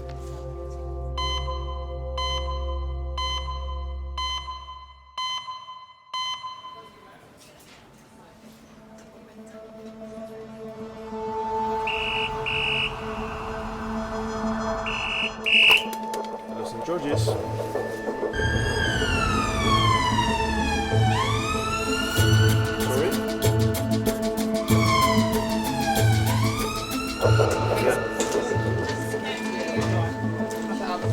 Skull fracture, C1 fracture, T4 fracture, rib fractures, sternal fracture, facial fractures, left radius and scaphoid fracture. How many minutes was that? 10? Yeah. Adult trauma called to recess, please. This is the one with the C1, T5, multiple ribs. He's fallen down some steps and broken every bone in his body. A 60-year-old builder is in a critical condition after falling 2 feet from a ladder. There is a potential for some really horrific injuries from falling. You worry about head injuries a lot because if you've got a bleeding on the brain, then that's one of the more serious things that can happen to you, which can lead to people dying very quickly. It doesn't always correlate to how high they've fallen. Some people, having not fallen very far, will break a lot of bones and have a lot of injuries. The man was taken to a local hospital, but his injuries are so severe he's been transferred to the major trauma unit at St George's. If the patient's being transferred from another emergency department and they're saying, listen, we cannot manage this patient here, we need to step it up and we need to move him over to you. So then immediately you do worry a bit more because you know that they are quite unwell. Travelling with the patient in the ambulance is his business partner, Paul. I was finishing off another job for another builder, and I was clearing stuff away. Got back home, looked at the phone, and there was like 10 missed calls. Phil. And you look at your phone and you think, oh, it's gone off in his pocket. But then there was a couple of numbers I didn't recognise. On your camera. So we'll go across on 3. 1, 2, 3. Excellent. Thank you very much. And then turns out to be the doctor at the hospital, and you know, your mate's had an accident. We've got him in here. He's fallen. And I'm thinking, well, he can't have fallen far. He was working on a bungalow. Everyone listening? This is a pretty 60-year-old gentleman. This afternoon was at work on a ladder, estimated 2 feet high, plus his height as well. They're rearing around 9 foot. Landing's hit his head. He's got a laceration on the back of his head. Query in LOC, C2 fracture, some thoracic fractures, left wrist, facial fractures. So he followed and immobilised him. Excellent. That's everything with us. Thank you very much. So let's get the scoop out and then do a primary and then do a completion CT. Darry, if you're happy, just get a set of bloods done. Okay. And can you make sure there's a troponin because he's got a sternal fracture. All right. You get worried when you see patients who've come in with obvious signs of internal injury because you immediately know these are the injuries that are hard to treat. Doctors must work out the full extent of Phil's multiple injuries as quickly as possible. Is it painful, your arm? The rest is painful. But it just goes to show how easy it is for an experienced builder to slip up. It takes a second to make a mistake, and your life's changed forever then.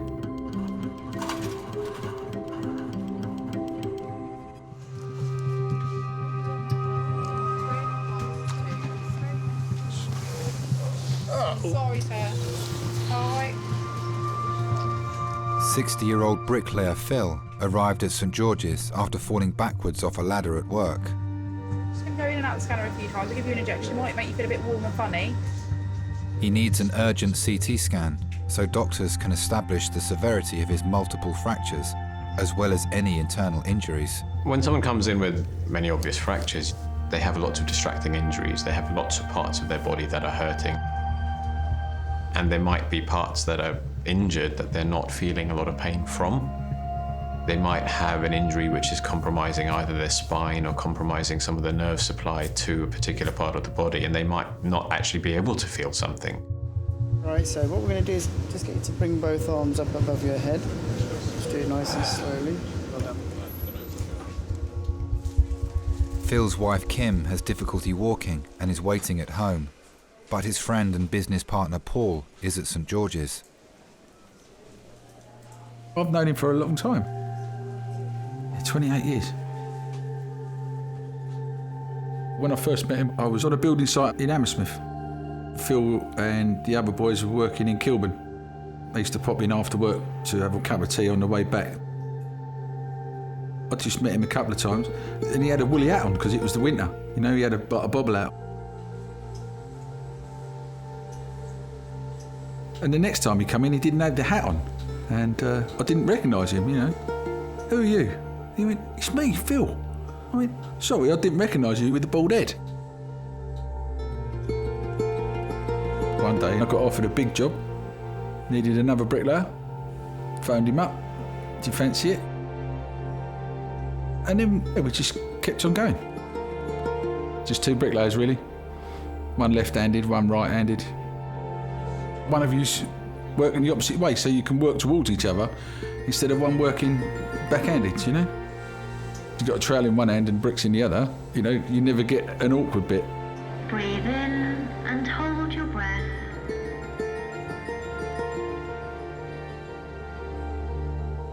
Over the years, we've always had more laughs than arguments.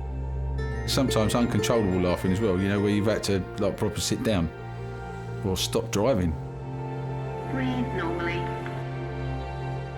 We was coming home from a job one day and he said something and we had to pull over, literally pull over and physically laugh for 10-15 minutes until he calmed down enough to be able to drive off. Okay, so that injection is going to go in now. Yeah, there's not many people that I've met in my whole career as a builder that I would say, yeah, I would call him a friend. Without him, you know, life would be different. There'd be a little bit of empty, I think, you know? Breathe normally. Doctors will now need to wait for the full report of Phil's CT scan before they can decide on the next stage of his treatment.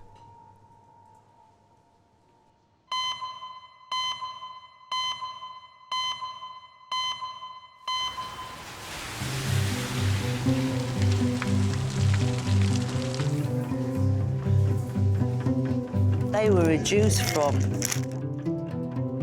£1.39 to 35p. That's good. Bargain. 18-year-old Shana has come to A&E with her mum Donna and best friend Bryony after injuring her ankle during a dance rehearsal. Right, Shana, let's practice your accents.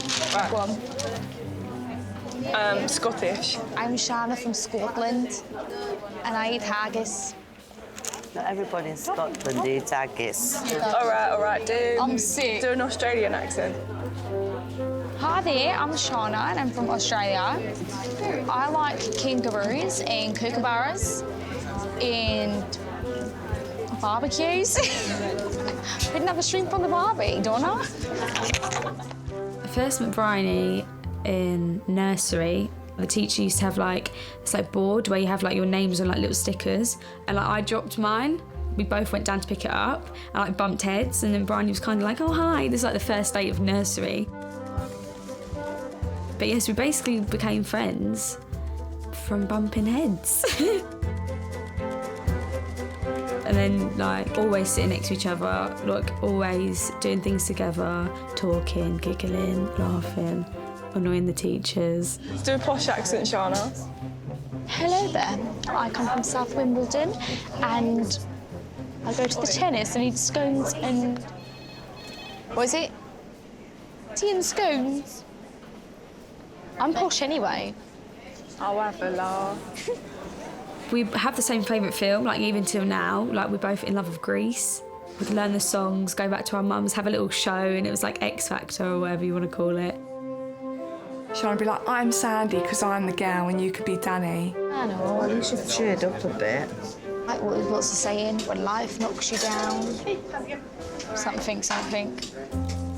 When we was younger, I was really shy. Shana was this confident girl. But Shana brings the good out of me. Should you have a selfie while we're sitting here? Oh, come on then. Get Come us on, a selfie. let's get a selfie. Selfie. Peg. You ain't got that stuff that makes your lips go all like that, have you? Go on then. Oh, Put can I it have like me. That's it, now go like that. All three of us look like Mick Jagger. We're like... Get no satisfaction. We got... We're all going to look like Mick Jagger. Oh, dear.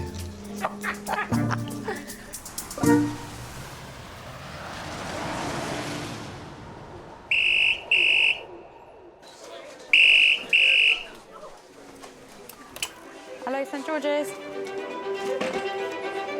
Medical trauma. Yeah. Yeah. A 93-year-old woman is being rushed to St George's with an open leg fracture after falling at home whilst getting ready to meet friends for lunch. Yeah. Leading the trauma team is consultant Will. An open fracture is where there is the underlying break to the bone, but there is tissue damage above that. So the end of the bone can poke out through the skin. Thanks, bye. So we've got a 93-year-old lady post-fall with an open tib fib fracture. We have immediate concerns, which is, has the blood supply or the nerve supply to the foot been compromised in any way? If the foot doesn't get blood, the foot will eventually die and have to be amputated. The woman's son has been informed and is travelling from his home over 30 miles away in Surrey. Friends Sylvia and Bob were the first to arrive at the scene. Bob and I were just clearing up after breakfast. The phone rang and she said, "Sylvia, can you help me?" She said, "I've fallen on the floor and I've hurt my leg."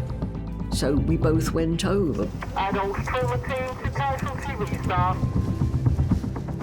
Oh, she's still got her colours in. Yeah, no, bless her. She was laying with the head towards the front door, and I could see straight away that she got a problem. Also, there was quite a lot of blood on the floor. It looked as though something was sticking in her leg. I'd never seen that sort of thing before. It looked like a dagger going into the shin. But in fact, of course, it was her shin bone poking out. We'll just do the handover now, before we just leave everything. Violet was feeling unwell this morning and went downstairs, felt faint, and then she's woken up kind of on the floor. We think she's hit a cabinet and she's got a open fracture of her right side. We've had ongoing bleeding since transport. She's got 2 dressings on, usually independent by herself. Good, so hands over, brace, pull.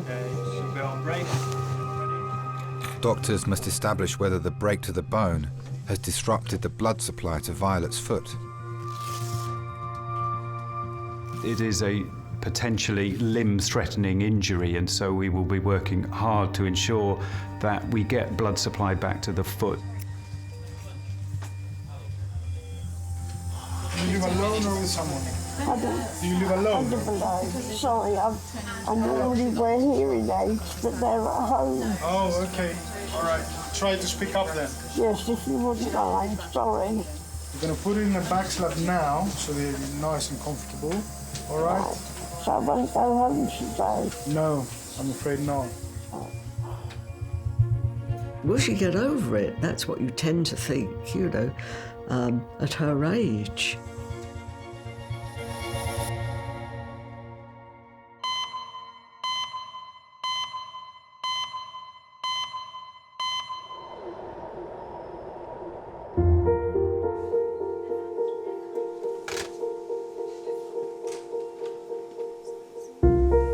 Broken neck, broken back. Fuck it, no. Oh, you've had a right punch up, mate, I've got to tell you. Oh. 60-year-old Phil and his friend Paul are awaiting the results of Phil's CT scan. As long as are you comfortable? Don't shake your head, you soppy fucker. You're supposed to keep your head still, that's why you're wearing a neck brace. Yeah, there's nothing wrong with you. Well, that's what the ambulance man said. He said, how come there's no sympathy? I said, well, there's sympathy there. I said, but you just don't show it, yeah. You know? What's sympathy? Hey, what's that? I said, you've got to understand we're builders. No, obviously you do care, but you don't want to show people you care too much. It's a man thing, isn't it? Man thing, don't show your emotions and all that. Hello there. All right, mate. I'm Joe, I'm one of the doctors. Going to come and stitch your head up. Hello, mate. So what we need to do is staple your head up, OK? Right. So what I'm going to do first is put a little bit of local anaesthetic in, OK? Building site is hard. You know, you just jolly each other along, you know? If he's having a bad day, then, you know, keep him up. You know, if I'm having a bad day, do the same for me, you know? Shout scratch. Your building mate's still there, so they'd get to know loads of things that other people wouldn't. You're right there, sir. Yeah, I'm fine. But when I first met him, I knew he used to disappear. Had to have a bit of time on his own, you know? And the other guys used to... Where's Phil? Phil told me that, you know, he said, I used to have to, you know, go and have a little 5 minutes, you know, because you got a little bit too much for me sometimes, so...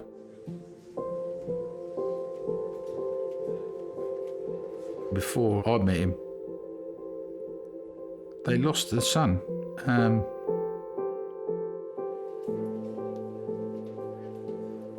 A road traffic accident outside of friends.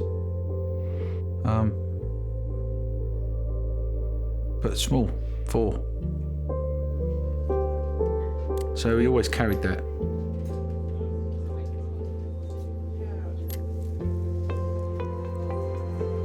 So we're suspecting that you may have a bone broken at the base of the thumb. We're just going to put a splint on for now. All right? Good on you. It was hard for a long, long time. He and his first wife, they just fell apart, you know? And they split up. I'll tell you what, he's made a good job of that. Oh, I can't see. Can he wet his lips loose? Don't loose. Yeah, look at that. They are it. Don't be acting all the up. Don't be acting a raspberry on me now. Yeah. Oh, you can have as many of these sucky lollipop things as you like, but you just can't drink it. Thanks, mate. What? For? You're here, aren't you? What's that? Soppy bastard.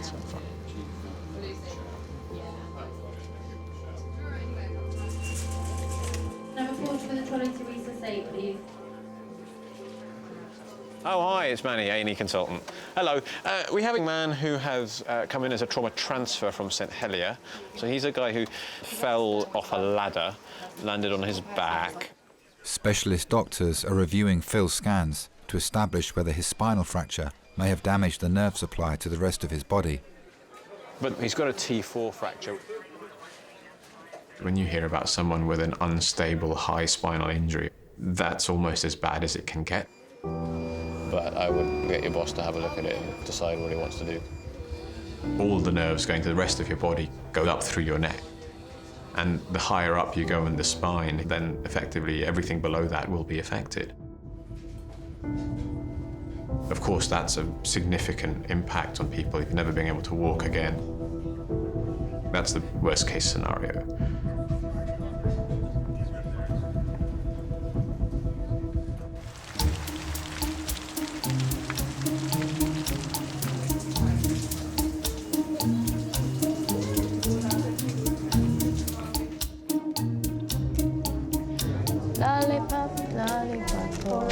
lolly, lolly, lolly, lollipop.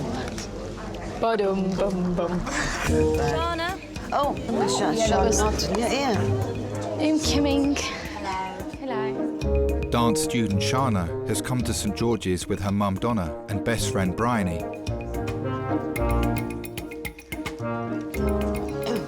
Hi. Oh, yeah, you're right. Good. Right, so what's happening? I don't know what's happened to it, but I was dancing and I was in my tap shoes and I was running and then I slipped, basically, went over the side. So you twisted it in Yeah, like that. yeah. Were you able to walk on it straight away, or...? No. Well, you've been walking, but you've been limping on it. But she has put like pressure, right now, like today, pressure on it's it. been a bit better. Can we take your sock off Yeah, and this yeah, brace off so we can have a look? We thought, you know, get it checked out, because what with her wanting to be, you know, a Dancer, career. just in case, yeah. When I'm actually on stage, it literally is just pure happiness. I wanted to do it like as a career, like in my future. But I'd studied law and history at school, so I'd always kind of thought maybe I should study law at university. If I push around here, does this hurt? Yeah. And Bryony was kind of like, forget about, what's going to make you the most money. Forget about what's going to happen when you're 40 years old. She's like, Shana, you're 18 years old. What do you want to do now? And I was kind of like, dance. She was like, then you've got to do dance. I'm not going to let you do anything else because you just sat there and said to me, honestly, that's what you want to do. I think I needed that. And now I look back and it's like, I definitely made the right decision. I can't imagine myself not dancing. OK. I think you've partially torn a couple of your ligaments in your ankle. Okay. But because you're doing dancing, we just make sure you haven't taken a little bit of bone off there. So I'll send you down for an X-ray and we'll have a look at it and see what you've done. Okay. OK, and you've only got one crutch. Yeah, and it's a bit Well, big. that's no good. And it was just, we just found it. You need two. Found it in my boyfriend's shed. It was just there. Bryony's, like, with my mum, she's like my #1 fan. Right, come with me. Lovely. You'll be an expert by the time you get to the end of the corridor. Just really, like, kind of proud. Well, she comes across that way anyway. I hope she is.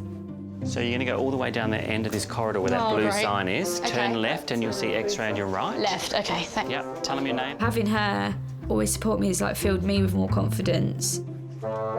Sean, hurry up. We haven't got all What do you day. mean, hurry up? How quick am I supposed to be?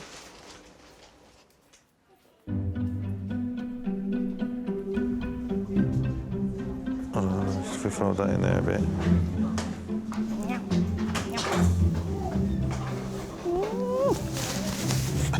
That's like a t-shirt.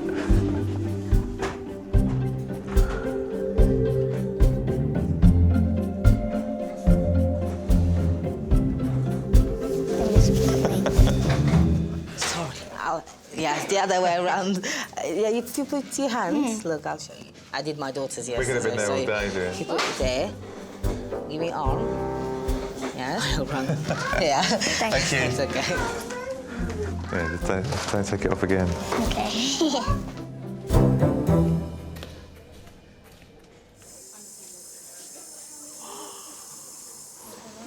Are you comfortable there? Do you want to sit up a little bit?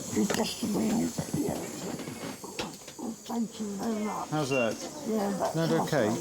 93-year-old Violet has an open leg fracture after falling at home. Doctors need to realign the bones in a temporary cast ahead of emergency surgery. So what I want to do is give you some very strong painkillers that'll make you a bit sedated. We'll take very, very good care of you, okay? All right, darling. I put my hair up in I know. I was going out for lunch. It's beautiful.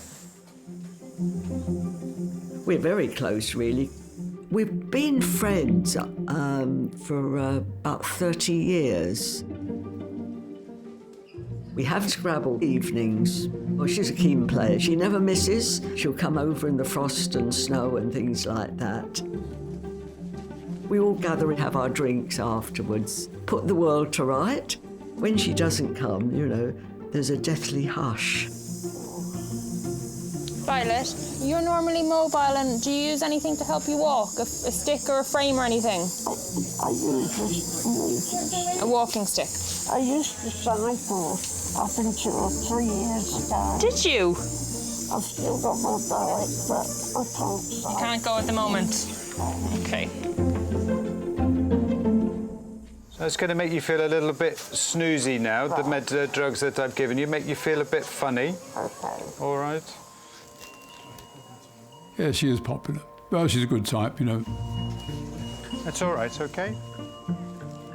She organised outings for Marks and Spencer's retirees. It's okay. What they call tinsel and turkey. So she organises a party which will go to a hotel. So they have turkey and they sing carols and so on. And she organises that every year. But that's the sort of thing she does. I think she'd find it very difficult to come to terms with being sitting in a chair watching television all day. So when she's a bit more awake, she can go around for her seated. Good, so she... Nice. Lovely. She's a very tough lady. She'd gone through a lot, and she must have a tough heart. Violet will need a CT scan to establish whether the bones are aligned and see if the fracture has damaged the blood supply to her foot.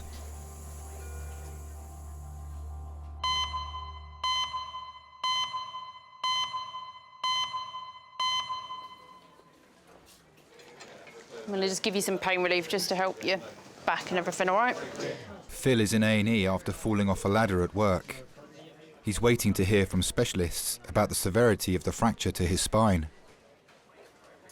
You've got a broken neck, a broken arm, 2 broken ribs, a fractured skull and a broken sternum. Yeah, that's all right. I want a big cut on the top of your Swede and all. I want a broken eye socket and all. I want a fractured eye socket and all, yeah. I told you, he's going to get one of them body casts, something like that. You're going to wind up like that, and you walk out with the old braces under there like that. That's Kim. She wants... Are you still with Phil? Yeah. Yes. When he said he was getting married again, I think I said to him, are you sure? But he said to me he'd never felt like that before. I think I've been pretty good here. I think you've been outstanding, mate, to be honest. No moaning, thank you very much. Yeah, he's not one for emotions, old Phil, really. But he actually was looking forward to getting married again. And he's got this silly Cheshire cat face. He just walked about like that for weeks, you know, with this grin. He was happy, you know. What can you wish for anyone more than being happy, you know? Yeah, no, I think fishing's out for a couple of months, mate. Who am I going to phone up now? When I get lost going to Widder Park. And it all went through, and he said, I want you to be my best man. And I'm like, oh, are you sure? You know, that's what shocked me when he asked me to be the best man, you know? And I'm like, well, it must mean something to him then. I'll love a cup of tea up with that drip for me. But it meant a lot to me that he thought that much of me to ask. Yeah, I can remember at the registry office in Richmond and seeing them 2 happy, smiling, you know. Yeah, she made him the person that he should be, I think.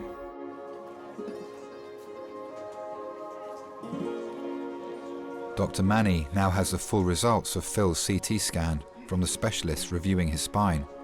Thank you. Cheers. Bye. Go. So yeah, so nothing damaged inside, right. Okay, which is good. Your lungs underneath the broken bones are fine. Just your skeleton has taken the brunt of it. Right. With rest, it will heal. Right. Okay. Sure. Sit him up. You sit him up. Sweet. Oh, that's enough. We'll do that for now. We'll come up again in a bit. Phil will be admitted to a ward so doctors can continue to monitor his multiple fractures. I got you a present. It's got a straw. No.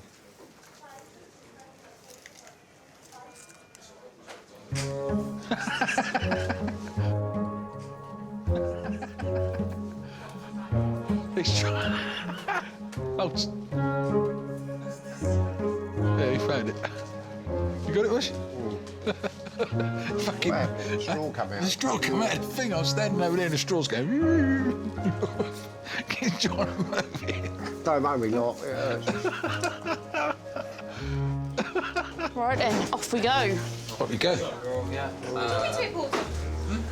I think it's very important to have some close friends around you that you can trust and rely on when things are going wrong. For me, my friends range from my wife and a few people I've grown up with to people I work with on a daily basis who I like seeing on a daily basis. There has always been a core group of friends that I will try and meet every couple of months. My wife jokes about the lads' nights, but it is generally, you know, two kind of middle-aged blokes meeting up for a movie and a burger like we used to do when we were 16. If I've ever needed them, I can give them a ring and say, listen, do you mind just having a chat? It's always nice to have someone you can do that with. If I didn't have that, my life would be a lot poorer for it.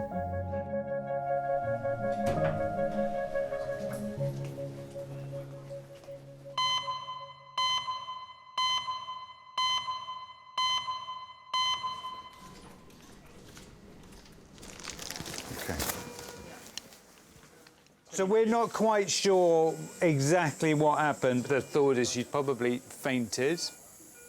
Doctors are concerned that 93-year-old Violet may have damaged the nerve supply to her right foot. Did you enjoy the Queen's birthday yesterday? I did watch a little. Did you watch? I haven't watched I any of watched it. the football.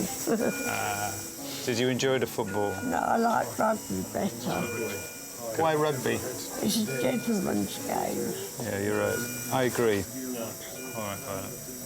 I've always been interested in athletics and sport.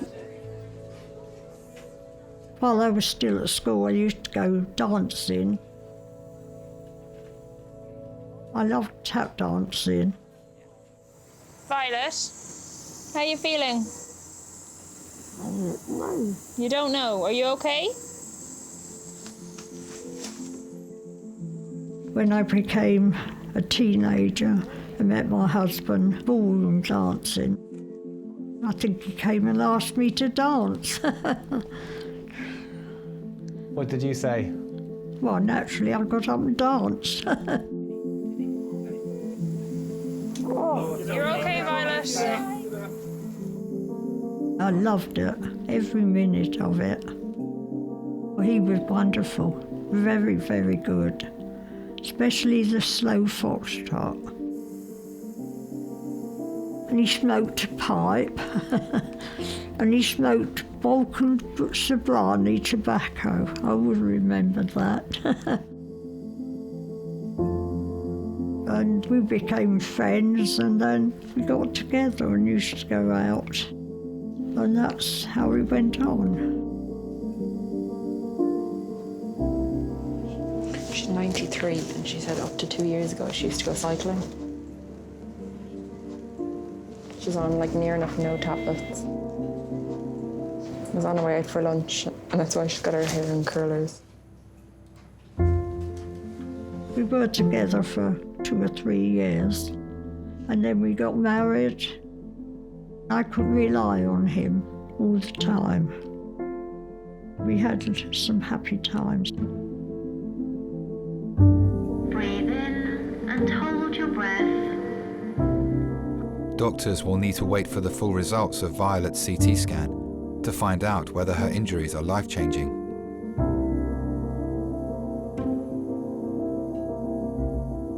Breathe normally.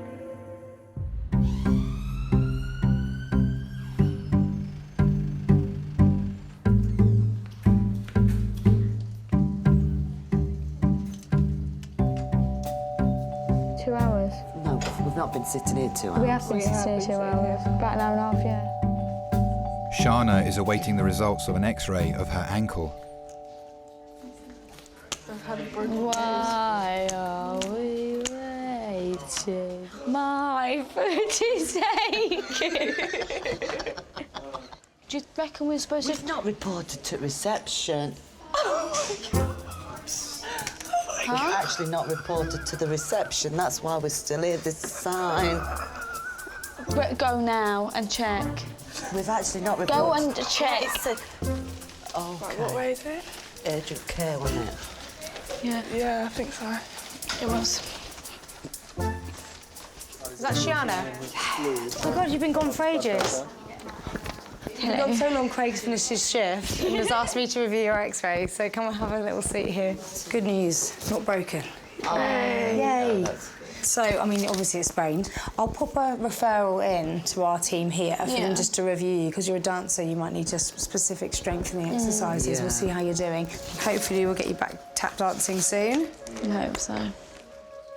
Within school, I was the one that gave up a lot. I would come home sometimes in tears and be like, Shanna, I really want to leave sixth form. It's not for me, all this. And she'd be like, no, Bryony, you're sticking to it. You're doing it and you're going to come out with good qualifications and you're going to do what you want to do. Thank you very much. Thank you.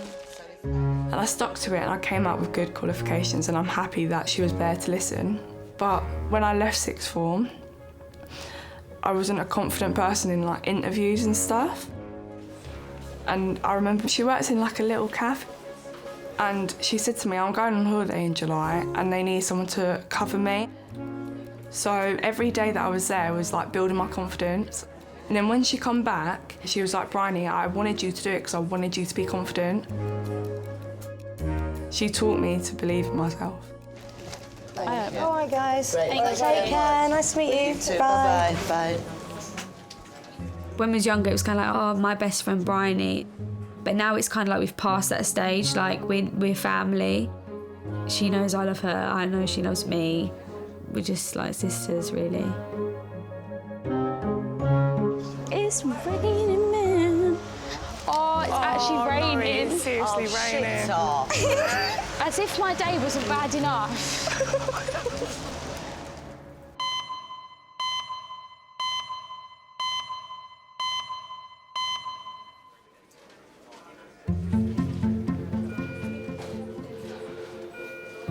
At my house, weren't you? I was.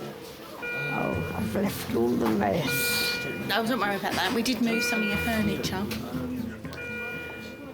Doctors are awaiting the results of 93-year-old Violet's CT scan after she fell and fractured her leg.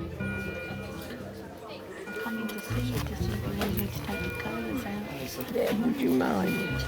Whoever's so kind of it. Yeah, I think, do you mind? I had a very happy marriage because we'd done everything together. Except he had cancer and they didn't know he'd got it. So it was a shock because he was only about 64, so. He just wasn't well, and my doctor sent him up for scans. And they rang and said he was very tired. Would we go up to the hospital? And because he was in a little room and unconscious. And then he died Christmas morning. Is it dry? It's very dry now. It's all lovely and curly. Oh. And what was it like to suddenly be on your own after all that time? I didn't like it one bit, being in the house on my own, but you just have to cope. I think we're done. Oh, thank you very much indeed. I probably wouldn't survive if I didn't have people like Sylvia, Bob, and a few others, you know, that are very kind.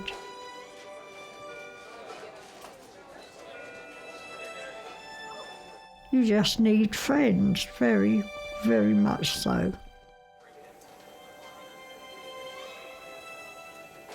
Violet's son Nigel has arrived at St George's. Violet, with your ring, do you want to keep that on or do you want to give it to your son? Just do I have to take it off? If possible, but if you don't want to, that's totally fine. I don't think I can get it off. That's fine, I'll put some tape on it, don't worry. Okay.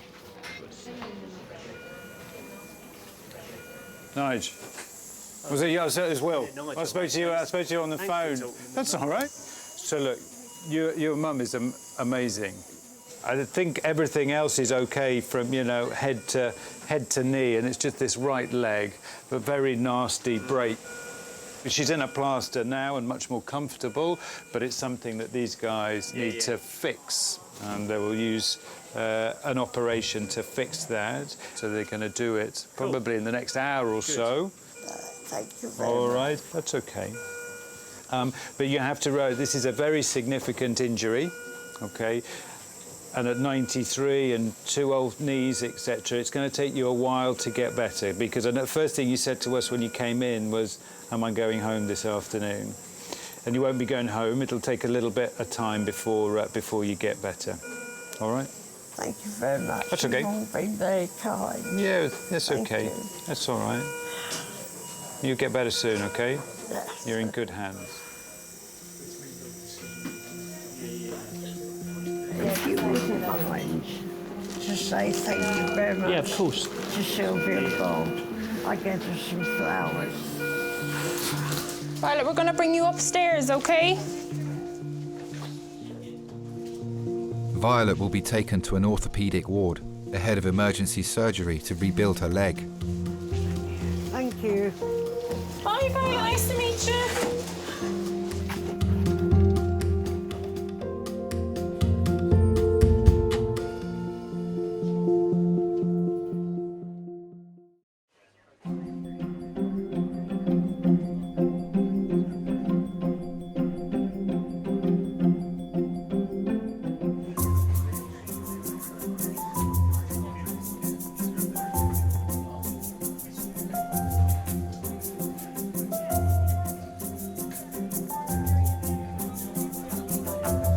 I still try and go out on a Saturday.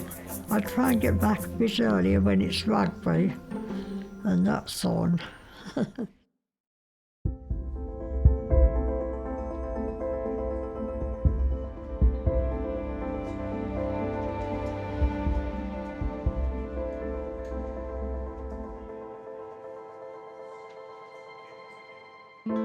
think I've been lucky, really, to recover as quick as I did.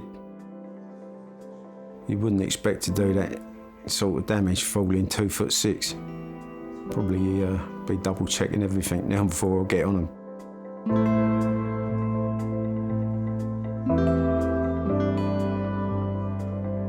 I do appreciate the people that I've got around me now a lot more. You appreciate how much they're there for you. You can make 1,000 acquaintances,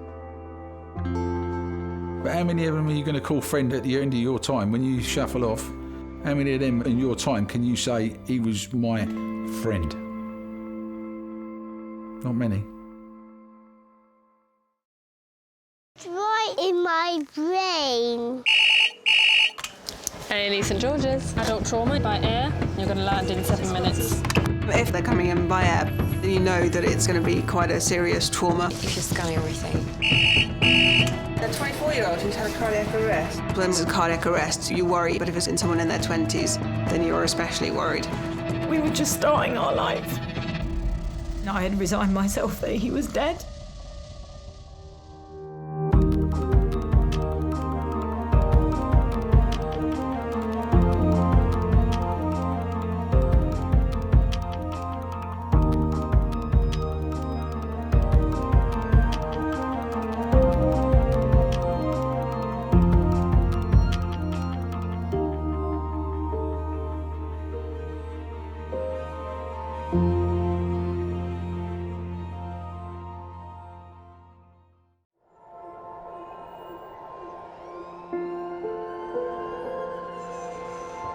We're all so busy living our lives, and then suddenly something cuts through that, something often very unexpected.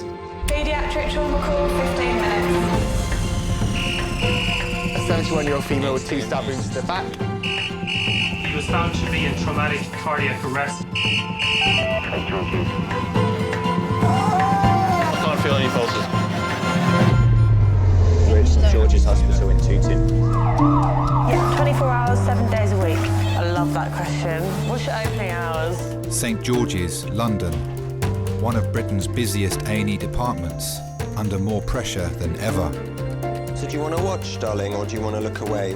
This is the worst day ever. You never know what's coming in, and you just have to be ready for anything. Gas canisters exploded, 15% burns to hands, face. In a world of uncertainty, we see a life-changing event. I'm A&EP, I need her to get out of here, please. When patients come in, something takes over. I'll be fine. I'm going to be very fine. A place where life... Give me an A. Give me an E. Love... Okay, good lad, well done. And loss... unfold every single day. Did you enjoy the Queen's birthday yesterday? I watched the football. All the patients you're about to see were treated in just one 24-hour period. Don't worry. We get to see people who love one another in loads of different ways. Yes. And I think you can give someone the best care in the world, but really what they want is to hold the hand of the person that they love and for them to tell them that they're going to be okay.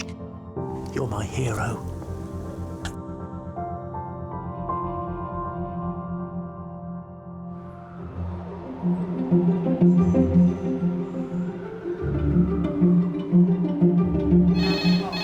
A&E, can I help? Because popcorn's just stuck. There's 5 that could possibly impact it. You could nearly try and do it with one of the middle ones, either the bottom one or the top base one, and see if it will clip it down. Okay, I'm going for it.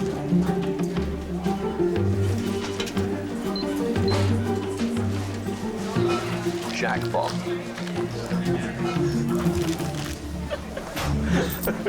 This has been the best day. I used to be in A&E more often. Still 2 up there.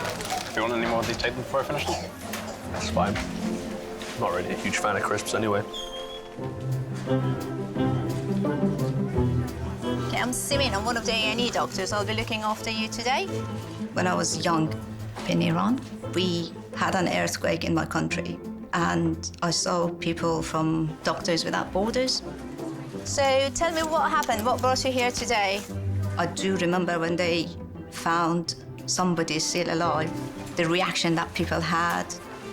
You could look at the face of medical people and you could see the satisfaction, regardless of how many hours they've been going on. Okay, all right, have a good day. For me, it was an inspiration. And that was the time that I decided that I want to do medicine. Do you mind just having a quick look at number 5? My job is the big part of me. You come to work and you think it's a normal day. And are you feeling feverish at all? And you get people coming with really, really unfortunate stories. They told me you're known to have type 1 diabetes. Sometimes you just need reminders. You get a patient, you listen to their story, and then it clicks that this is something that can happen to anybody. And that's the moment that you think, well, I'm gonna go home today. I'm gonna call and talk to my brother. I'm gonna text my mum.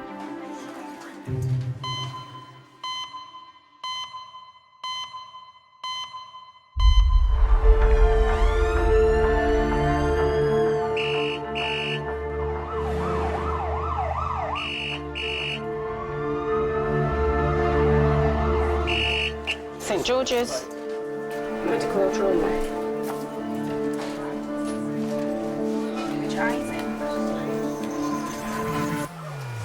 Adult male trauma, 25 minutes. A 70-year-old man is being rushed to St George's after falling from a boat and suffering an injury to his eye. Falling from boat onto face. Wood in left eye. When you get that initial information that somebody's coming with a piece of wood in their eye, your first question is that, what are we going to do? How bad is it? Is it ruptured? Is it bleeding behind the eye? Is it just the eye, or is it something more? The man's partner is travelling in the ambulance with him. That day, I was doing housework. George had gone out and he rang me to say that he was on his way to the island in the Thames where we moor our boats. He was going to go on the boat to empty some of the water because it had rained very heavily. And he said, right, I'll be on my way back shortly. Then the phone went again. I thought, oh gosh, what's he ringing about now? I could tell it was George, but it didn't really sound like George. This sort of muffled groan. And he just said, I've fallen on the island, and that was it. And I thought, oh goodness. I knew something really bad had happened. I just dropped everything and jumped in the car. George must have managed somehow to feel his way down the path on the island and clawed his way along the fence.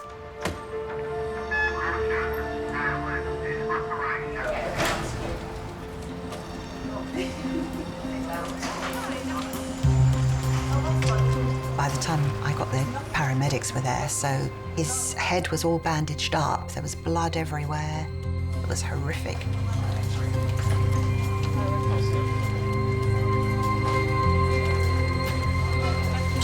I nearly fainted a couple of times. It's like something out of a horror movie. Yes. This is George. He's 70 years old. He was stepping off a boat, and as he stepped off, he lost his balance. He fell forward onto some driftwood. He's got a piece of driftwood that has penetrated his left eyelid and into his eyeball. How far, I don't know. He explained that it felt like a pop in his eyeball. He can see through his right eye, no vision through his left eye. He's a taxi driver by trade. Okay. All I've done is put a damp patch over where, when you lift it, you'll see. Thank you very much, sir. I'm just going to start examining you, OK? All right, then. What's your name? George.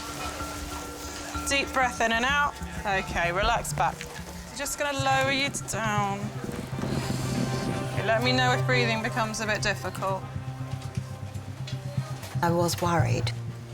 I don't think you look to the future very much in that situation. You just think, what's the damage? I'm just going to have a look. Is it near the brain? Has he lost his eye? You just don't know, do you? Have a look to see whereabout that sits. Nobody survived that sort of injury without being badly affected.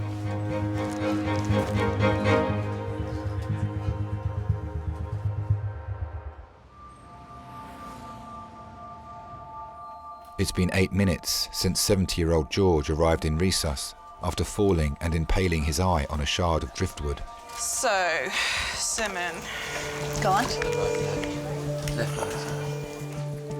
When you want to remove a foreign object, there are a couple of questions that you have to think about. Where is it sitting? What structures are involved? Is there any saline? But going a little bit further, you've got the brain behind it. OK, just keep your eyes shut. Well done. Just see exactly where this is sitting. And any spare gauze at all? Yeah.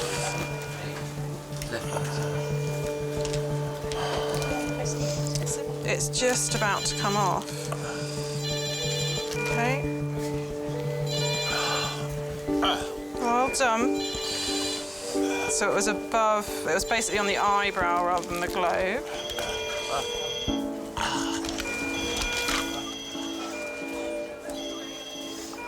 Now, are you able to open your eye? Good. Yes. Now, as you do that, I'm just going to have a look. You have got somebody, they're in an unfamiliar environment, they're lying flat. You think that what's happening is you losing your eye. I would imagine that's really a scary thing. It's just kind of bruising and blood, laterally. Sorry. And the only face that they see is your face as somebody who is treating them. And the message that you want to convey is that you're safe, you're in the right place. Big laceration. So I'm just going to get a scan, and then we take it from there. Doctors are concerned that George may have internal damage to his skull and eye and are sending him for a CT scan.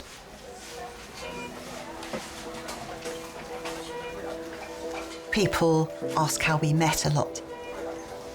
We met in a pub in Teddington. I was 50 and he was 53. He said he was 52, but soon got to the bottom of that. It was just a little pub night. It was very jolly and it was a bit like a little party, really. And suddenly, George walked in and he looked very out of place. He was just very different from everybody who was there. And I just saw this huge blokey bloke walk through the doorway with a sort of battered face. He just stood in the threshold and glowered. And I thought, wow, you know, what a bloke. Yes, I had such a presence. I think I fancied him a lot more than he fancied me. And so I walked up to him. I had had quite a bit to drink, so I was sort of quite uninhibited. Breathe in and hold your breath. We started talking, and I realised George was a London cab driver, of course. That sort of really was iconic, fantastic. I'd never been out with a cab driver before. Not only does he look like one, but he is one. And he drove me home in one. Ready, steady, start. After I was divorced, I used to think, oh, you know, I'm never going to have companionship. I was completely on my own. I had a nice life, but I didn't have a relationship. I found that with George.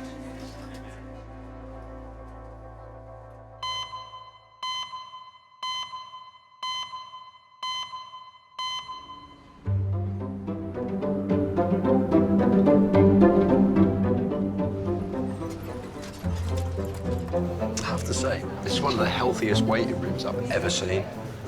It's kind of terrifying in a way. Just everyone looks okay. 59-year-old Debbie has come to A&E with her husband Stephen after cutting her hand on the blade of a lawnmower. I'd like to give them some new curtains. I think they deserve that.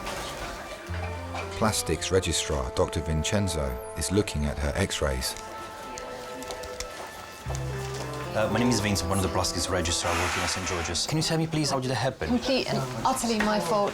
Mowing the lawnmower started to get jammed, and I put my hands to try and unjam it. I thought I was going to pass out. Do you mind if I take a look? Of is course. Is it really painful? No, I was wearing 2 pairs of gloves. I like to make my garden look nice, and I love gardening. I absolutely love it. And mowing the lawn has always been my job. That is one of the things I won't let Stephen do. He doesn't make straight lines, he misses bits out, and that drives me crazy. I was mowing the lawn, but I wasn't really thinking about mowing the lawn. I was thinking of my son's wedding, whether my pink hat matched the rest of my pink outfit, and whether pink was right anyhow. There's so much to think about, and really, I wasn't even preparing the wedding. I want to check if the sensation is fine, everything. Yeah, sure. Steve and I met up on my 18th birthday party. I can remember, and I had a couple of boyfriends there at the time, but this lovely Stephen came along, and he'd been on a pub crawl with somebody else, and he sat on our fridge freezer chatting my mum up. And my mother thought he was fantastic, particularly when he got the vacuum cleaner out and started hoovering up at the end of the party. That was it. Can you feel my finger touching? Yes, I can. It's just not as good as that one. I mean, I think I was really lucky. I'm a really active person, you know. We're competitive ballroom dancers. Oh, really? Yes. So the thing is, with this hand, normally, in a hold, you are like that. We've been dancing for 12 years. So we dance ballroom and Latin.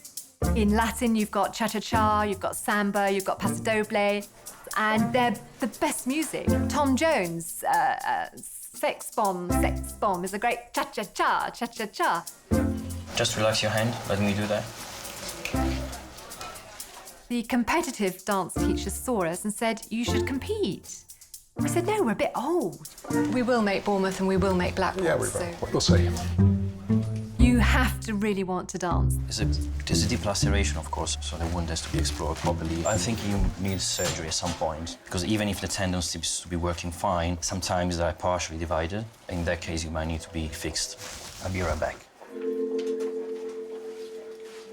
Oh, darling, I'm so sorry.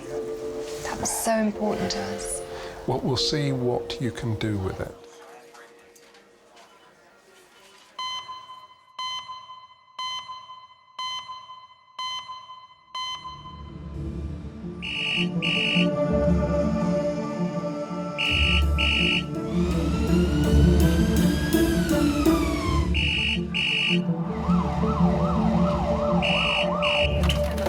Resus, Simon speaking. Yeah. Go for it. Okay, 8-year-old. Yep. Pediatric trauma call, ETA, 15 minutes. An 8-year-old girl is being rushed to St George's with a pair of scissors stuck in her thigh. She's 8. Also working in Resus today is consultant Reese. I'm hoping it's accidental. Don't run with scissors. When you hear that a child is coming in with a penetrative injury, my main worry is where is the injury and how did it happen? The girl's parents are travelling in the ambulance with her. My daughter, Chantal, came round. Phoebe is excited. Climbs all over Chantal when she comes and visits. Because she's Chantal's baby sister. We usually sit around the TV and chat and we'd order kebabs. So we wait for takeaway. Phoebe's cutting up some stickers with some scissors, put them in a book. So she puts the scissors in the armchair, but she didn't think they were sticking up. I was in the kitchen talking to Brian, Phoebe's dad. And then Chantal comes flying in. So, Mum, Phoebe sat on a pair of scissors. She was just screaming. And I'm panicking. I thought we'd gone right through to a vein or something. My main concern is significant injuries that could be life-threatening.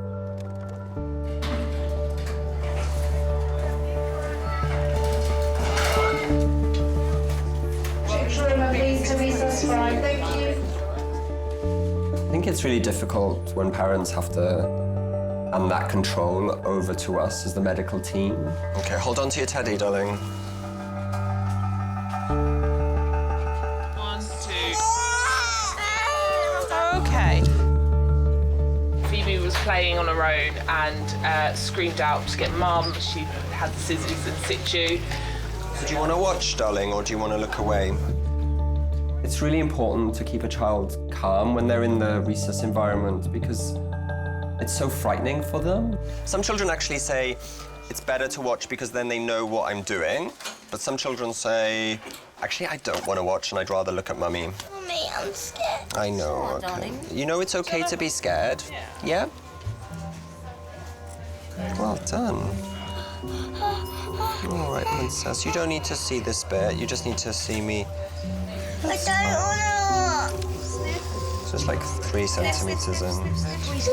You're gonna take him out. No, we're not. I'm gonna want to do an X-ray to see where it's going, and then we're gonna arrange for us to take it out. And we're gonna... You won't feel anything, no. The first question that I'm asking is what sort of important structures are surrounding the area where that scissors is going? So if the scissors are deep, then I'd be much more worried about internal injury to maybe the vessels or some of the nerves.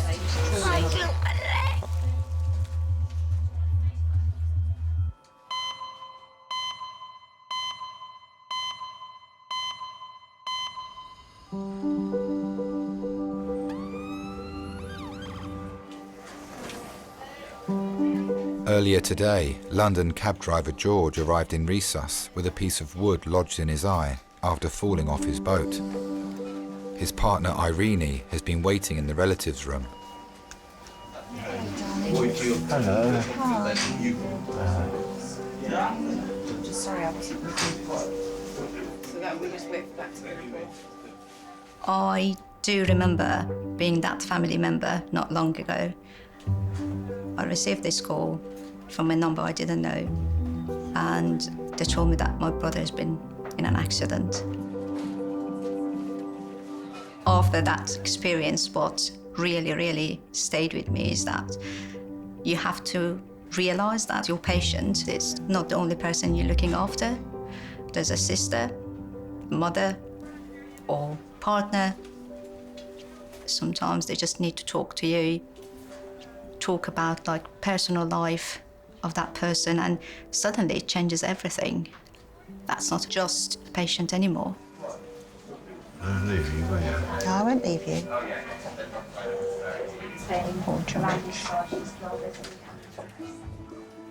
George grew up in Pimlico, central London, post-war. He was one of 10. He was the 7th son. I was brought up in southeast London, typical sort of suburban childhood. Had an older sister. When we were young, George and I were completely different people. He was a mod, rode motor scooters. I preferred sort of drama students and people with long flowing hair. I certainly wouldn't have been attracted to mods because they wore sort of dinky little suits and had little mod haircuts and everything was tiny. Spivvy and dandy-ish, wasn't it, I think, if you were a mod. Me and most of my friends, you know, you'd sort of wear spinach green and thick tights and camel coats that were belted and tried to look very soulful and poetic. What rotten luck. George and his friends, of course, they were in central London and they all seemed to be doing extremely glamorous things, going to all the dance halls and palais. I would go to the Lake District and go to the New Forest camping and that sort of thing. So I think I would have been very fish out of water if I'd known George then. Oh, great. But it's just something just to wet his mouth. Oh, lovely. Thanks awfully. No worries. Got something to wet your mouth a little bit, George.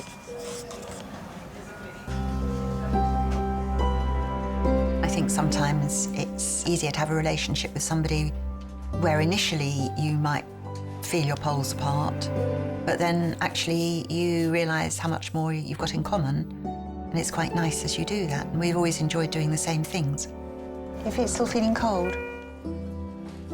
We belong to a boat club, and we did the day skipper course there. Does that feel better? Whatever you do to me towards We like to drive over to the island, where he's got a mooring. It's like walking into another world. We pop down there quite a lot in the evenings. Time just goes by, the river flows by. It's a little oasis of tranquility, it's just lovely. Is that better? Simon? Yeah? Can I just check with you? Just max facts, or would you look? Doctors now have George's CT scan results. They reveal internal bleeding behind the eye. Hi there, my name's Dr. Carrie. I'm one of the A&E doctors. Oh, yes, hello. George, I've just been asked by one of the specialist doctors to just do a couple of things to examine, just to give them a little bit more information. Yeah. So I'm just going to take that gauze off. Okay.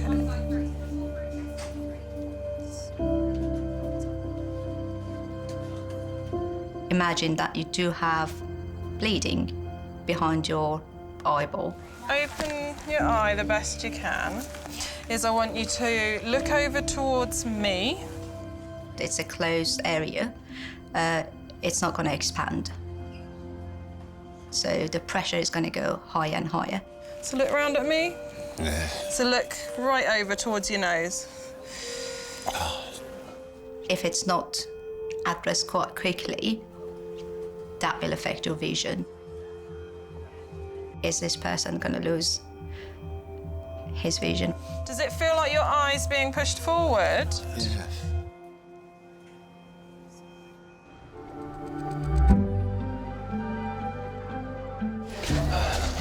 Have a seat, mate. So, what have you done? I've stepped on glass. A glass in my bedroom. I've just knocked it over, stepped on it, and then I've fallen into my TV and broke my TV. Fragile tape. I've never seen that before in 28 years. I don't know How why we've got cool fragile is that? tape. It's quite cool, isn't it? Very cool. Yeah. 59-year-old Debbie has come to A&E after sticking her hand in her lawnmower whilst removing some grass cuttings. Why did I do it? Just happens to everybody. Dr. Vincenzo will explore the wound to assess the damage.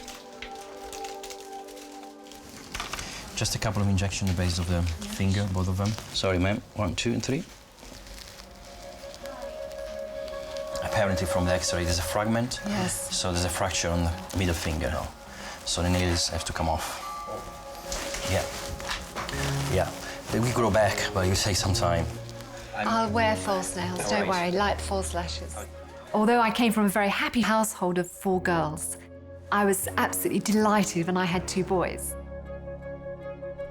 They were real little tearaways and they just wanted to explore and run and be what little boys are. I have a very busy week with a wedding ahead. So wedding next weekend? Yes, my son. Tim is 36, so he wasn't getting married as, you know, a 22-year-old. As you get to the planning stage, it was very exciting, as all weddings are. If you have any lack of sensation after surgery, Yes. they might take a few months before it comes back. My youngest son, Simon, he was going to get married and go down the traditional route as Tim, but he didn't. Things changed. If Simon had played with dolls or done something that was very feminine at a very early age, then maybe I would have been slightly prepared.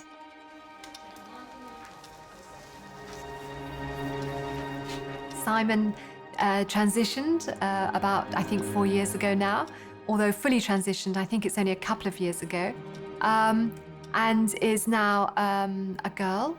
So instead of Simon, I have a daughter, Sophie. I can't say that it wasn't a shock to our system. It was. To both Stephen and I, it was out of the blue. We hadn't expected this. And it has taken time for me to adjust. I don't think I can put into words, without crying, how much I have had to appreciate the struggle that Sophie took. I mean, there could not have been a bigger challenge that any one man could say or take.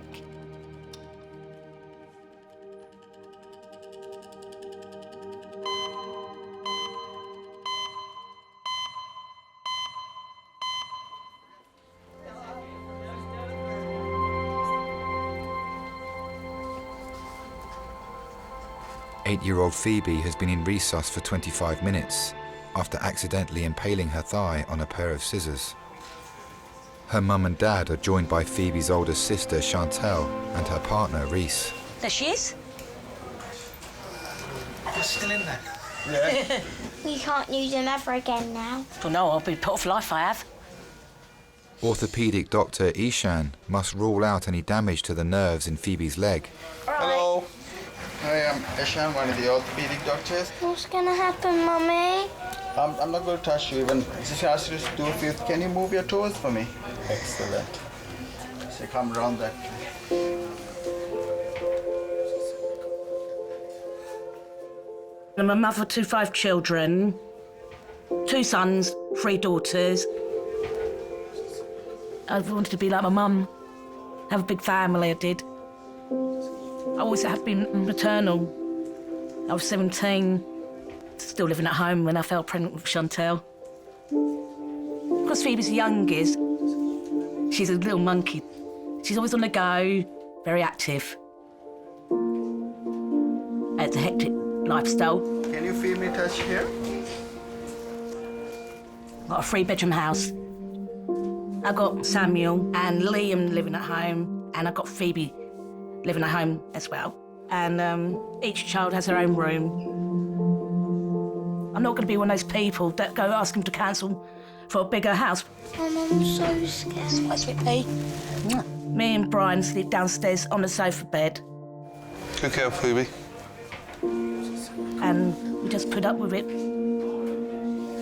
It's not comfy, you know, putting it away, bringing it out every night, and it's just constant. But I won't change it. I love being a mum. It's going to keep you like that. We're not going to move you. I'm going to take an X-ray, okay? Doctors must now x-ray Phoebe's leg to see how deep the scissors have penetrated.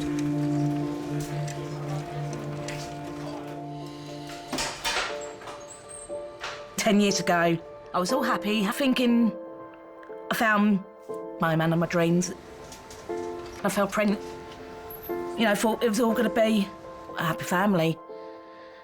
And then disaster strikes.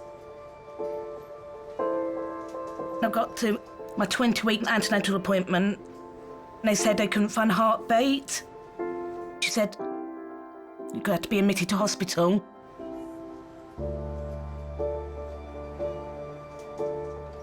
When I got to the hospital, there was no heartbeat.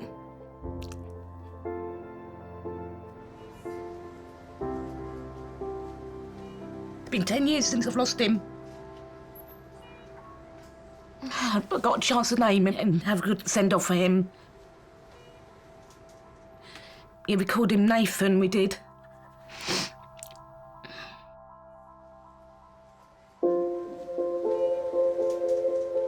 But when the months went on, I thought, I'm not going to be able to have another baby. And then, 8 months later, and I found out that I was expecting again, I was happy, but I was scared at the same time, thinking, is it going to happen again?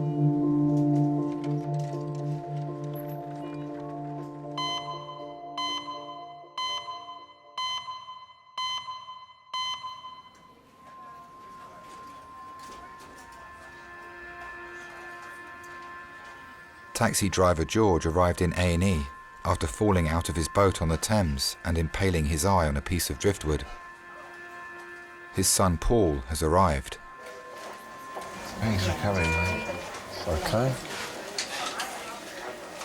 You've got a professional carer in there. Does it look good? When you mention that George is a cab driver, people know what you're talking about, and they already have an image, and he is very much what people have in mind. He is a typical cab driver, I suppose. Look like a proper pirate now with an eye patch. Say, yeah. One of the nice things about cabbing is that in some ways it's still very much as it was 40, 50 years ago. You're still picking up strangers, and you've still got a certain reputation and credibility. He gets up really early. He just creeps out of the house, and I hear the cab, and hopefully it starts, and then I hear him disappear up the road. He works at the airport, and I understand that while they're waiting, there's a canteen, especially for the London cab drivers, and they sit there and play cards, tell jokes, have bets. I think they just have a laugh. They really enjoy each other's company. And occasionally, if they're lucky, they get a couple of fares. It's very important to him, and that's his life, really. If he lost his ability to work, I think that would be devastating for him. Specialist Dr. Lino is examining George's CT scan results. Hello, hi. Hi. George? Hello. George, it's Lino. I'm one of the surgeons. Yeah. Just had a look at your scan. Basically, I can tell you there is a small fracture on the floor of your orbit, or the bony socket, okay, of your left eye. Yeah. And there is a slightly larger one on the side. This means that you will need to be seen by an eye doctor, but we want to see first how's the eyesight going. Okay.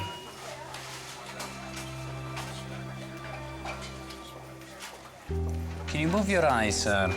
Is it very painful? Yes. Yeah, right. So is it very sore if I touch you? Yes. Right. My brother had a car accident, and his injuries, they were mainly facial. He had to go through so many surgeries. facial injuries, they're kind of linked to your identity. One of the things that he couldn't get over that easily was that he couldn't get used to his new face. He was telling me, I look in the mirror, I don't know this person anymore. It's a huge amount of adjustment. And simply that means that your life is not going to be the same. Sorry, I just need to stretch a bit more up. I think that's human nature. You think that you're in control without realizing that sometimes it's not just you. There are other things that you cannot control. You had it all planned and now everything is changed. And how is your eyesight? Do you think it's getting worse? My eyesight? Yes, from this eye. If I pull your eyelid a bit up. Yeah. Can you see colors? No. Not really, no. Right.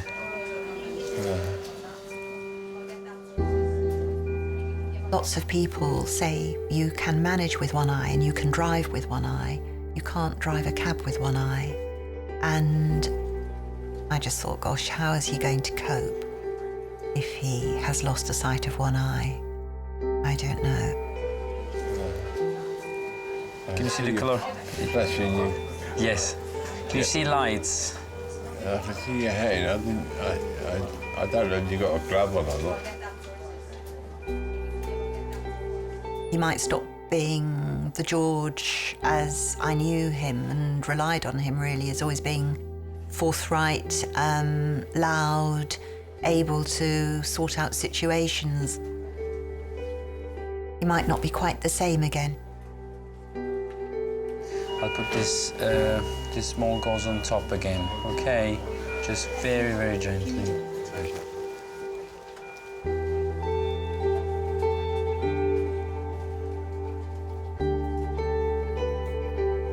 George will be taken to a ward where specialist doctors will monitor his eyesight ahead of surgery.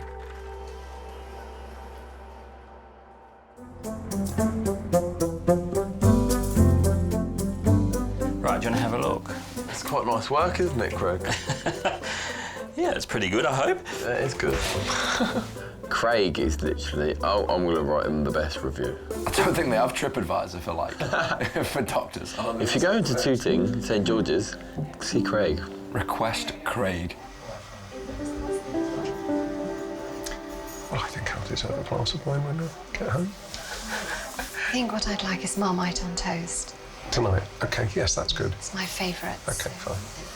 Hello, hi there. We're just going to come and put a little dressing on there. Oh dear. Okay. We're going to have to take the nails off. When they fix it up tomorrow, yeah. It looks like it's right through to the base there a little bit. I've got a wedding for my son. I gave birth to a Simon, but I have a Sophie. There was a process in order to find the positive side to it. Sure. Okay. Sorry about this. Yeah, it's okay. Although I still make slips with the name and, you know, it is still something I think about. I'm totally happy. We go shopping together, we have lunch together. Go get you some other little goodies there. Thank you very much. I haven't fully understood it. I don't think I will ever fully understand. As long as I fully understand my Sophie, that's all that really matters to me. But I think that actually it's important that you accept. It's always been different. No, it's OK. Part of the reason I married you. I think through your lives, you need challenges. And Sophie has been one hell of a challenge to me, but I love her dearly for it. Thanks. You know, I was his mum, and I'm her mum now. So, you know, there has been a big change. But I'm still mum.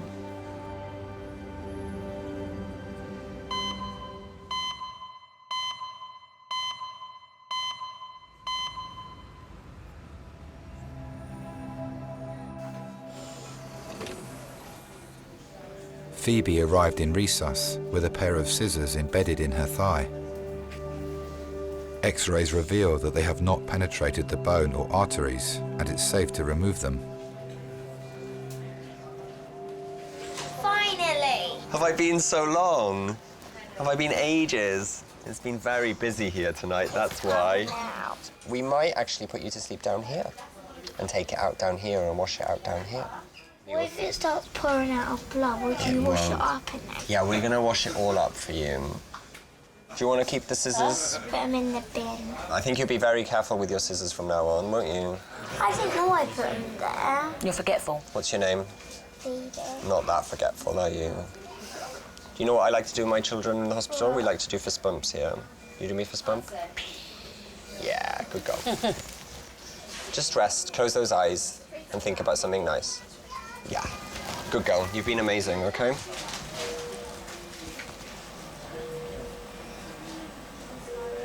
Love ya. I'm scared. I know, baby. They're going to take it out. Yes, I'm going to give you some oxygen to wear. We'll just give you some sleeping medicine. So I need to... Mummy's here. Where's Mum? Yeah. Be all right. I fell pregnant with Phoebe. In the same year, I lost Nathan. Let's have a little look at your thigh now. And I found out I was expecting. I didn't tell Brian until he got in from work.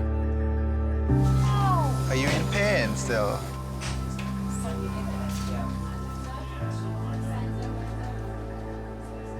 And then when I finally got to 20 weeks with Phoebe, and they said, healthy heartbeat, I cried, actually. I actually cried when I knew she was still with me.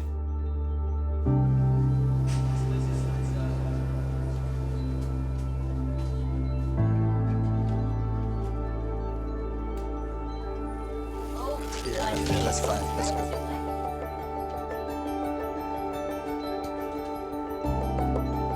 She was so small when she was born. 6 pound, 9 ounces, awake early. From that moment, she let out that little cry and then straight to my arms. It was just a strong bond. I always call her my miracle baby. It's my little miracle. I just don't want her to grow up too quick. Best thing ever being a mum.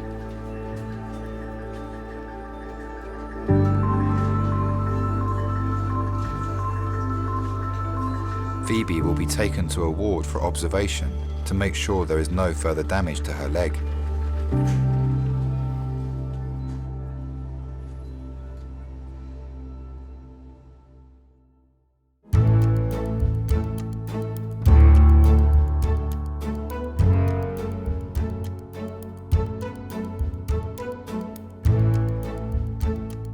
It was just a fabulous affair, and it was a great excuse for the family all to get together and to be together.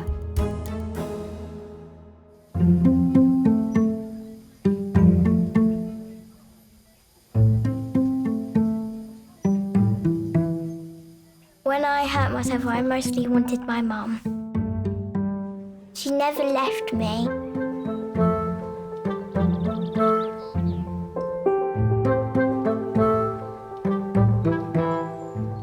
It teach me a lesson not to play with sharp things now.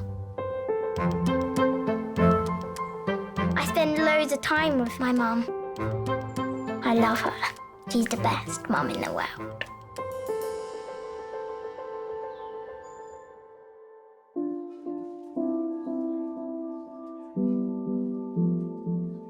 I remember George saying, I don't care how long it takes to get better.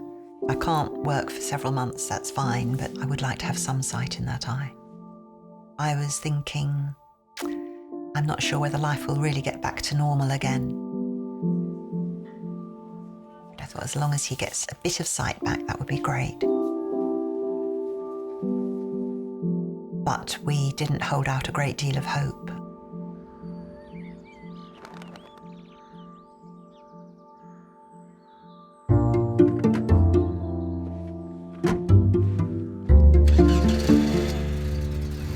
As long as I can work, I will. I don't want to retire. want to be the oldest living cab driver.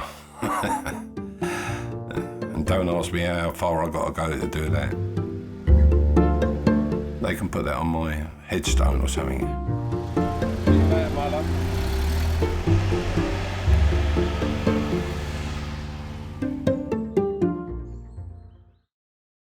Should you have a selfie while we're sitting here? Oh, come on then. Hello, St George's. Skull fracture, C1 fracture, T4 fracture, rib fracture, facial fractures. It just goes to show how easy it is for an experienced builder to slip up.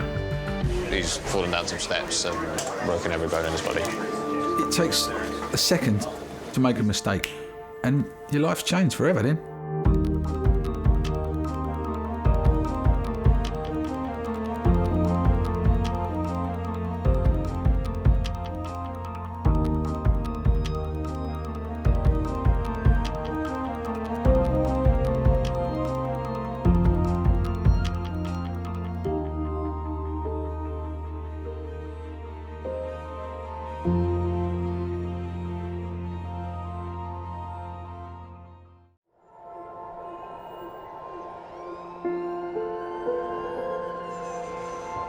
We're all so busy living our lives, and then suddenly something cuts through that, something often very unexpected. Pediatric trauma call, 15 minutes. A 71-year-old female with 2 stab wounds to the back. He was found to be in traumatic cardiac arrest. I can't feel any pulses.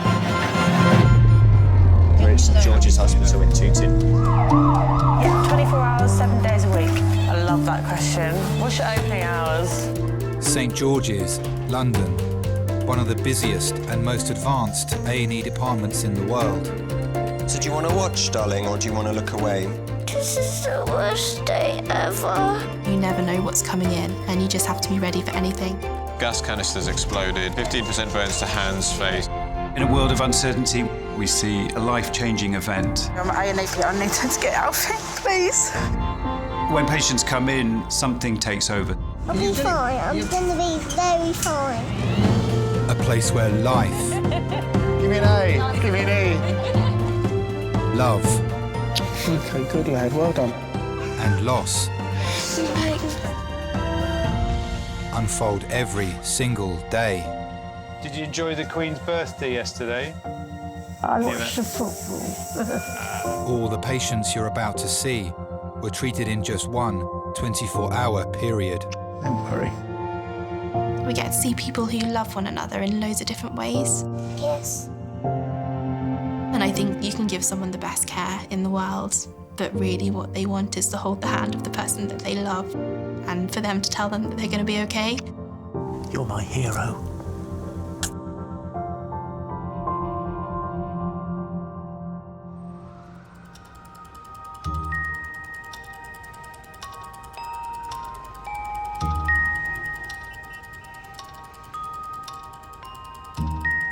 What are you going to get for breakfast today? Got Weetabix. I'm on a diet. My diet starts again on Monday. I'm still in my birthday and holiday mode, so I'm not letting it slip away just yet. That's by my last one. G. Where? Give me a clue. I'm going to give you a good clue. You got to G. look. G. Look at where it is. Over there. Gorilla? Yes. Oh, I find my little eye something beginning with window. I mean... I win window. Do you need any help with anything? No, that's cool. Okay. Working in the resus department of A&E today is junior doctor Raj. Adult male code red trauma in 15 minutes. I had quite a good childhood. I was a sensible / naughty kid. I was the one at the back of the class talking all the time. Have you got ortho? I'll be nurse too. There we go. I'm actually the first doctor in my whole family. My dad, he'll say this is my son. He's a doctor. He's proud of it. Yeah, I can do chest drains. It can be embarrassing at times. You can't keep going around telling everyone I've saved someone's life, because you do work in a hospital, and there are a lot of other doctors who do important things as well. I remember once one of my bosses at my old job put his hand on my shoulder and said, "You will have to make a sacrifice one day." I think that was an eye-opener for me. I have a commitment to my job and the patients, but I also have a commitment to family and personal life. Yeah, there's a weak radial bilaterally. It's something that I really want to manage well in terms of making sure that I do have the work commitment, but also don't try and sacrifice family life for work and vice versa.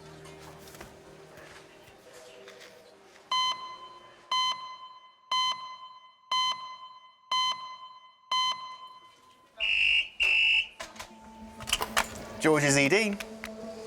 Are you coming by land or air? Element 60, medical team ready to board. Hit by a car. Yeah. Bullseye the windscreen. Yep, no problem. Thanks very much. Bye. Adult trauma call, ETA 20 minutes. That will be an air trauma patient.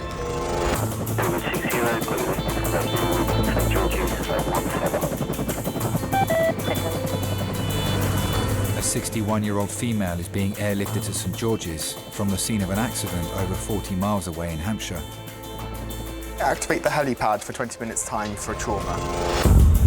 She was out walking when she was hit by a car after it mounted the pavement. RTC, bullseye. Yeah.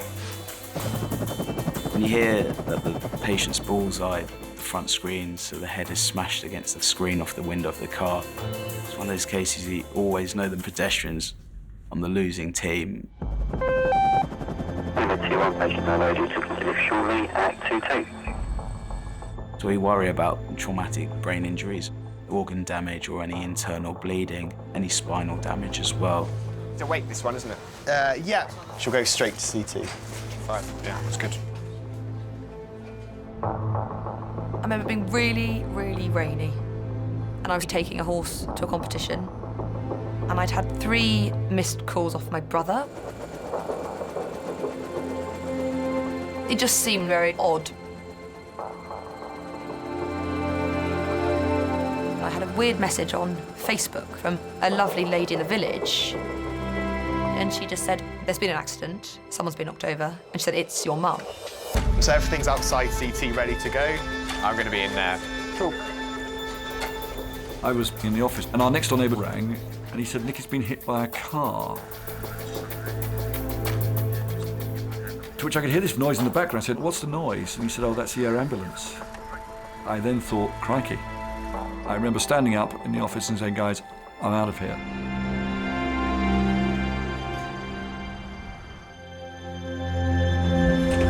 Oh, it's here. As soon as the helicopter lands, the environment becomes more tense. You just have to be prepared for potentially the worst. Good morning, guys. This is Nikki. Nikki is 61 years old. Approximately 2 hours ago, she was walking on the pavement when she was struck by a car on a 30-mile-an-hour road. She was knocked out at the scene, struck by the bonnet of the vehicle, somersaulted, her head struck the dashboard, bullseyeing and denting that windscreen. On our arrival, her GCS was 14, dropping 1 for verbal. She's been consistently repetitive throughout, not orientated in time or place. She has a closed head injury, and she's got multiple abrasions on the left side of the scalp, the left shoulder, and the left side of her abdomen. She has a pelvic binder on. Cheers, thank you. Thank you. Take the scoop off? Yeah. Yeah, we'll take the scoop off now. Nikki, do you know where you are at the moment? We're at St George's Hospital in Tooting, in London, okay? Nikki. She's good for scanning.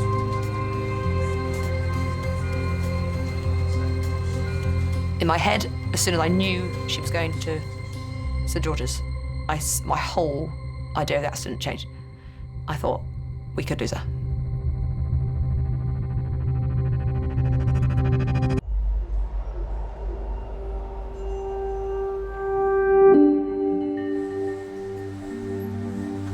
Head smashed into the windscreen, somersaulted across, 61-year-old Nikki arrived at St George's after being hit by a car. GCS 14 at the time, dropped 1 for verbal. She's been taken for an urgent CT scan. In terms of the trauma call, what we want to identify are the head injury and any damages to the neck and spine, because the worst outcome could be death or paralysis. The injection's about to start now.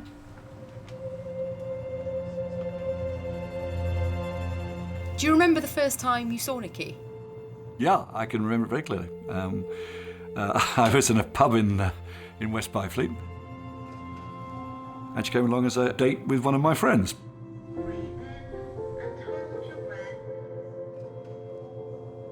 She had this very good, dark, rich skin. Sporty, and she was off to play hockey the next day. I think she was having a pint of lager. And I thought to myself, yeah, you're the sort of woman that I like. And then sadly, she split up with my great friend, and then I thought I would make my move with Nikki. She's got quite an abrasion on her face. Yeah, so we'll wait for the max vax and all that on. Yeah. That'll give us a better idea. I was driving in those days a Hillman Avenger, pale blue. I took them out to Chu Chin Chow Chinese. I remember we drank a bottle of Blue Nun. I wined and dined her for a couple of evenings before being told the news that she was actually going out with someone else. A couple of weeks later with my great friend, we were playing frisbee on the grass, and who should appear? Nikki. I did in my own quiet way say, well, what are you doing here? She said, I missed you, you made me laugh. I suppose the rest is history, really. Where are we going to recess? 7, yeah?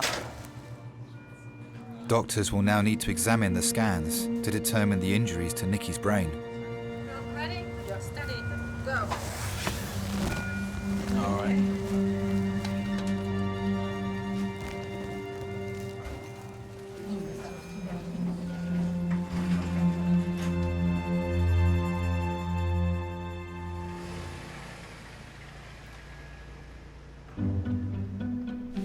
I love a bit of opera. Well, no, it's not so much opera. I like Russell Watson. Some of the songs at the moment, I really love them.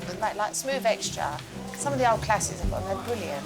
Not like this Rihanna, but like work. Yeah. I've just come home from work. I've got the radio on and whatever that. I don't want to know about her day. It is true, though. My name's Chris, I'm one of the doctors. You must be Samuel. Yeah. Who's this with you, Samuel? He's my dad. He's the best dad in the world. Best dad in the world? Look at that. Famous company. Oh, there you go.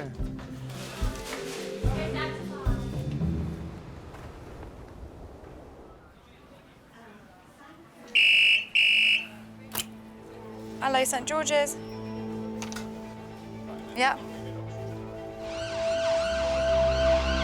A 91-year-old male is being rushed to St George's with a suspected stroke. Thanks, bye. Thrombolysis call, 15 minutes. Every day, I get up before he does, and then wake him up.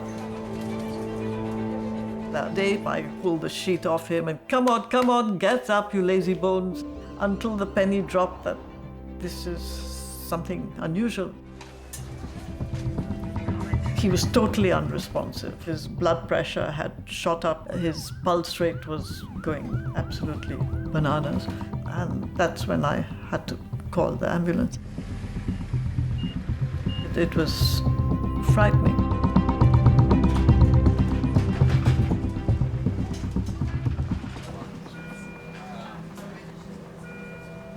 So we've got a 91-year-old Sam presenting, we think, with a query at DVAs. He's got a left-sided, we think, worsening droop.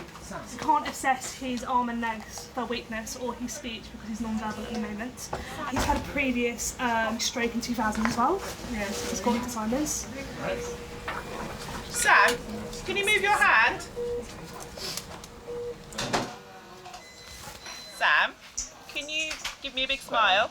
It's got a 2.2. Sam, Monu call. lift up your legs.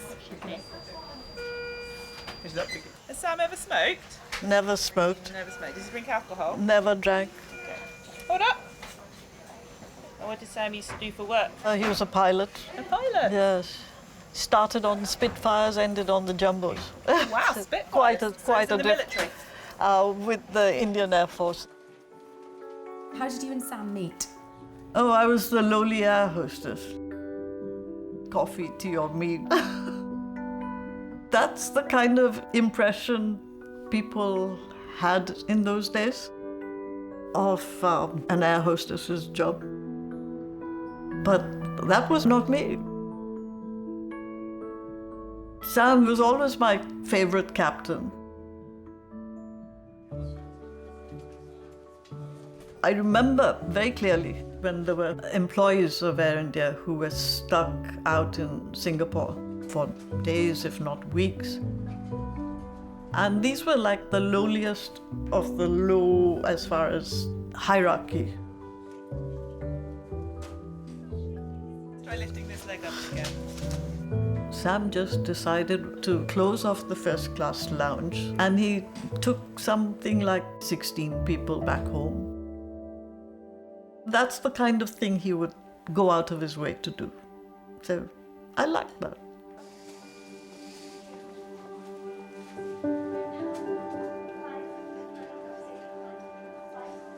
My parents were not at all pleased.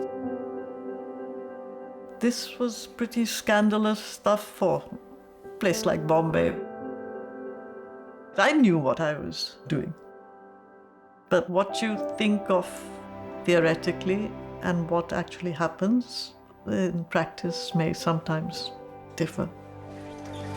If you want, you can just go next door, just behind the screen here. Oh, right, yeah. Okay. Sam will be taken for a CT scan to determine if his symptoms are the result of a stroke. Sam, we're doing a picture of your brain, a CT brain, okay?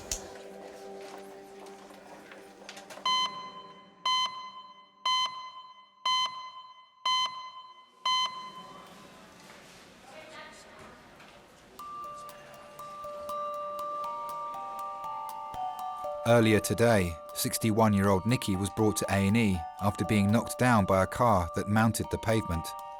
Take some deep breaths in and out for me. Doctors are concerned that the impact to her head may have caused a bleed on her brain.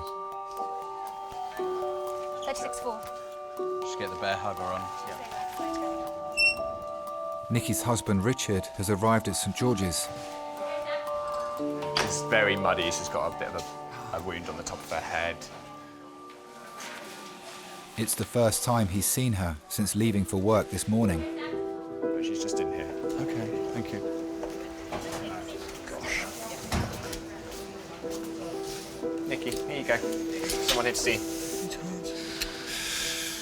Oh, my darling.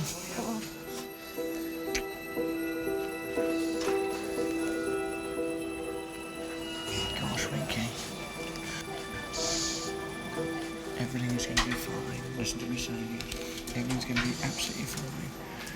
We're all here, okay? I know you did.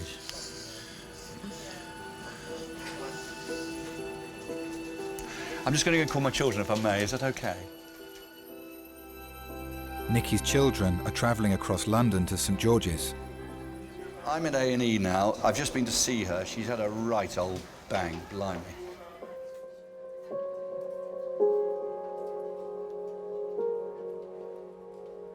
Mum gave up work when we were born, so she was the one that was there every single time.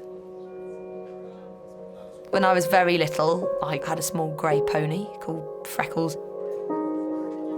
She went to every competition, every training session, and in our teenage years, you know, if it was 2 o'clock in the morning and we were stuck in London or we didn't have a cab home, she would come and get us.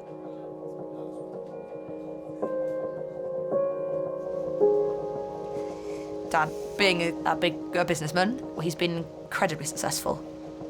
But Mum allows him to do that job. You know, things like, I don't know, parents' evenings and school plays. he missed out on those bits. Part of me sort of regrets a bit. Prepare yourself, because she's pretty knocked around. All right? OK. Dr. Raj now has the initial results of Nikki's CT scan.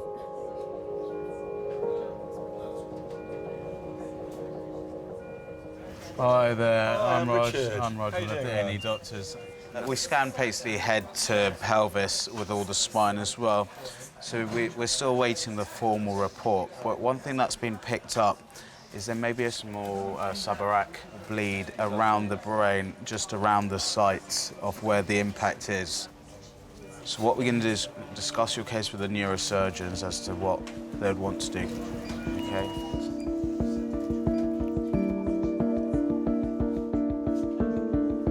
Subarachnoid hemorrhage is a bleeding around the brain, between the actual brain and the first layer itself. The bleeding can cover the whole brain. It can go down to the spinal cord. It may result in speech problems, walking problems. If it's a significant bleed, this could easily result in death.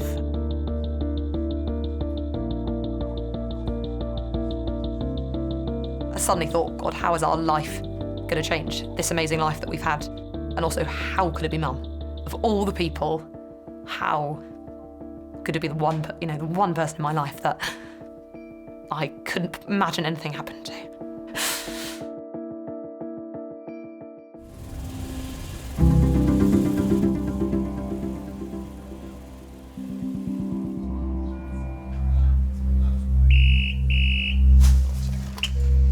St George's.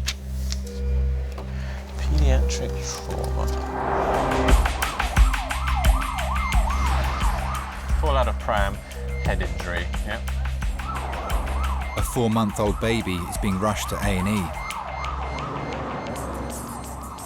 Pediatric trauma call, 12 minutes.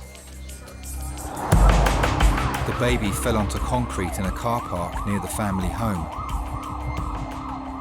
Fallen out of a pram with a head injury. Consultant Reese has been called to resus. When a child falls or onto their head onto concrete, I'm really worried that they may have significant head injury or some internal injuries. And obviously if they have a head injury, then I'm going to be worried about their neck as well. Travelling in the ambulance is the baby's mum and grandmother. The morning of the accident, we went for a coffee with my mum, as we did most mornings before she started work. She'd finished feeding him and she put him back into the pushchair. So I went off to do some shopping with Teddy in the pushchair. My mum had gone off to work. We'll do a primary assessment here and have a look and see if there's any immediate imaging, we'll get it done. When I got to the car park to unload my shopping and take Teddy out to put him in the car, I unclipped him, and as I lifted him off, he just catapulted out face down onto the concrete. And he was just hysterical. His skin was all going blue and black from the front, from his feet up. Pediatric nurse, Teresa. The phone rang and there was a woman saying, "Your grandson's fallen out of the buggy." Then I remembered I didn't strap him in. What's his name? Teddy. Okay, come through, Mum. Alrighty, so we've got 4-month-old Teddy. Is found in the Sainsbury's parking lot. Yeah, so she was unputting the buggy at one side, and what happened was the buggy flipped forward, roughly at about chest height. Didn't breathe for a second or two, started crying, vomited once en route. Thank you very much. Teddy, look over here. Let's see if we'll turn his head. Yep. Turn over this way. All right. Look over here. Teddy. Hello. Hello. Hello. Too much of an audience. Okay. There's not a huge amount of active neck movement. When you have an infant, they can't tell you where they're hurting or where their pain is. They tell you in different ways. If an infant isn't moving their neck and they're highlighting that to me, I'm really worried that they've actually injured some of the bones or the ligaments around that area. Mum, So when he fell forward out of the pram. Yep. Been moving his head around left and right? No, he's not going to be moving a lot. He's just been like, he cried. His head's kind of still, is it? Yeah. I think we will image the C-spine. I think X-rays. Down, thank you. A significant neck injury in a baby could mean injury, to the spinal cord, and that's my main concern, which could result in paralysis.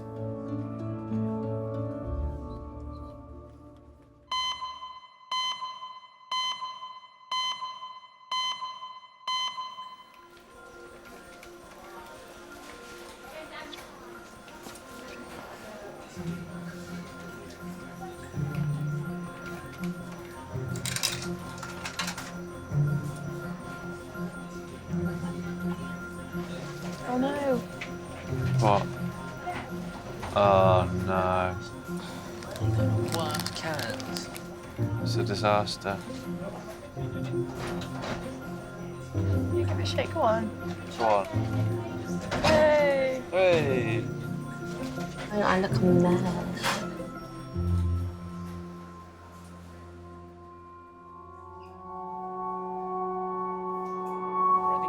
Steady, slowly. 91-year-old Sam has been brought to resus with a suspected stroke after his wife Roshan found him unresponsive at home.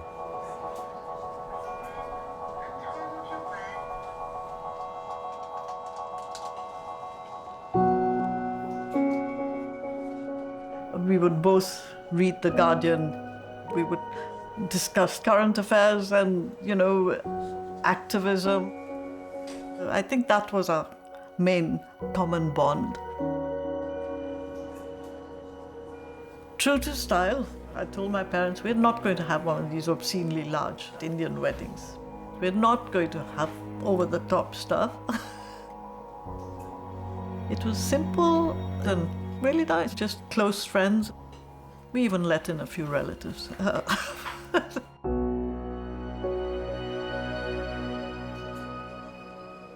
After we had got married, I had no desire to have children. Sam was very generous, and he said that if you, as the woman, had said that you wanted to have a child, he said I would have agreed. Just didn't seem that that's what we wanted or needed, so it worked well. Sam was posted here with his job the same year we got married, and that's how we came to London. We used to walk around on foot and just admire all the old buildings and all the lovely history. We went to Trafalgar Square when Nelson Mandela was here. I got to shake Mandela's hand, and we had this whole brilliant day together. And it was wonderful. But in some ways you can say it makes me feel sad, because you can't retrieve time, can you?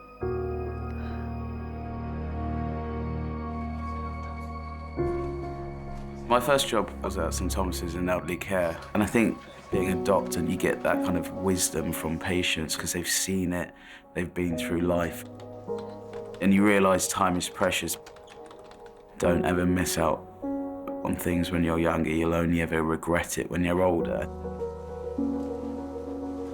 Doctors will now need to wait for the results of Sam's CT scan before they decide on the next stage of his treatment. All right, so I'm going to bring up your head.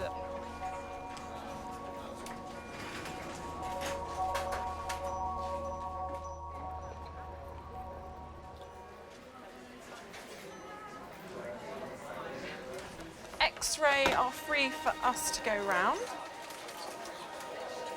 4-month-old Teddy arrived in resus after falling face first onto concrete. He's been brought to X-ray so doctors can assess the injuries to his skull. I always knew I wanted to have children. I always wanted to be a mum, yeah. The first time I fell pregnant was before Teddy. I was just over the moon with delight, yeah. I first went to the hospital for an early scan, and they told me to come back in 3 weeks. Because it was smaller than it should have been, there was something wrong, but you never want to think about it. You just think, we'll wait. He's such a good boy, nice and calm. It's time to fall asleep,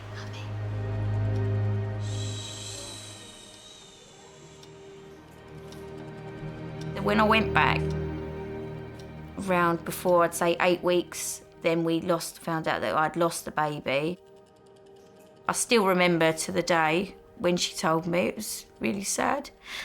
She just said, I'm really sorry, it's not good news.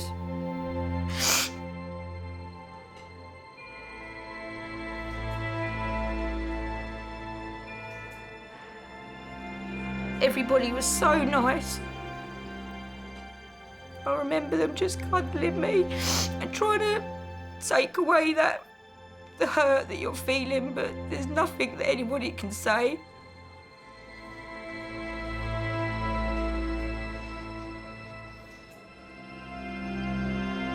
Everyone was just devastated. One day, we were in the kitchen together, cooking, and I asked her a question and she didn't answer me. And when I turned round, she was just crying, and there was just tears rolling down her face. And she said, "What's wrong with me, Mum?" It really hurt me to see her hurting so badly. They're looking to you to make it all better, just like you did when they were little. You do try to, but sometimes you just can't. Doctors now need to study Teddy's x-rays to determine the injuries to his head, neck and spine. It's majors, yeah.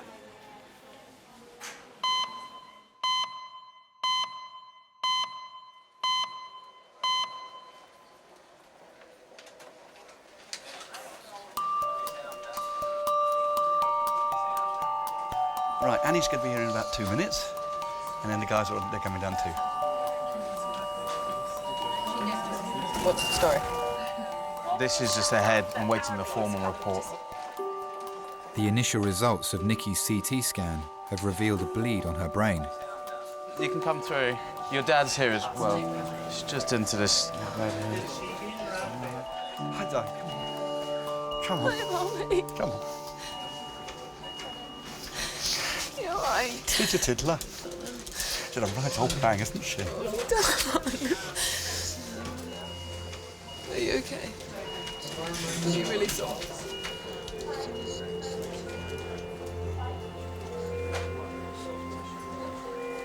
Come and have a snack. I'll be fine. She's made of strong stuff, this one.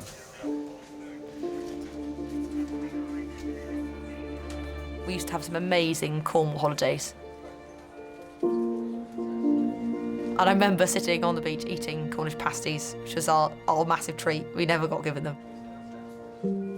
And it was always in the pelting rain, in a pair of shorts and a fleece, because it was always freezing, but we had to wear shorts and flip-flops, and spending a lot of time just playing silly games on the beach. And that was one of my favourite things to do.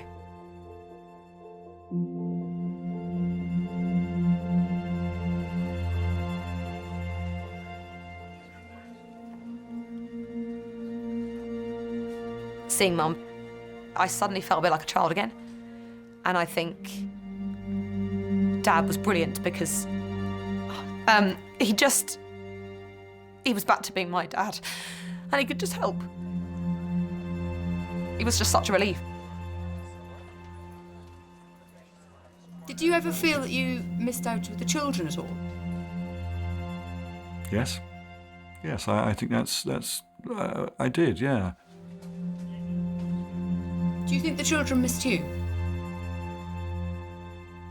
Yes, I think they probably did, yeah.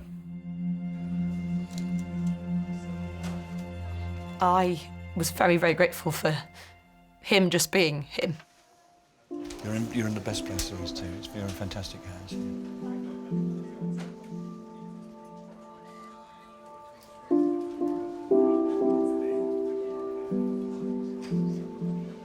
I remember when I was young, my dad would go on business to America for like 6 months to a year. So I remember that could be quite difficult because you do miss your dad. I'm sure to a degree there may be a little bit of regret, but I think it's something we all accept as well because he's done well in his career. I hope to settle down in the future and have children, but I'd like to be there as much as I can, so at least the children have good memories when they grow up. So we got the report back from the scans. Okay, there's a few injuries we've just picked up. Okay, so her scapula, her shoulder blade, that's in a few pieces. In her back and spine, she's got a few spinal fractures. T12, L1, L2, L3. So we'll chat to neurosurgery again because of the spinal fractures. Thank you very much.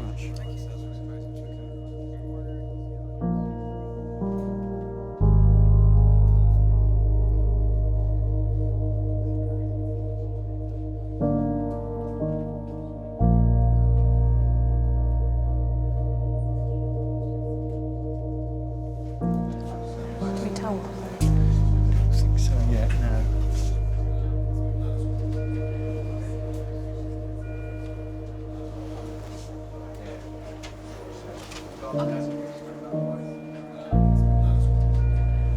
What does Nikki mean to you? Everything. You can't quantify that. That by saying everything, she's precious. She's a rock. She was an absolute rock. I couldn't break it down any more than that. It's simple. Let's just say that. Thank you very much this morning.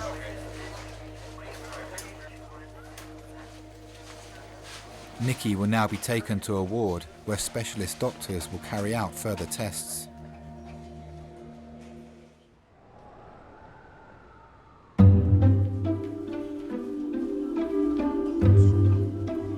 Retired pilot Sam has been brought to resus with a suspected stroke. Now, where is this monitor going is what I'm trying to find out. Ah, no wonder it's not picking up your oxygen levels. It's not on your finger. Yes, he seems to... Not a big fan of this. No, one of his idiosyncratic things. He never wore a watch. I won't take it personally. Doctors now have the results of Sam's CT scans. I don't think he needs to come into the hyperacute stroke unit because I don't think he's had a new stroke. But I think it may be worth me speaking to my medical colleagues to see if they'd be happy to monitor him just to see how he gets on. We'll wait for the blood test to come back and then I'll update you. Okay, thank you. Did our tissue correct? Are you trying to take that off again? I'm watching you. Don't be a bad boy. You've got to keep that on. Some time ago, when the GP had sent Sam to what is called a memory clinic, and after the test, the psychiatrist there said that they suspect that he has early signs of Alzheimer's. Are you cold, darling? That word Alzheimer's just sent such a shiver of dread through me because I've always seen it as one of the most cruel of many cruel diseases that exist. It strips a person of their personality, it strips all your dignity.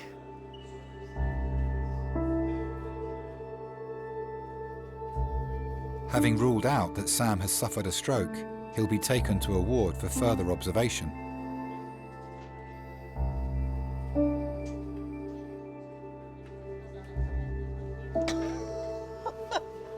I don't believe the cheek of it.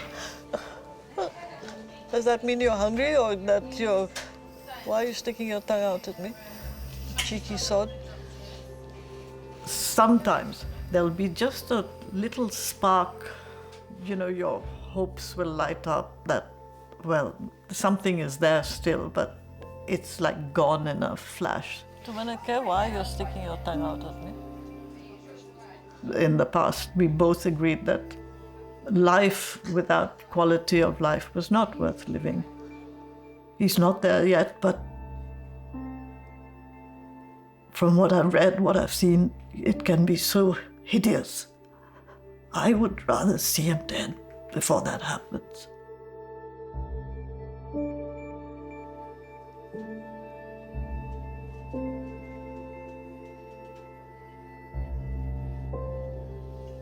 In many ways, it's as if my life with Sam as I knew him has ended. And I just simply have to try to make the most of whatever time I have left.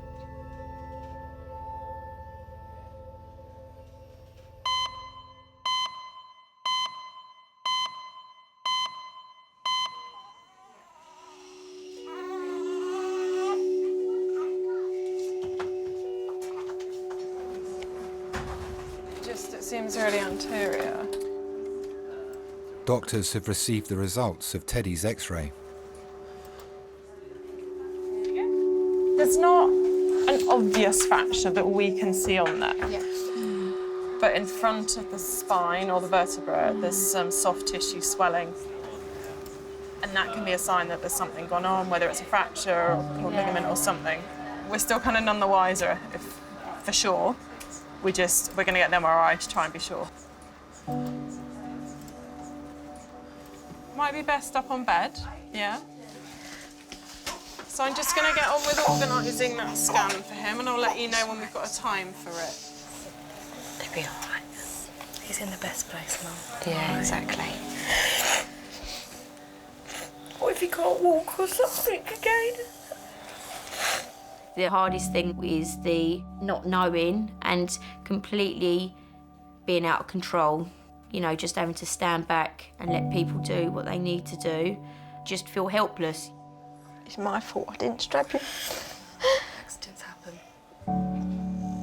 When something happens to your grandchild, and especially when it's your fault, the guilt is just overwhelming.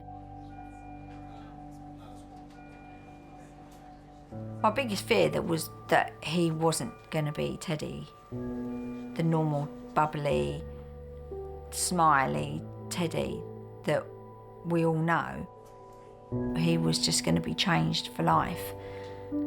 And then my second fear was, will Lauren and I be able to live with this? How's our relationship going to live with this? But it's your mistake, and you have to live with it. Hi there. I've had a look at the x-rays, and I just really want to see what he's like, as well as the x-rays, because it's important that we treat him and not x-rays. Let's have a look. Let's see, young man. How are you, young man? Has he been quite sleepy since he's back? No, he was all right. He's crying, but now he seems like he's really sleeping. Yeah.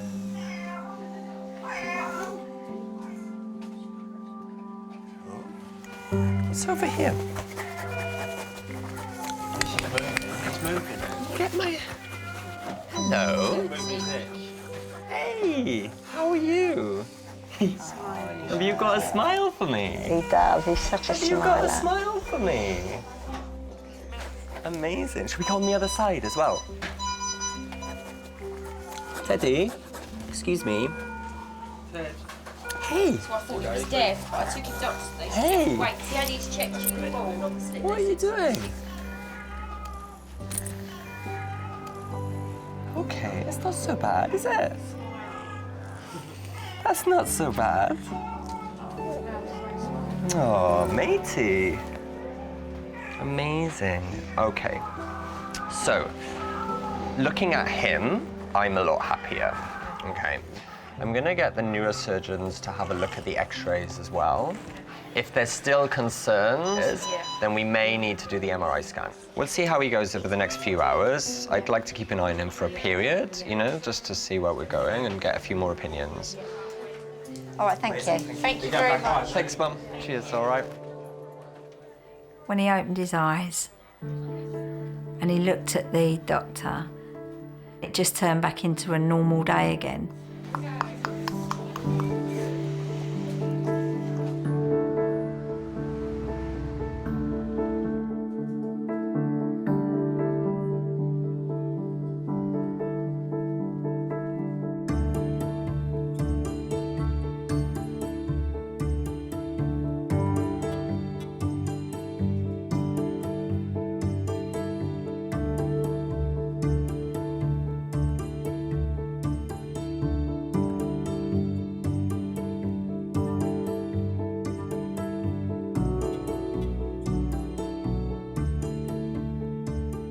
His latest nickname for me was Yo-Yo, because one day I said to him, I'm like a bloody yo-yo going up and down these steps. So he said, okay, I'll call you Yo-Yo now. This is the sort of thing which keeps you going. He will give me a big hug and a big kiss, and he'll say that, thank you so much for everything you're doing.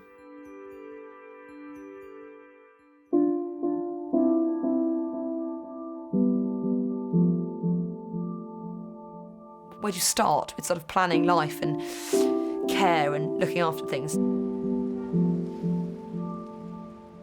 The days became very long. All you have to look forward to is listening to the Archers at lunchtime.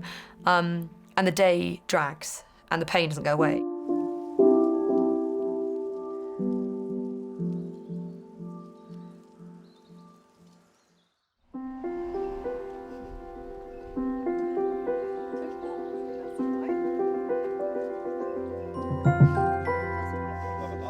She's so mum. She'll say, yeah, had a bit of a bump, but she said, everyone has been great. You can't spend your life worrying that something is going to happen, because that just was a combination of circumstances that I happened to be at that spot at that moment when the car came on the pavement. So you just got to carry on and, you know, just enjoy the time that you have. We were at an event the other day, a pony club event, and people look and say, that woman is amazing. I couldn't be more proud of her achievement in getting over this. Hasn't felt sorry for herself once. Do you realise how important you are to them? Yeah, so there's a card upstairs from them, actually, which I won't tell you about because it'll make me cry. Yeah, I think I do, yeah.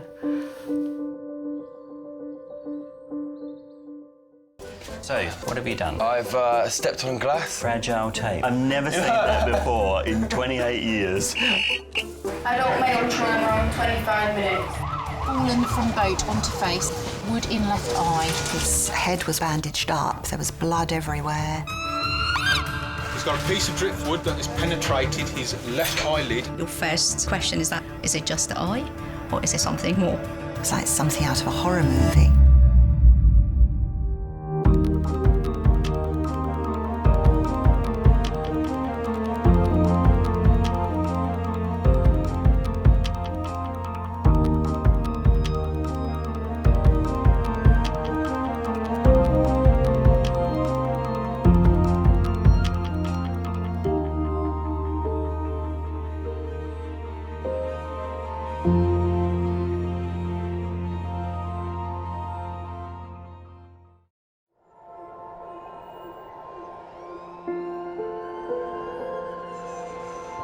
We're all so busy living our lives, and then suddenly something cuts through that, something often very unexpected. Pediatric trauma call, 15 minutes. A 71-year-old female with 2 stab wounds to the back. He was found to be in traumatic cardiac arrest. I can't feel any pulses. We're at St George's Hospital in Tooting. Yeah, 24 hours, 7 days a week. I love that question. What's your opening hours? St George's, London, one of Britain's busiest A&E departments, under more pressure than ever. So do you want to watch, darling, or do you want to look away? This is the worst day ever. You never know what's coming in, and you just have to be ready for anything. Gas canisters exploded, 15% burns to hands, face. In a world of uncertainty, we see a life-changing event. I'm ANAP, I need to get out of here, please. When patients come in, something takes over. I'll be fine. I'm going to be very fine. A place where life, Give me an A. Give me an A. love, Okay, good lad. Well done. and loss unfold every single day. Did you enjoy the Queen's birthday yesterday? I watched the football. All the patients you're about to see were treated in just one 24-hour period. Don't worry. We get to see people who love one another in loads of different ways. Yes. And I think you can give someone the best care in the world, but really what they want is to hold the hand of the person that they love and for them to tell them that they're going to be okay. You're my hero.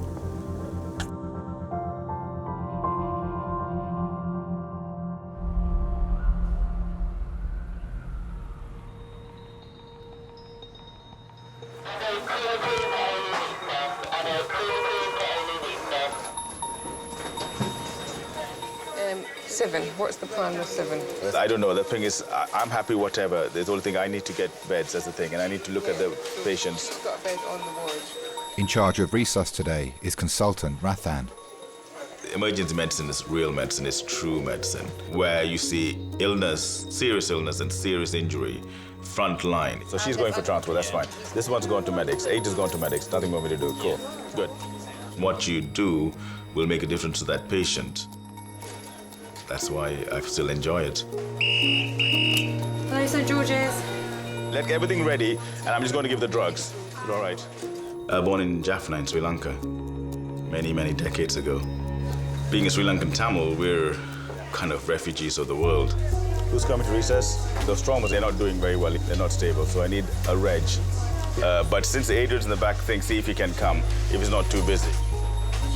Because of the conflict in Sri Lanka for almost 30 years, we had to seek training in another country. She's believed to have fallen down a flight of stairs. She's got a large open head injury that was found by neighbours on the floor today. All right. I'll go and speak to CT. Mate, that'll have to wait, mate. Sorry, mate. Let me just sort this out. All right, she's not very well at all. Okay. Can we warm her up? I arrived in the UK on the day that Tony Blair was first elected to power on the 1st of May 1997.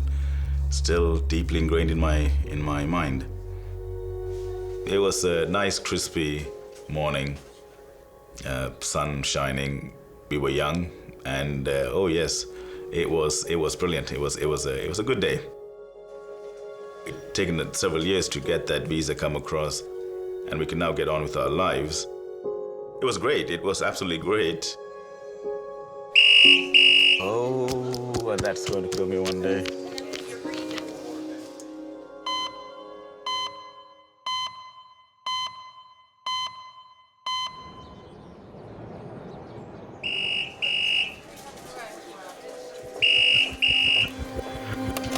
Hello, St. George's. Sorry, so KSS by air or land? Air, yep. Do you want to go straight to CT? Okay, great, thanks. Bye. An 80-year-old woman is being airlifted to St George's after she fell backwards into an empty swimming pool.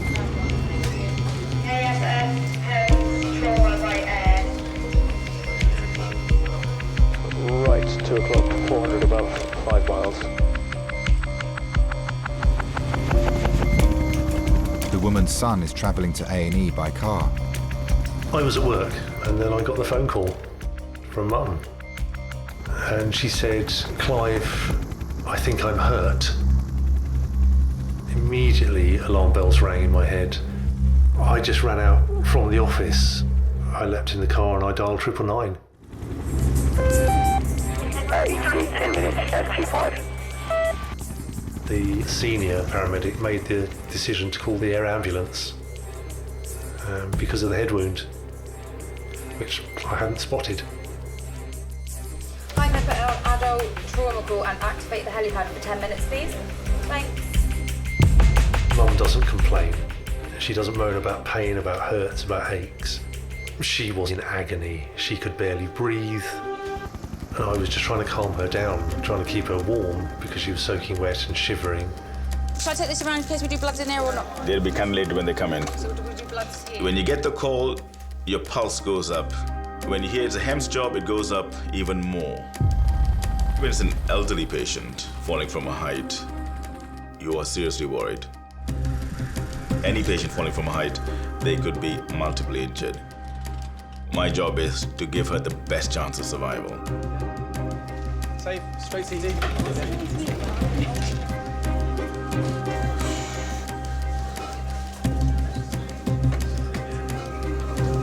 1, 2, 3.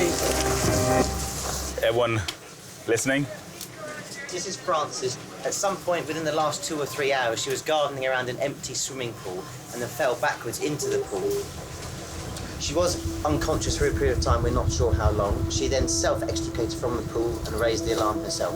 She had a boggy swelling and laceration to her occipital region, bilateral rib fractures. She's had a gram of paracetamol, 2 of morphine, and no volume issues and stable in transfer. So, fell, approximate height? 3 meters. 3 meters she fell. At that age, if you just fall from standing, you can break your hip. If you're falling from 3 meters, now that's potentially breaks to the skull, intracranial bleeds. Those are the 2 most life-threatening situations. She was basically gardening around the swimming pool, fell backwards into a swimming pool, 3 meters, back of head, fan scan, head to pelvis. That's all right, cool, thank you. Doctors must perform a CT scan as quickly as possible to establish whether Frances's life is at risk. I've never seen Mum that broken before. Yeah, I worried then. There are 20-year-olds that wouldn't have survived that fall, and you're 80. We wanted them to make Mum better. We wanted them to strap her ribs up, fix the hole in her head, and get her back on her feet, give her some Savlon and send her home. That's what we wanted. It didn't quite turn out like that,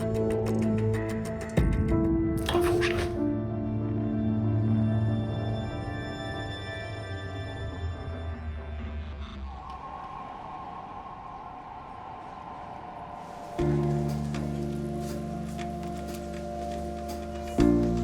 "80-year-old Frances arrived in A&E 18 minutes ago.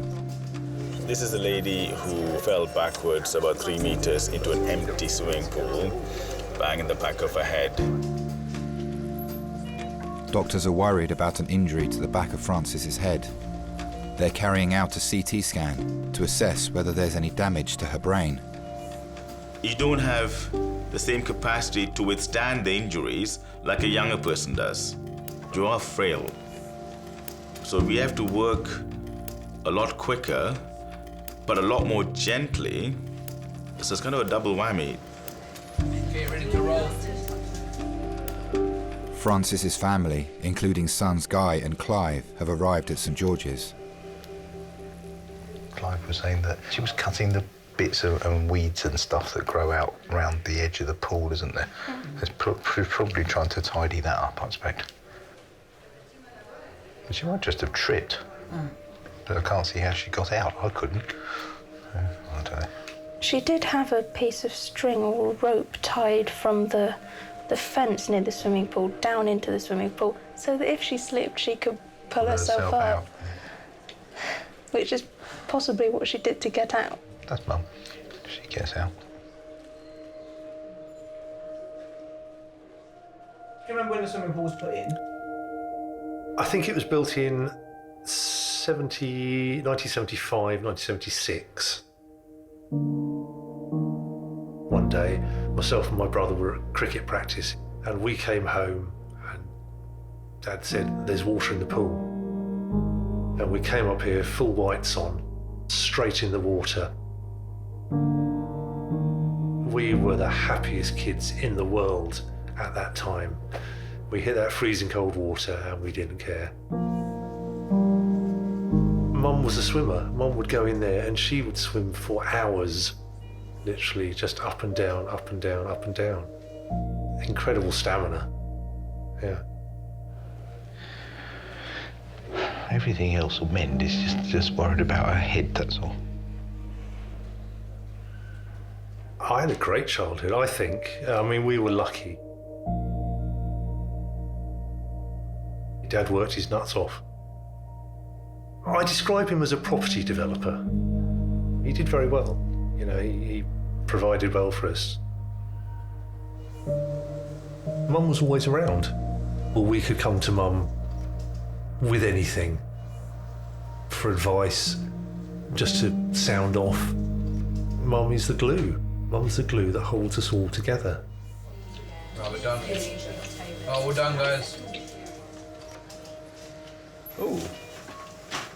Is that a bleed or is that just a... So we've got bleed. Features of small bleed.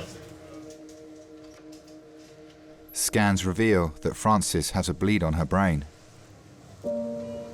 If the bleed is catastrophic enough and large enough, that's what causes direct pressure on the brain, which in itself can damage the brain, but it can also cause the brain to be pushed out through other holes in the base of the skull. When that part of the brain is not where it is, but it's pushed out of its normal location, that'll cause you to die. So we start across on 3. 1, 2, 3. Specialist neurology doctors must now look at the injury and assess the damage to Frances's brain.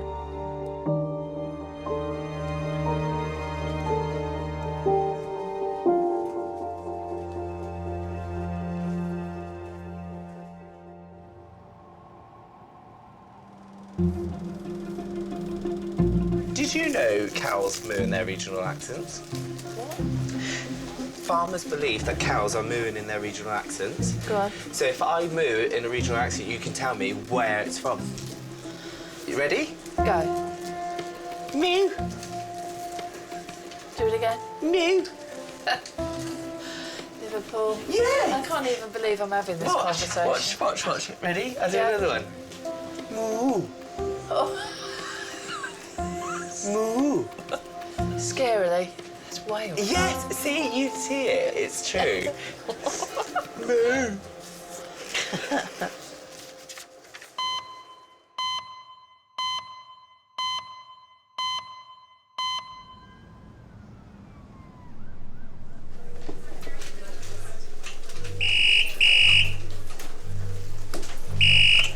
Hello, St George's. Medical or trauma? Yeah. Yeah. First F, yeah. Thank you, bye. Fast AF. Adult priority call, 15 minutes. An 86-year-old woman is being rushed to hospital with her heart beating at 3 times the normal rate. The fast AF's going into 8. Fast AF is fast atrial fibrillation. The heart actually starts wobbling. It's pumping out so rapidly, it's only pumping out small amounts of blood. And that is not good for anybody, certainly not someone that age. And that person's not going to last very long with that heart rate like that. Bed 8's got a fast AF of 140 to 195, so you might need help because they seem like they're going to need immediate treatment. This is Ruth. Ruth is 026. Ruth presented at the GP surgery this morning complaining of fatigue. She woke up feeling just generally unwell. She was complaining of feeling quite short of breath, quite sweaty, and a heaviness down the left arm and left side. This was ongoing for a few hours. I've caught the heart rate is about 205. Doctors must find a way to lower Ruth's heart rate as quickly as possible. Hi, Ruth. My name's Chris. I'm one of the doctors. What's been going on today? I sort of felt extremely tired and short of breath, very short. Did you have any chest pain at all? Tightness, as if somebody was pressing on it. Right. We're going to take some blood tests. Your heart rate is a little bit fast at the moment, so we're going to try and slow that down with some medication. How does it affect flying? As long as you're better, I'm sure it'll be fine. As long as your heart rate is better. Well, I'm supposed to go on Monday. To where? On the cruise on the Danube, the various countries there. That would be a lovely holiday, Ruth. Yes, but I have a feeling I won't be getting on that plane on Monday morning. I like seeing different places, meeting different people, and sort of go and explore. When I went to visit Gran Canaria, I can say I've crossed the whole island. It's a small island, but you can go right to the middle and look down the crater. Oh, that was nice. You're all right. What's your name, love? Ruth. Ruth. Hi, where are you from? Chessington. From Chessington? Where's your accent from? The one you can guess. Guess. German. Are you? Yeah. Ah. Oh, I love Germany. After the war, I came to England. My English was, reasonable by then, so I applied to train as a nurse. The first day I went on the ward, and I saw somebody. I said, right, that's the man for you. It was just like that. Because some people have to get to know slowly. With me, nothing is slowly. If you're too slow, you might miss something. Neither of us had any money, so I had a very small wedding, but it was the wedding. That's what mattered, not the money. Lived happily ever after for how many years? 55?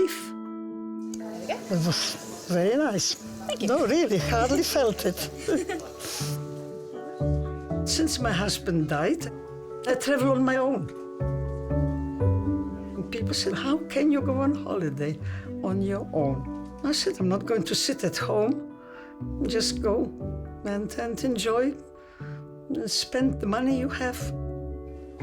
And finishing up in a nursing home would not be very nice, because I've seen my husband in one, and it's not a very pleasant place to go.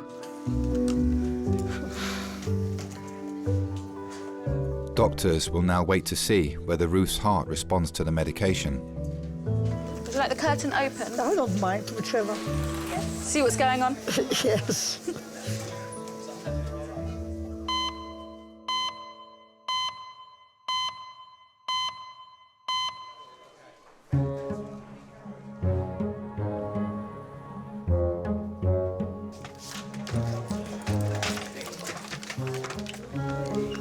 I'm so grateful that, the car didn't blow up, Sakila.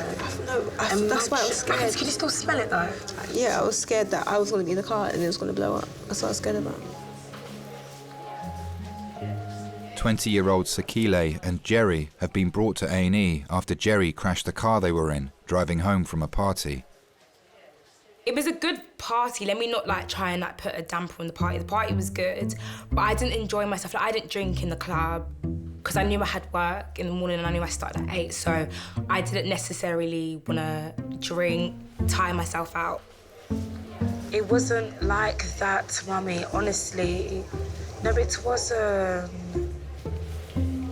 But this is when I wasn't sensible, because I was tired because I was working previously and I think this was on a Thursday, and I was working from Monday straight, waking up at 5 o'clock in the morning because I started at 7, finishing at 6, so I was exhausted anyway.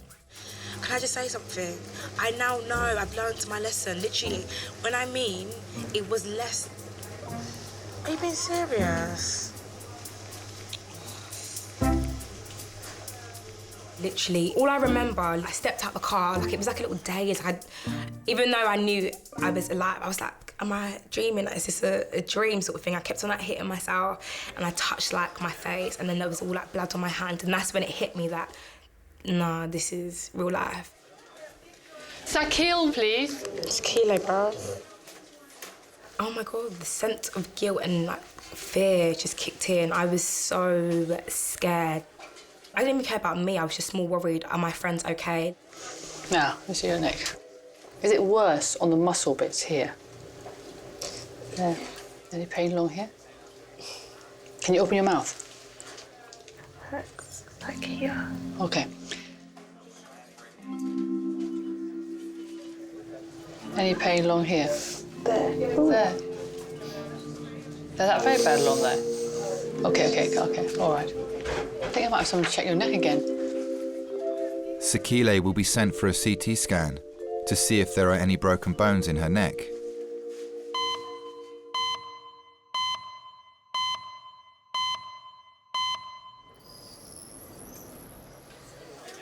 Right, so she's got a small right extraaxial foci of hemorrhage, sternal fractures with soft tissue stranding, and rib fractures.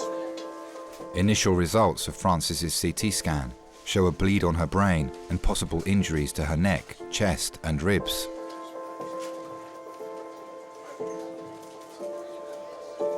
So this is this lady's stuff. That's the depth of the pool. Okay, so Okay. Fine, this I need to put up there. Oh, Jesus. So she mentioned that she fell in, was unconscious for a bit, but then managed to get herself out of the pool. Okay, Francis, got your family coming in now, okay? Okay, thank you.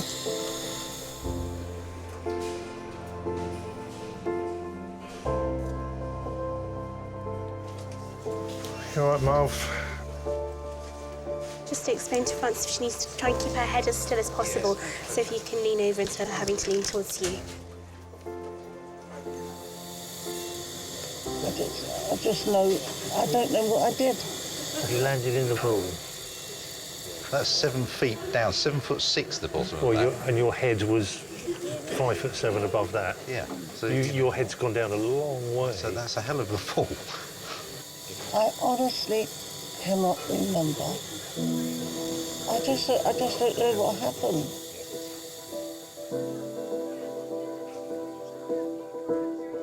Mum, she was always doing the garden. It's a Victorian walled garden. It was the kitchen garden. It's about 1.5 acres. It's a massive task. The day before she was on the shed roof refelting it. She's 80 and she's 8 foot up in the air refelting a shed roof. We walk around going, Mum, Mum. Just exasperation all the time. Hi, Radhan here again. There's a patient that sang the back of her head. Dr. Rathan is discussing Frances's head injury with specialist doctors so he can decide on the next steps for her treatment. She's still collared and blocked. I remember when I was younger, you looked upon the older patients as kind of looking after your grandparents. And now, before you know it, it's like treating your own parents, looking after your own parents. All right, superb. All right, thank you. Bye.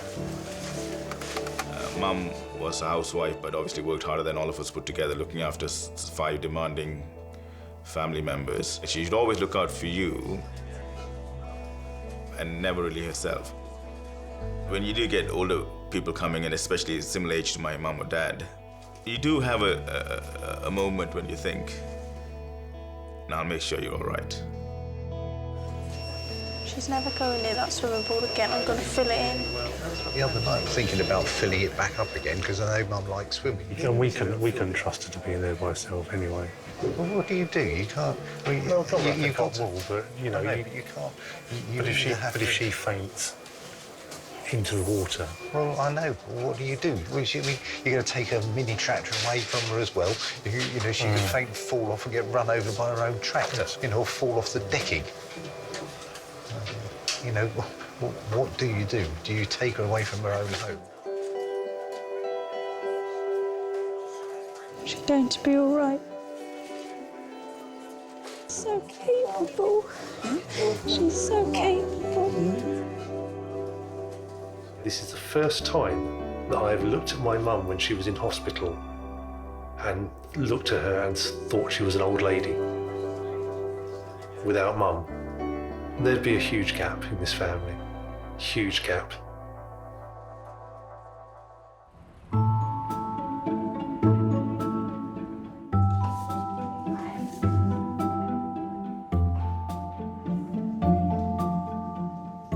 "20-year-old student Sakile came to A&E after being a passenger in a car that crashed on the way home from a party.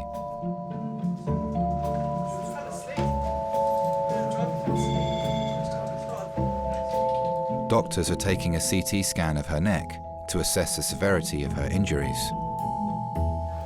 Jerry, please. Hi there, come through. Her friend Jerry was the driver. I think I fell asleep at the wheel. But I think it was like literally for 2 seconds. I think I went like that, and before I knew it, Too late. bam, it was too late. I've learnt my lesson now, big time. Yeah, even if you sat in the car till the morning time, till you had a bit of a sleep. Because I had work at 8 in the morning as well.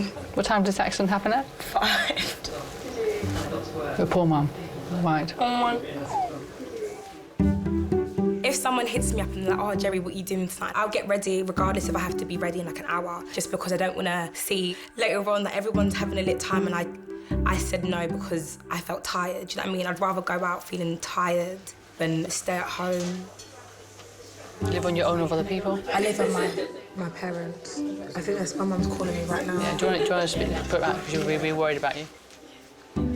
Mum, I'm just talking to the nurse currently. Does your mum always approve of you? No, of course not. My parents, like, have been tested by having me. Like, my dad says it all the time.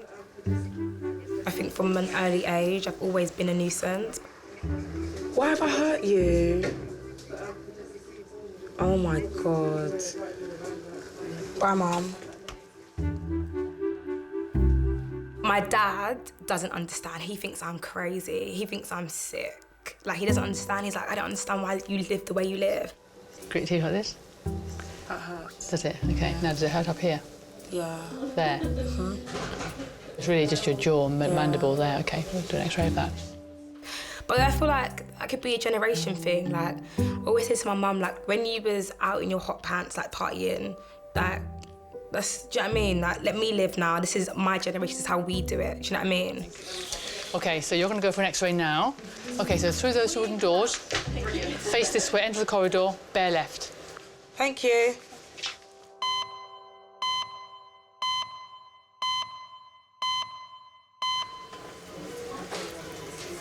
Hello. Hi. I just need to do an ECG. I feel perfect now, funny enough. Your heart is still going quite fast. Can you not feel it going quite fast? No. 86-year-old Ruth was brought to A&E an hour ago with a fast heart rate. I almost wish I had stayed at home. Well, I'm glad you didn't. Because... Heart's a little bit too fast than it should be. Doctors have given Ruth medication to reduce her heart rate, but it's still twice as fast as it should be. Registrar Rebecca needs to carry out further examinations. You went to see a GP this morning and you were sort of feeling a fluttering sensation. Well, yeah, I just close. Very tired and very... Do you mind me asking where you were born? I was born in Warsaw, in Poland. In Poland? Yes. Gosh, so you must have been... Did you get out during the war, or were you... Did No, you come to the UK I'm then, actually or? German. You're German? Yes, I'm German, yes, but make it complicated. I was one of the minority there, and it was fine until the end of the war. April 45. That's when I was in Poland. That's when they started rounding people up, you know. Those horrible Germans lived in Poland, and there were thousands of us. I was 14. I was with my mother. My father was sort of called up. I don't know what happened to him at all. Somebody came in the middle of the night, and they're taking us, God knows where.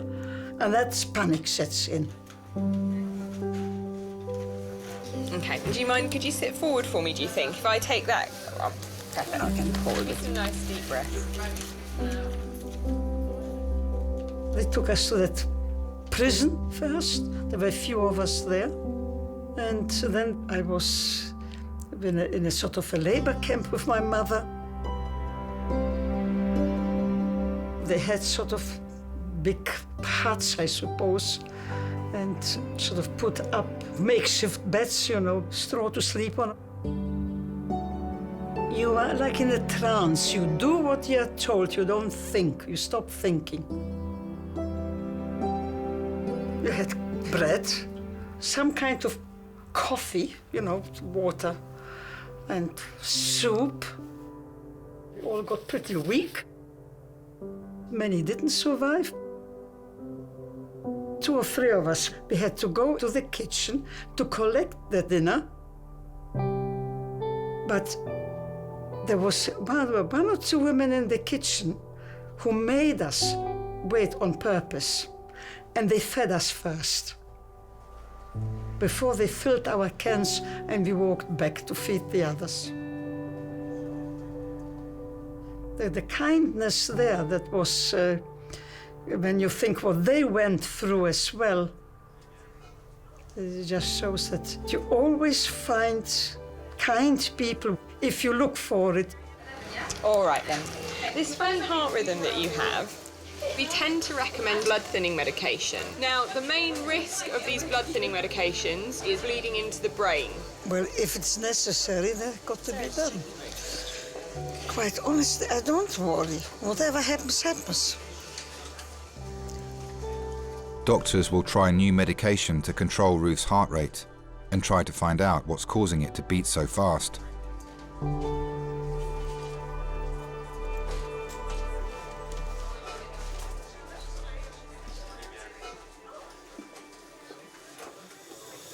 You don't have to stay, people. Well, we do. Our cars have been clamped.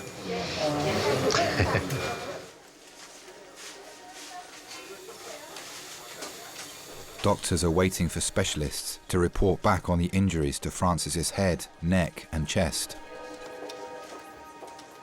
We could certainly learn a lot from our old, and I'm talking about the properly old, above 70, 75 years of age, 80 years of age.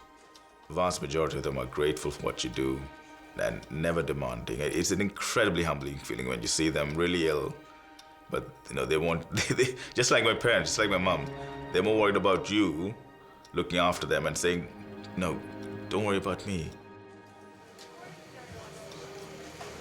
Did you have your ring on, Fran? Did you have your wedding ring on, or did you take it? No, I put it off. It was always mum and dad to us, you know, to me and Guy, and you know, obviously to the kids, Nanny and Grandad. It was never Nanny or Grandad. They were a team. Mum would do virtually everything. Dad would come in and expect a medal for putting the kettle on. He was a strong man. You know, when we were young, we'd be on his shoulders, he'd throw us in the air. In 2004, so 12 years ago, he had pancreatic and secondary liver cancer. She didn't want him to go somewhere where she couldn't see him. He wanted to be at home, so he stayed here, and she cared for him. So 12 years ago in January, I was putting some security lights up for Mum, and I think it was about 20 past 10, I just heard Mum cry out. And ran over to the house, and he'd gone.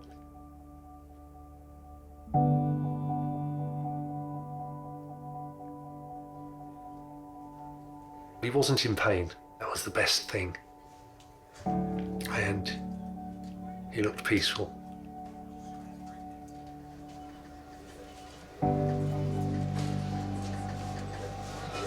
Right, you're all family, I presume? Yeah. Okay, right. Right, Francis, my name is Radhan, I'm one of the consultants. Consultant Rathan now has the results from Francis's CT scan. There's no evidence of a break to your neck, so I'm going to take all this off and release you. There are quite a few rib fractures. Yeah, and your breastbone's broken as well. I'll explain. Okay? Yeah. There is some evidence of small bleeds in your head. So I'm waiting for the neurosurgeon to come back and say if anything needs to be done. And let's take all this off. Yeah. All right? Okay. Oh, great. Right, I'm just going to lift this up a little bit so you can sit up a bit. Not too much, just a little bit. We placed Dad's ashes in an urn in the garden wall, so he can see the sunset every day. Right, give Nanny New a kiss. If you can, give her a kiss on the... There we go, good girl. Oh, nice hand.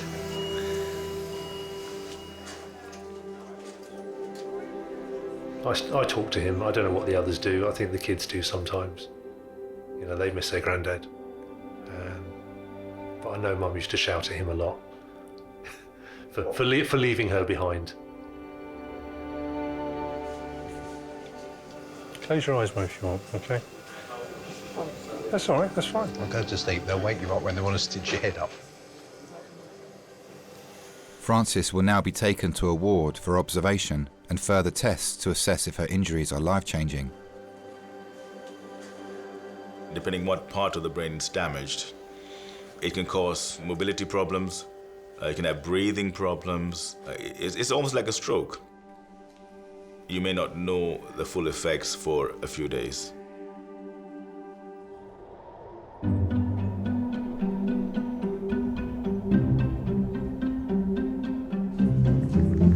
Jerry is returning from X-ray after being involved in a car crash earlier today with her friend Sakile. Sakile, baby. Sakile is waiting for the results of her CT scan. Let me take a little pic of you. Sakile, I'm so sorry. You want to make a snap? Snapchat's important to me. I haven't got Instagram. I used to have Twitter, but I deleted it like 3 years ago. But Snapchat's very important. If I'm going somewhere, I'm gonna Snapchat me getting ready, to how I'm feeling as I'm going down there, to the vibe whilst I'm there. And then once I get home, maybe the morning after. But yeah, Snapchat. It's basically like reality TV, but unedited and a short version. I'm so happy I went through it with you, not Snow. Listen, I wouldn't answer it to him anyway. Sorry. I'm not happy that this happened. Can you imagine life without your phone? No. No.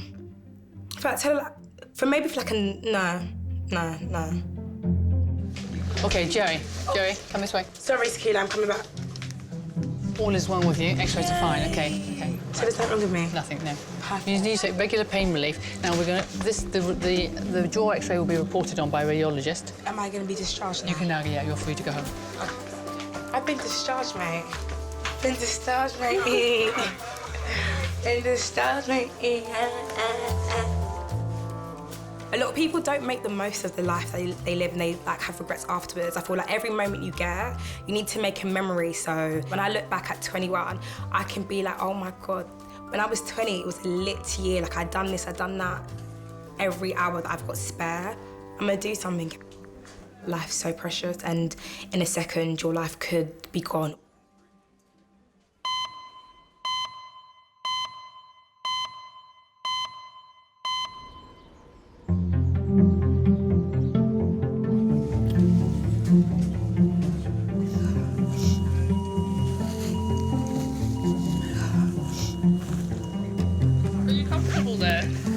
Not really. Do you want to, if you push yourself up the bed a little bit more? Yeah.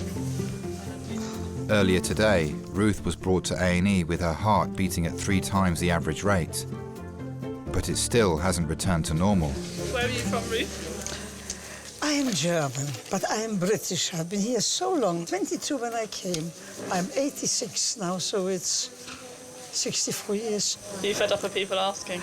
Yes, I am actually, because I've been here so long now. I've been told actually you are more English than some English. In the labor camp, I was lucky. I had my mother looking after me. Out of her 3 children, she only had 1 with her. She didn't know where her husband was, and it's sort of, yeah, no, it sort of wears on you. Malnourishment and all this. One day, apparently she just collapsed at night. She had a heart attack or something like that, and I remember the camp guard saying she will not live till the morning. But she did. But they did take her to hospital.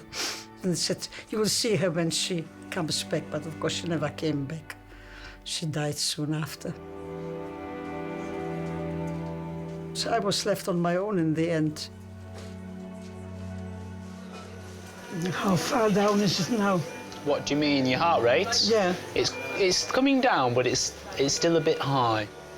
So you will be admitted to hospital tonight. Pardon? You will be admitted to hospital. Oh. Tonight, at the very least. I've got the bag at home. You've got what? Ready for it. You've got what, sorry? A little bag with all the stuff I need in hospital. The nurses will be able to sort all of that out for you. Why were you released from the labour camp? Oh, because they closed them. They were being kind in the end, you know. That's when they offered me Polish citizenship. I thought, keep it, you can have it. That's when I got in touch with my brother-in-law, and he wrote to his friends in England, and that's when I came to England. I came here to work as a mother's help. I was with this family who did not know me from Adam, and yet they accepted me as one of them, you know, especially coming from Germany in those days. I was very lucky. I made a very good decision to come. And I'm happy. I'm going to move you into our next area, and a nurse out there is going to look after you. Ruth will now be taken to a specialist ward, so doctors can assess her heart condition in more detail. Sometimes people think, oh, she's very hard. Yes, but I try to remember the good things, and anything bad that happens, forget about it. That's the easiest way to get on with it.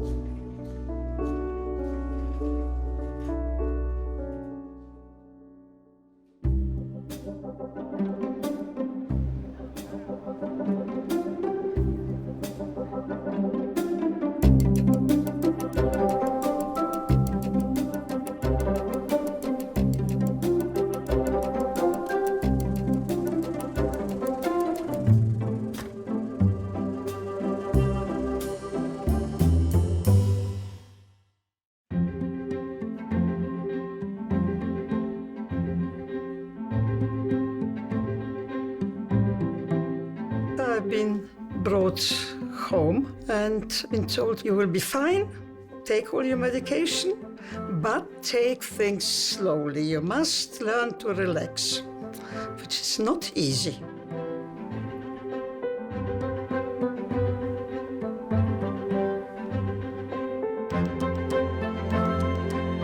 I'm flying out to Tenerife, staying there 3 or 4 nights, and then getting on a boat, and then coming back by boat to Southampton.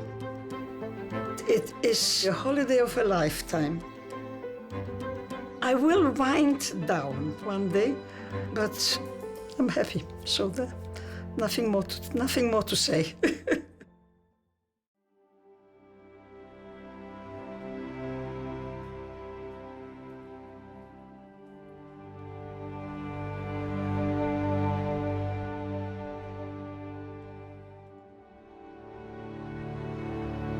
It was the most worrying time. Suddenly the seriousness of what had happened clicked into place.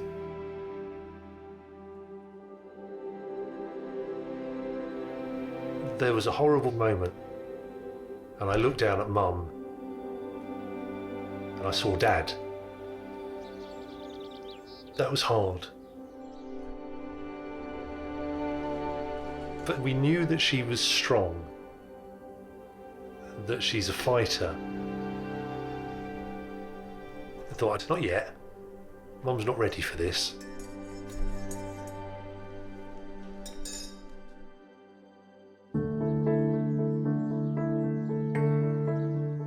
Being in my own home, even if I do nothing, yes, I'm very happy here. She actually told us that when she fell in that pool, the reason she got out, she said to herself, I'm not ready to die yet. She has improved remarkably since she fell. The thing that's important is making sure that Mum is happy. The roles have crossed slightly. She's looked after me God knows how many times in the past, and it's our time to look after Mum.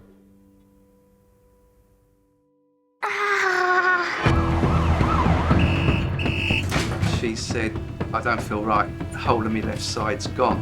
Roll. We're going to do a cold red. This is the worst day ever. Can you cover your left eye? Okay, that's much harder. It may look like a stroke, or does it have the feel of something else? Is it serious? I really don't know.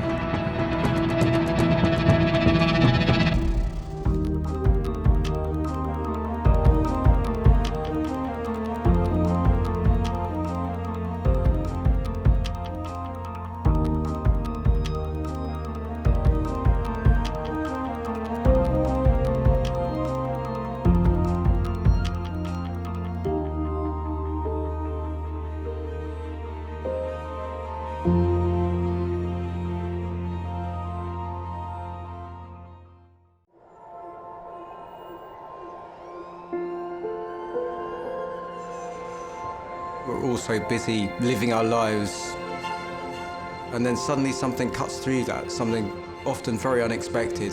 Pediatric trauma call, 15 minutes. A 71-year-old female with 2 stab wounds to the back. He was found to be in traumatic cardiac arrest. I can't feel any pulses. We're at St George's Hospital in Tooting. Yeah, 24 hours, 7 days a week. I love that question. What's your opening hours? St George's, London. One of Britain's busiest A&E departments, under more pressure than ever. So do you want to watch, darling, or do you want to look away? This is the worst day ever. You never know what's coming in, and you just have to be ready for anything. Gas canisters exploded, 15% burns to hands, face.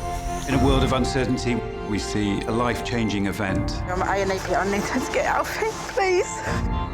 When patients come in, something takes over. I'll be fine. I'm going to be very fine. A place where life... Give me an A. Give me an E. Love... Okay, good lad, well done. And loss... unfold every single day. Did you enjoy the Queen's birthday yesterday? I watched the football. All the patients you're about to see were treated in just one 24-hour period. Don't worry. We get to see people who love one another in loads of different ways. Yes. And I think you can give someone the best care in the world, but really what they want is to hold the hand of the person that they love and for them to tell them that they're going to be okay. You're my hero.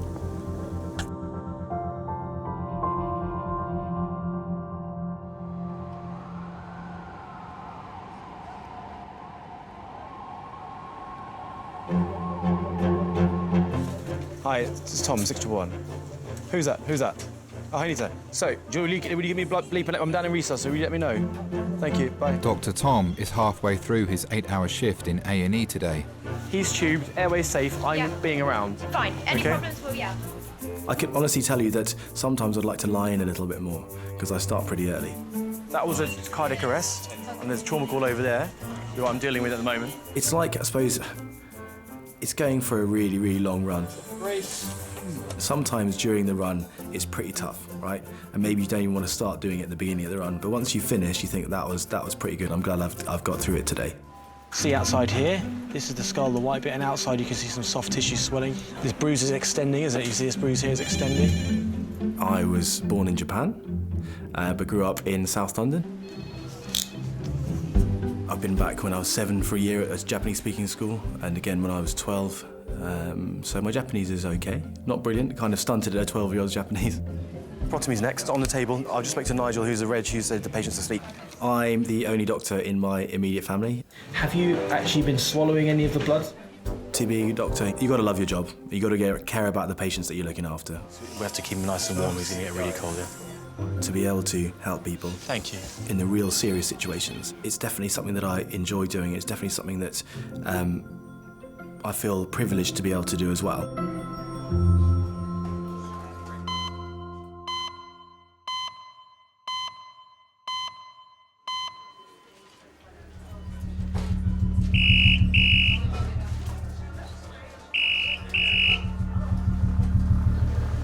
St George's. Yep.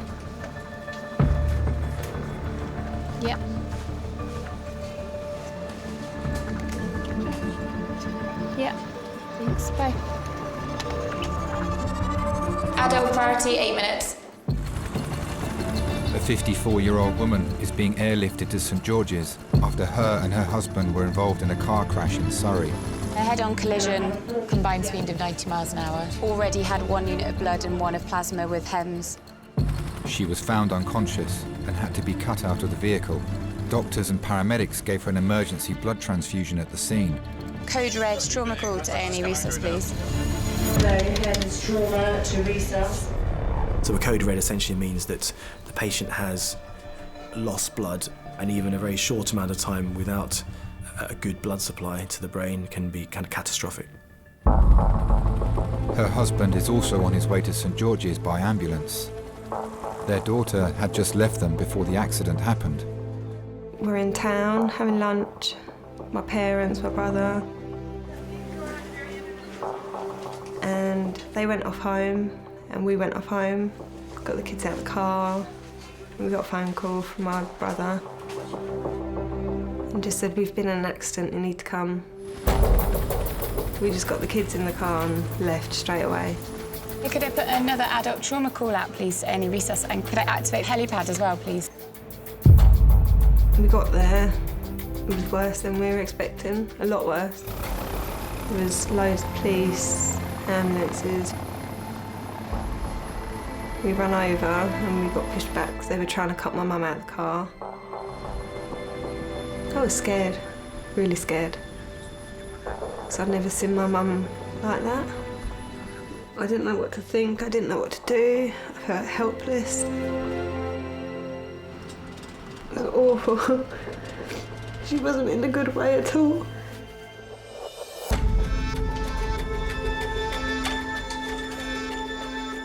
Water to resus, please, for the code red trauma call.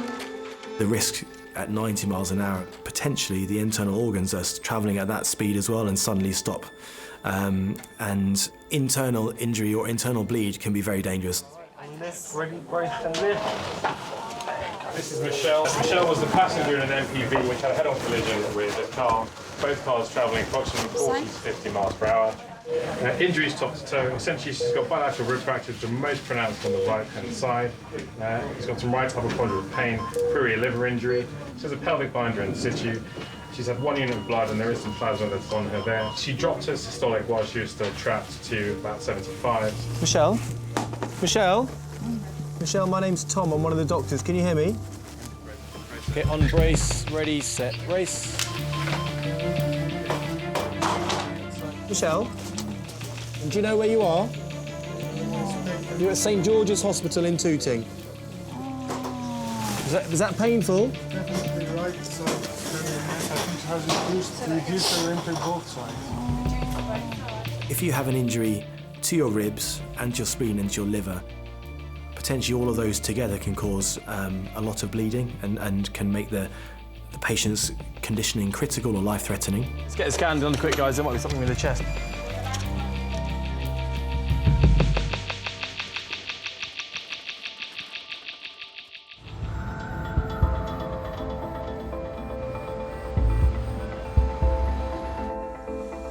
Michelle, on slide, ready, set, slide. Fantastic. It's been just over 20 minutes since Michelle arrived in A&E after being involved in a head-on collision at a combined speed of 90 miles an hour. Keep breathing for us, okay? Keep taking nice breaths. She's been given an emergency blood transfusion to stabilise her blood pressure and brought to CT to scan for injuries to her head, neck and internal organs. So we do head to pelvis, yeah? Head to pelvis. Growing up with 4 other siblings, Dad was always working and Mum has always been there for us. She wasn't a strict mum. No, she was quite a laid-back and chilled-out mum. Breathe in and hold your breath. Me and Mum used to go swimming, just me and Mum, and go on bike rides. And that was nice, just time with me and Mum.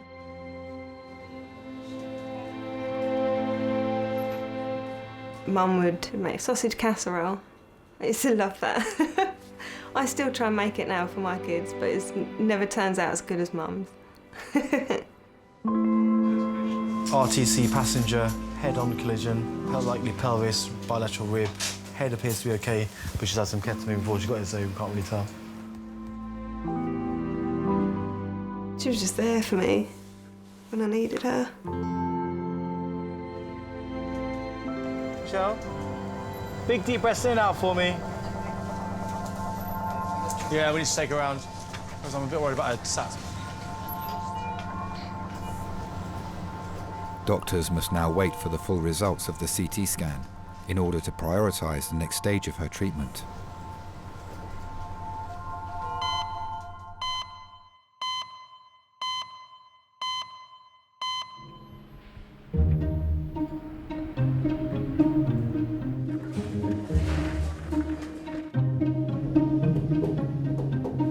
Yeah, my mum says she'll pay for my eggs to be frozen at 30.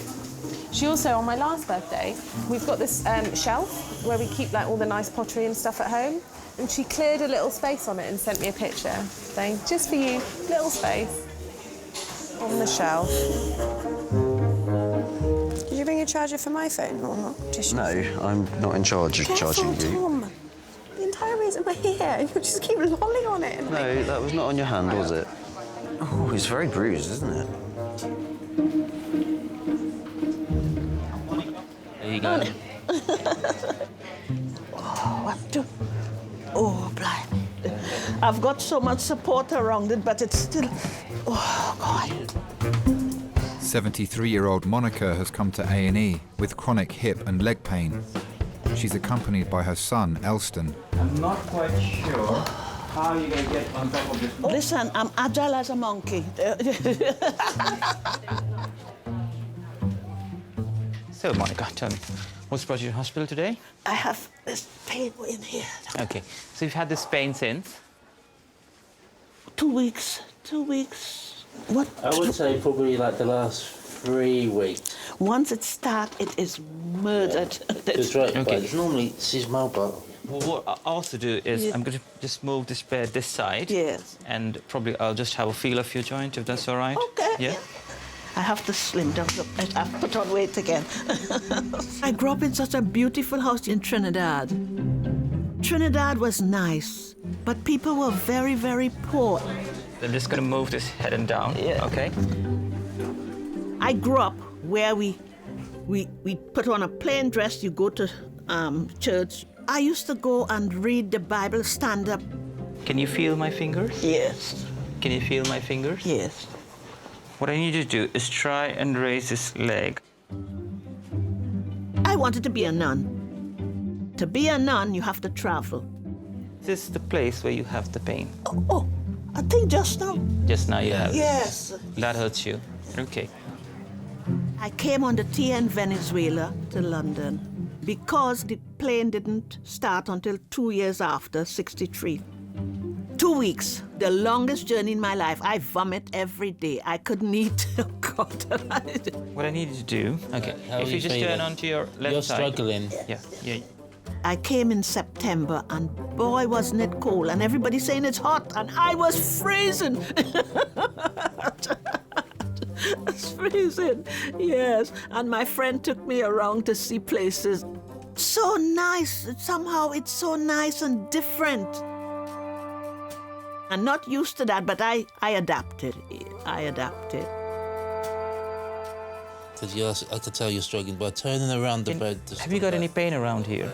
No, but that's where the pain started first. Okay.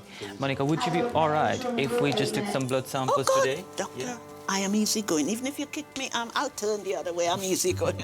Okay. No worries. We'll just take some blood samples, yeah? And then we'll see if there is anything acute in that, which might also be one of the reasons why you're having so much of pain. I'm going to come back to you. Yes. Thank you. Can't walk. You really seen you walking there. You couldn't walk.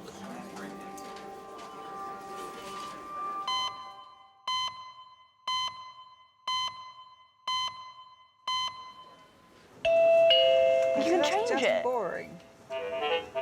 I like that. That's nice. Just the two choices. Hello, St George's ED. OK, go ahead.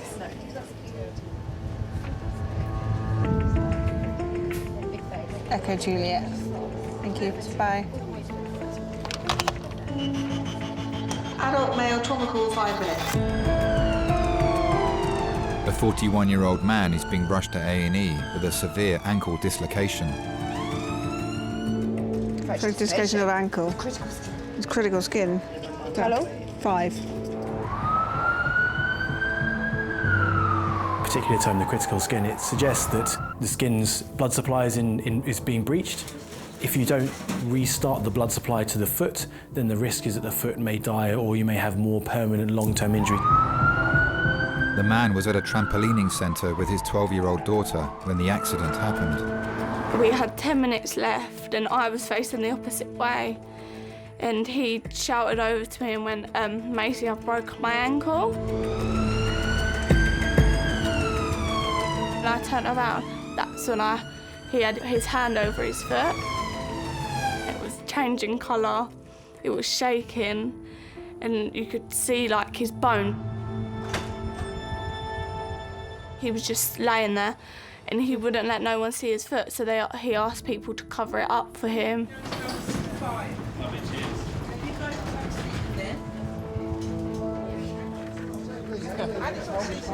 It's all good.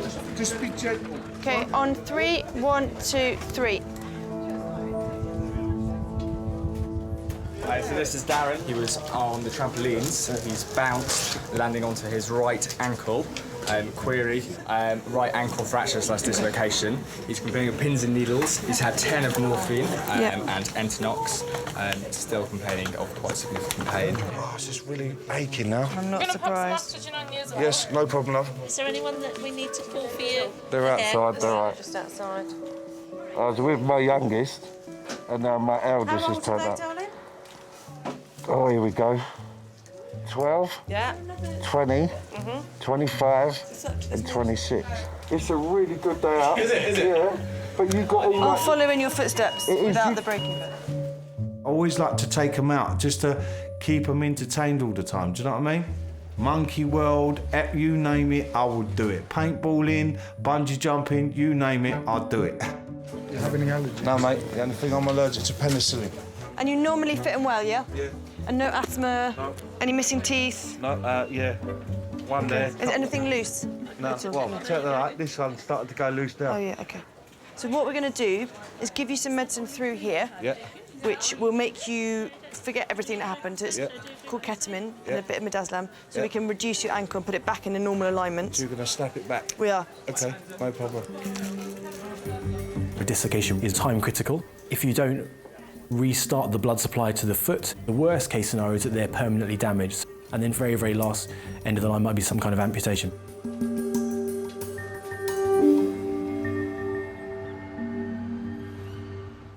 Pat made a nice one the other day. Pat made a cup of tea? Yeah, it was really nice. Oh, my God. She's really Do you know good at what? making It's very rare that I get a cup of tea made for me. I've lived in London all my life. I don't want to move out. No. Well, they won't get so much, you see, my sons. I take an annuity. Well, I think they'll only go and blow it on a Maserati or something. Hope I haven't. There's an opera frock in there that's worth a few thousand.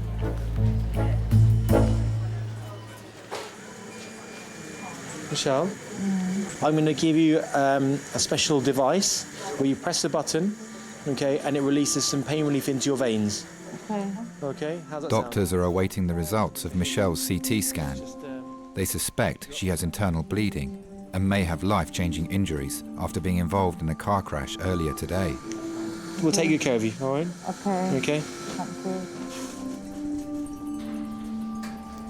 you. Her daughter Tony has arrived at St George's. She was in a lot of pain from her ribs and her hips as well, OK, and we were concerned that she might have broken her pelvis and broken some of her ribs. Having been brought to hospital, her blood pressure was low, so we had to give her a little bit of blood because we thought she may have bled from somewhere as well. And we've now sent her through the scanner so to have a look at all of her other injuries as well. So she's got the blocks in at the moment to keep her head still. Just wanted to make sure until we've got the official report back from the scan. Yeah. OK, but we'll keep you posted, Tony, all right? Thank you. Michelle's husband, Paul, is being treated in the resus department in a separate bay. Ma'am? Oh, I was gonna die. Oh, Dad. Dad's gone up to have a CT scan. I don't know what I'd do without my mum. You know your family always be by you no matter what you choose to do. I've always wanted to be a mum, so I knew that from quite a young age. I was round my mum's friend's house, Lisa. I was round her house, and I'd done the test at her house, so she was the first one to know. And then Lisa texted my mum saying, "Hello, Nanny." And my mum rang up and was a bit, what? They were happy, scared for me, because I was still so young. I was 16. It was scary. I would get judged by people because they were all sitting there GCSEs and going on to work and college, and I was having a baby. That was hard. People that I thought were my friends had stuff to say behind my back about the situation. That wasn't nice. Especially when I had the baby, all of my friends sort of disowned me because I couldn't do what they would want to do because I had a baby. And she understood what I was going through. And she was there when I had Tia. And then I still lived at home, so she was there after. She just lifted my spirits. But I knew that things were changing for Mum. I think everything you do at any point in your life will affect how you live the rest of it. When I was at school, I wanted to join the RAF and be a pilot, and was in the air cadets and all that kind of stuff. But when I was 15, one of my best friends, he was unwell at a friend's house on a Wednesday afternoon. I remember him kind of lying on the sofa, not being his usual self, you know, but assuming that it was going to be like a cold or a flu or something. He was brought to St George's and was brought to the intensive care unit for children here, and unfortunately died from meningitis. So that was a pretty tough one to take, so it was really quick as well, unfortunately, so a big shock to the system. Whenever your mum feels pain, she presses that grey button there and releases some morphine. That was an extra trigger to get into medical school. What you want to try and do is get your mum to be able to breathe nice and comfortably, that's the most important. Yeah. Orthopaedic doctors have been called to resus to assess Michelle's injuries. I can't move properly without you hurting. We'll have a little feel around the back. Just let us know if there's any tenderness at all. Is that painful?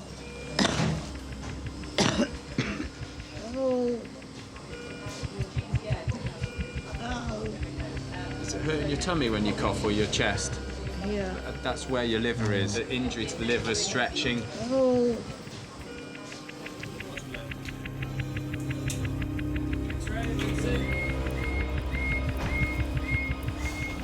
Doctors are concerned that the impact of the collision may have fractured Michelle's ribs and punctured her internal organs, so need to carry out further investigations.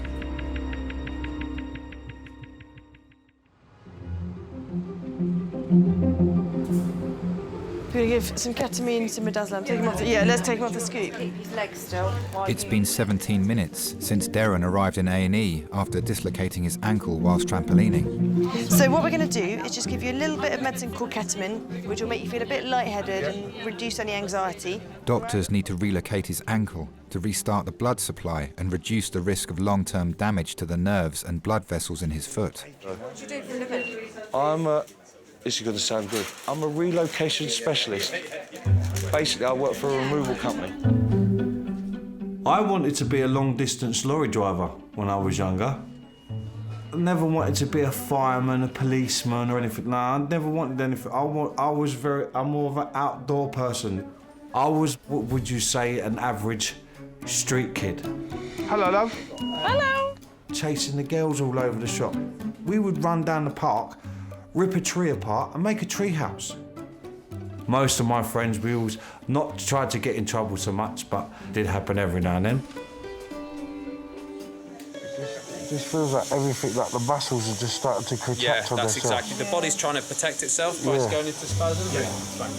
Ketamine is a very powerful anaesthetic drug. You can sometimes feel that you're having an out-of-body experience. Well. From the outside, it may seem that you're quite spaced out. You're right, you're doing really, really well. Nice. Keep your eyes open for me. All right? Wow. What's that? I was always the one on the outside. Wow. But I always used to get dragged into it. I feel like all the little PlayStation game.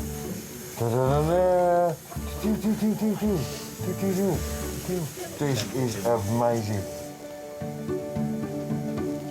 I was about 16, 17.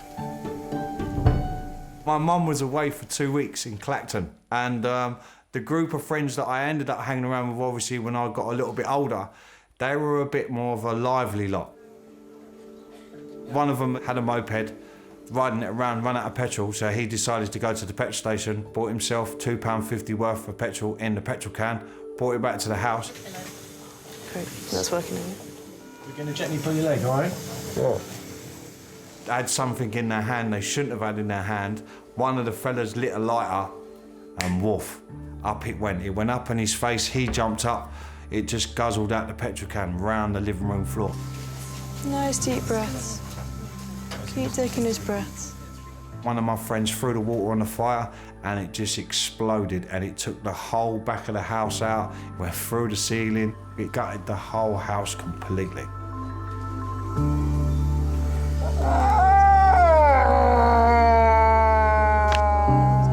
There we are, brilliant. Well done. Mum was fine with me. She came back. She knew it was the boys that I hanged around with, and then they came round to see if everything's all right, and Mum attacked them outside the house. So one of them ended up with a broken nose, and the other one ended up with an umbrella around his head. Do we order an X-ray? Oh, I haven't done it yet. I'll do it now. Oh, thank you. My mum was very cool, very, very cool. My mum would go out and have a party with you, she'd dance with you and everything. Nice deep breaths.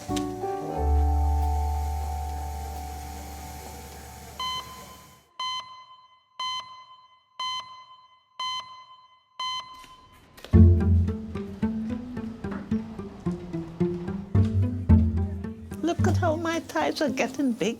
Okay. No exercise. Don't be training for that 5K. Monica has come to A&E with her son Elston. She has severe pain in her hip and leg. It's coming back. I thought I'd be able to walk out. I thought I'd be able to walk out. Doctors have ordered bloods to be taken to see if there is a serious underlying cause for her pain. Hello. I've got difficult veins. So I have to start apologising. No, you don't. Veins is so difficult. I remember I had an emergency operation and the anaesthetist came out and she said to me, always when you come into the hospital, warm up your hands, warm up your hands. And I said, I want to be cremated because I'm always cold, so I want to feel some heat. Oh, my goodness me. You learned a few things from my mum today. My goodness. When I came here to live, the hospitals wanted nurses. I used to work here. Oh, right. When I was young, I'm 73 now. I went to George's as an agency, and I got the agency job. I love nursing, looking after people. Oh my God. Right, I've found a vein. So, let's see. Good luck, darling. Oh, gosh. It taught me to be kind, because taxis those days were very expensive. Patients going home, they have no money, and I will go and give them. They say, I'll bring it back. I said, no, don't. We've got it. My goodness me. Yeah. She deserves an award. Now, every time you go and get a blood test, you have to think of her name. You have to ask for me, yeah. My goodness. All the nurses used to go to the pubs up here. We used to go here, and their pubs, they know it was the nurses' pubs. When we come, all the chairs were out. Jeez, look at that. We used to go dancing. Gay clubs, listen, we love the gay clubs, and I love the gay men because they are great fun. Oh, Dan. I've got 3 full bottles as well. My God. So the vampire doesn't have to come tonight. Yeah. I used to say to my husband, Noel said, can't we swap hands? Because his veins was beautiful. Before I met Noel, I've been married twice before. He heard I was divorced, so he came in, knocked the door, and when he walked in, he had denim, and he had the denim jacket. Oh, and I said to him, oh, God, you look sexy. I'm sure he was blushed. And he said, we are going out, so I dress up in heels. I can't walk in heels. He was tall, very intelligent man.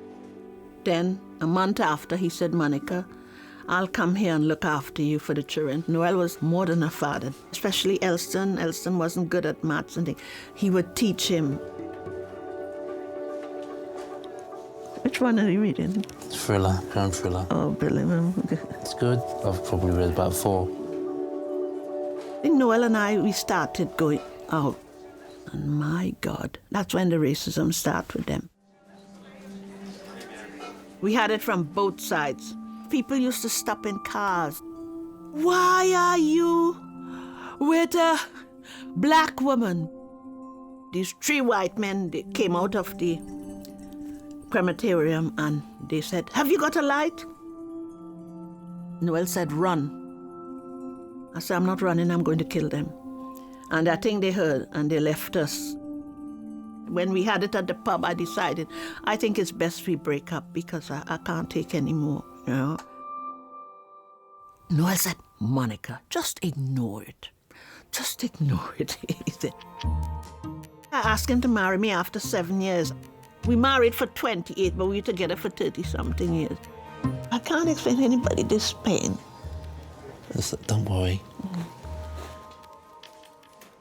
Doctors need to wait for Monica's blood test results to decide on the next stage of her treatment.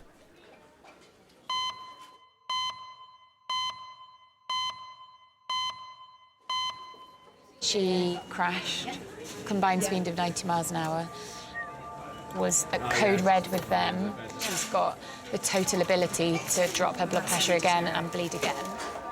Michelle's sons have arrived in A&E. Doctors have received the initial results of her CT scan. They show multiple injuries to her internal organs. Found that she's got some rib fractures on the right-hand side. If you've injured the liver, probably the ribs above it will be injured as well. She's also got a bruise on the spleen on the other side of the abdomen. So all of that really means she needs to be observed closely by our surgical team if there's any delayed bleeding from the liver. And that may develop over the next 24 or 48 hours.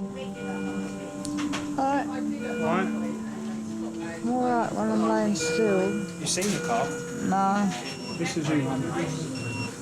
I just remember all the noise. You have to tell them they are your meds and tell them that you are up to time on them. It weren't until we got a bit older that they started opening up a bit more about the illness. She wouldn't do half the stuff that she would before. She's got depression, anxiety, split personality disorder. It was like we'd lost a part of her. My dad sort of jumped into my mum's role. He gave up everything to be mum's full-time carer.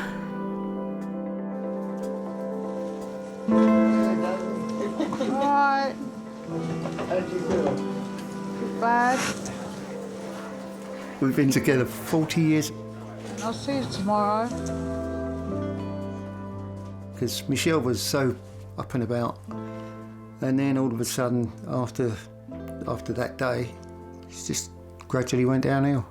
That's when I knew I should stop work and look after her. No hesitation at all. I went into work that following morning and I said, no. Give my notice in. Take care. Alright, and night. care for Michelle full time. Because sometimes it can last for a month at a time. All I can describe it as is parasite in the brain. What's that been like for you? I suppose it's fulfilling, really. It is. To know that I can do it for her. Yeah, one rib fracture on the right. I think so. Michelle will be taken to intensive care, where doctors will continue to monitor the bleed on her liver and damage to her spleen. Thank you. Thank you.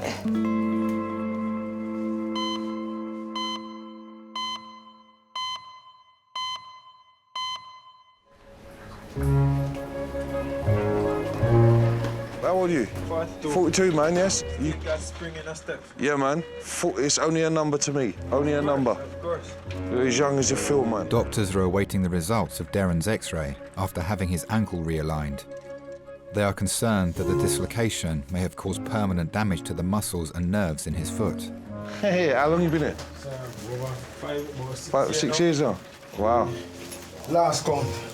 His stepdaughter Billy and daughter Macy have come to see him. I've proper snapped my ankle, love. Oh my God. And it literally went sideways. I've got like a bandage thing around it at the moment, do you know what I mean? It's like a solid concrete thing that runs through from the bottom of your foot up the back of your leg, and then it's wrapped with a bit of foam and then a bit of bandage. All right, I'll speak to you soon. Ta-da. Very close to my mum. We used to love sitting down doing, I can't remember what it's called now. It's not knitting. Was it crochet? I think it is crochet. We used to do them little round crochet things with the little puppies on and things like that. I used to sit there. It used to amuse me. I used to get, what's the word for it? It used to be therapeutic. Darren? Hello. Hello, nice to meet you. My name's Charlie. Hello, Charlie. We'll just do your blood pressure again in a few minutes, Yes, okay? fine, yeah. You feeling okay? No, I'm fine. I'm all good. Woken up? Yeah, I'm there. Just want to get up, want to walk about. My mum was ill for a long time. She was on a dialysis machine for months.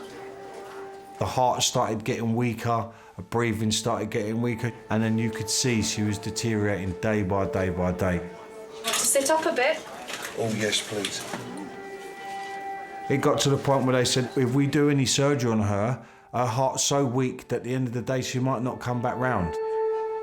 And my mum automatically said, if I go, just let me go. Don't try and bring me back, because I don't want to come back, do you know what I mean? Because I'm just going to be sitting there doing nothing.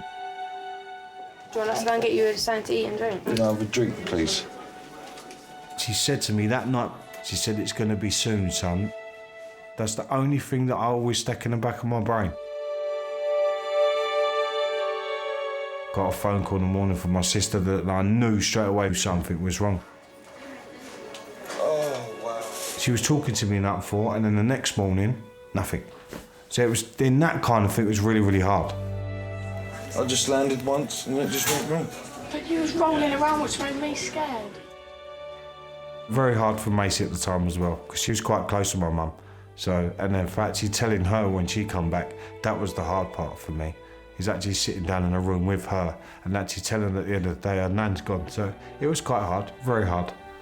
But I dealt with it. I got on with it. My mum meant the world to me. How you doing, you all right? I've seen your x-rays. They look absolutely fine. The reduction's perfect. Got on. Now, what has dislocated is not the actual ankle, it's the subtalar joint. Sometimes when it's dislocated, it takes some bony fragments. Yeah, it can make it a bit more weaker. They can trap inside. Okay, fair enough. So we need to assess the condition of the joint. We need to take another exam. We need to get you through the CT scanner. I want to be completely clear that there's a chance of that swelling up. Yeah. And you might develop what we call compartment syndrome, which is a devastating complication, all right? Yeah. It might lead to necrosis of your foot. We're going to keep him in overnight anyway. Oh, don't do hospitals overnight, mate. trust me, I can't stay in I it. think that it's a good idea to monitor this leg of yours because the actual joint has been out for at least 2 hours. We just need to get this scan, all right?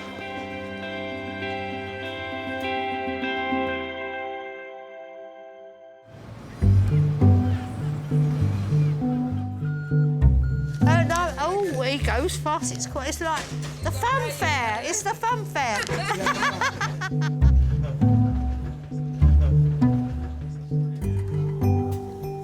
Laundrette, 14th of the 6th. Oh, that's when I went to the laundrette. 14th of the 6th, 16. Up at A&E. Retired nurse Monica came to A&E earlier today with her son Elston. Doctors are still trying to work out the cause of her hip and leg pain. I found it, Charles. I found Charles, remember? You found Charles de Gaulle. That's the airport, isn't it? One thing with Noel, oh, I enjoyed my life. He'd take me on holidays and things, and because I've never been on holidays. He was my life. He was everything. You know, the last word is the hardest to get. S-A-Y-S. 7 years he died now, so... But I miss his intelligence. Found it. Doctors have received Monica's blood test results. So we've had a look into your blood results.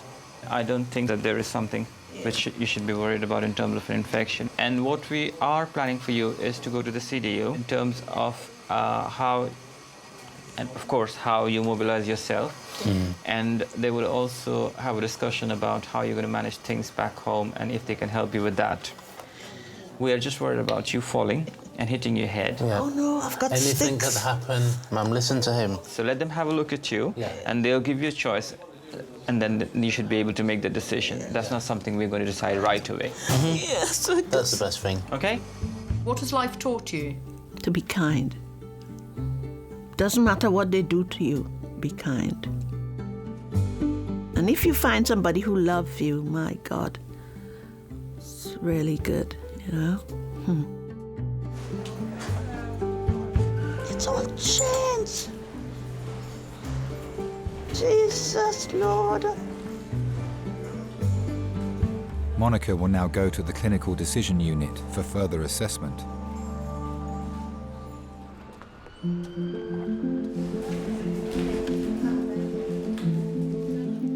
Hello, mate. So I'll take you for a CT scan, all right? Oh, now already? Yeah. Time waits for no man. Doctors need to scan Darren's ankle to see if the dislocation has caused any disruption to the blood supply that would put his foot at risk. When my nan died, he was there to help me. We're very close. I know a few of my friends' dads and they're not that fun. They wouldn't go out and do what my dad does. Yeah, sorry, Chris. Cheers, Charlie. Yeah, I have a reminder on my phone to ring him at 7 o'clock every day to know how his day's been. Oh, do you want to go and sit back in the room now? I'll be back in a minute. I'm just going to have my scan, but I didn't want to leave all the stuff in the room. I've pulled the curtain closed. I'll be back in a sec. After my mum passed away, it was a bit hard for me at time. I did lock myself away for a little while, so just like keep myself in the room. I didn't want to know no one. Oh. Hello? I'm just going for my scan. And after a while, it took me a couple of weeks to get round to used to the idea, and then just come out and just went back to my normal self, and then just always remembered at the end of the day, it's always in the back of my head. Do you know what I mean? The memories that I need to have are up here. Right, we're going to do this scan of your ankle, OK? Yeah. Darren will be kept under observation until doctors have the full CT scan results and can rule out any long-term damage to his foot. Are you happy if I stand down? Yeah, thank you. When you've had a loss, you learn to appreciate things, your time that you have, and you know, you realise suddenly that they're not always going to be there. Their family is really important. You know, life's pretty tough, so you need all the people around you that love you to support you through that, to also enjoy the things that you enjoy as well, and to kind of appreciate things. And everything's much better to, you know, everything positive in your life is so much better to do it when sharing it with someone or people than doing it by yourself. That's why Christmas is always better than birthdays.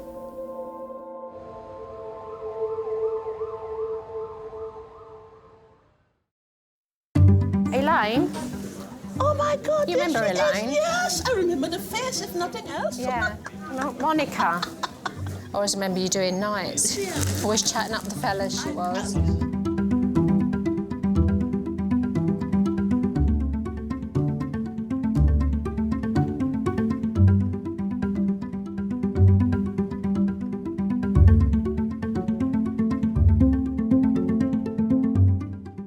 Have you got anything else in life that you'd like to achieve? To dance again. But I'm not going to flirt I'll go to the gay clubs. To tell you, I don't want to go to the straight club. All right, love, what are you trying to do? Take me off the road or something? Trying to do me over even more, ain't she, bruv, eh?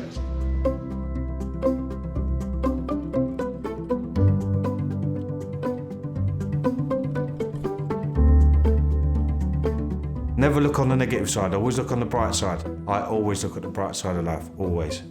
Just get on, just enjoy your life while you can, basically. Do you know what I mean?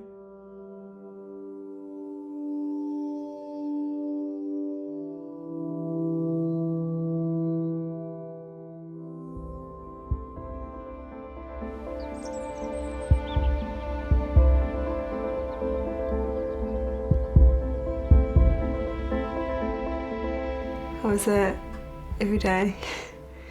I think the whole time she was there, I missed 1 or 2 days. It meant a lot to her.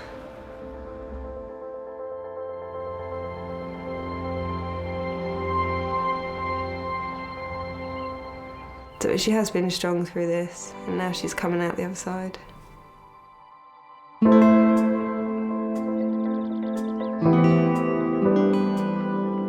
We keep saying that we're going to start swimming again. We will. Michelle means the world to me. She's just everything I've got. He's always there for me. He always has been there for me. And I think he'll always be there for me. So I've got you into a hassle. Into a hassle? A fox. Your heart rate's gone up. Well, I told you. ever since you came in. St George's. Adult male trauma call in 8 minutes. The whole road was cordoned off. There was, 2 ambulances. And then you just see him lying there. You fear the worst at that point.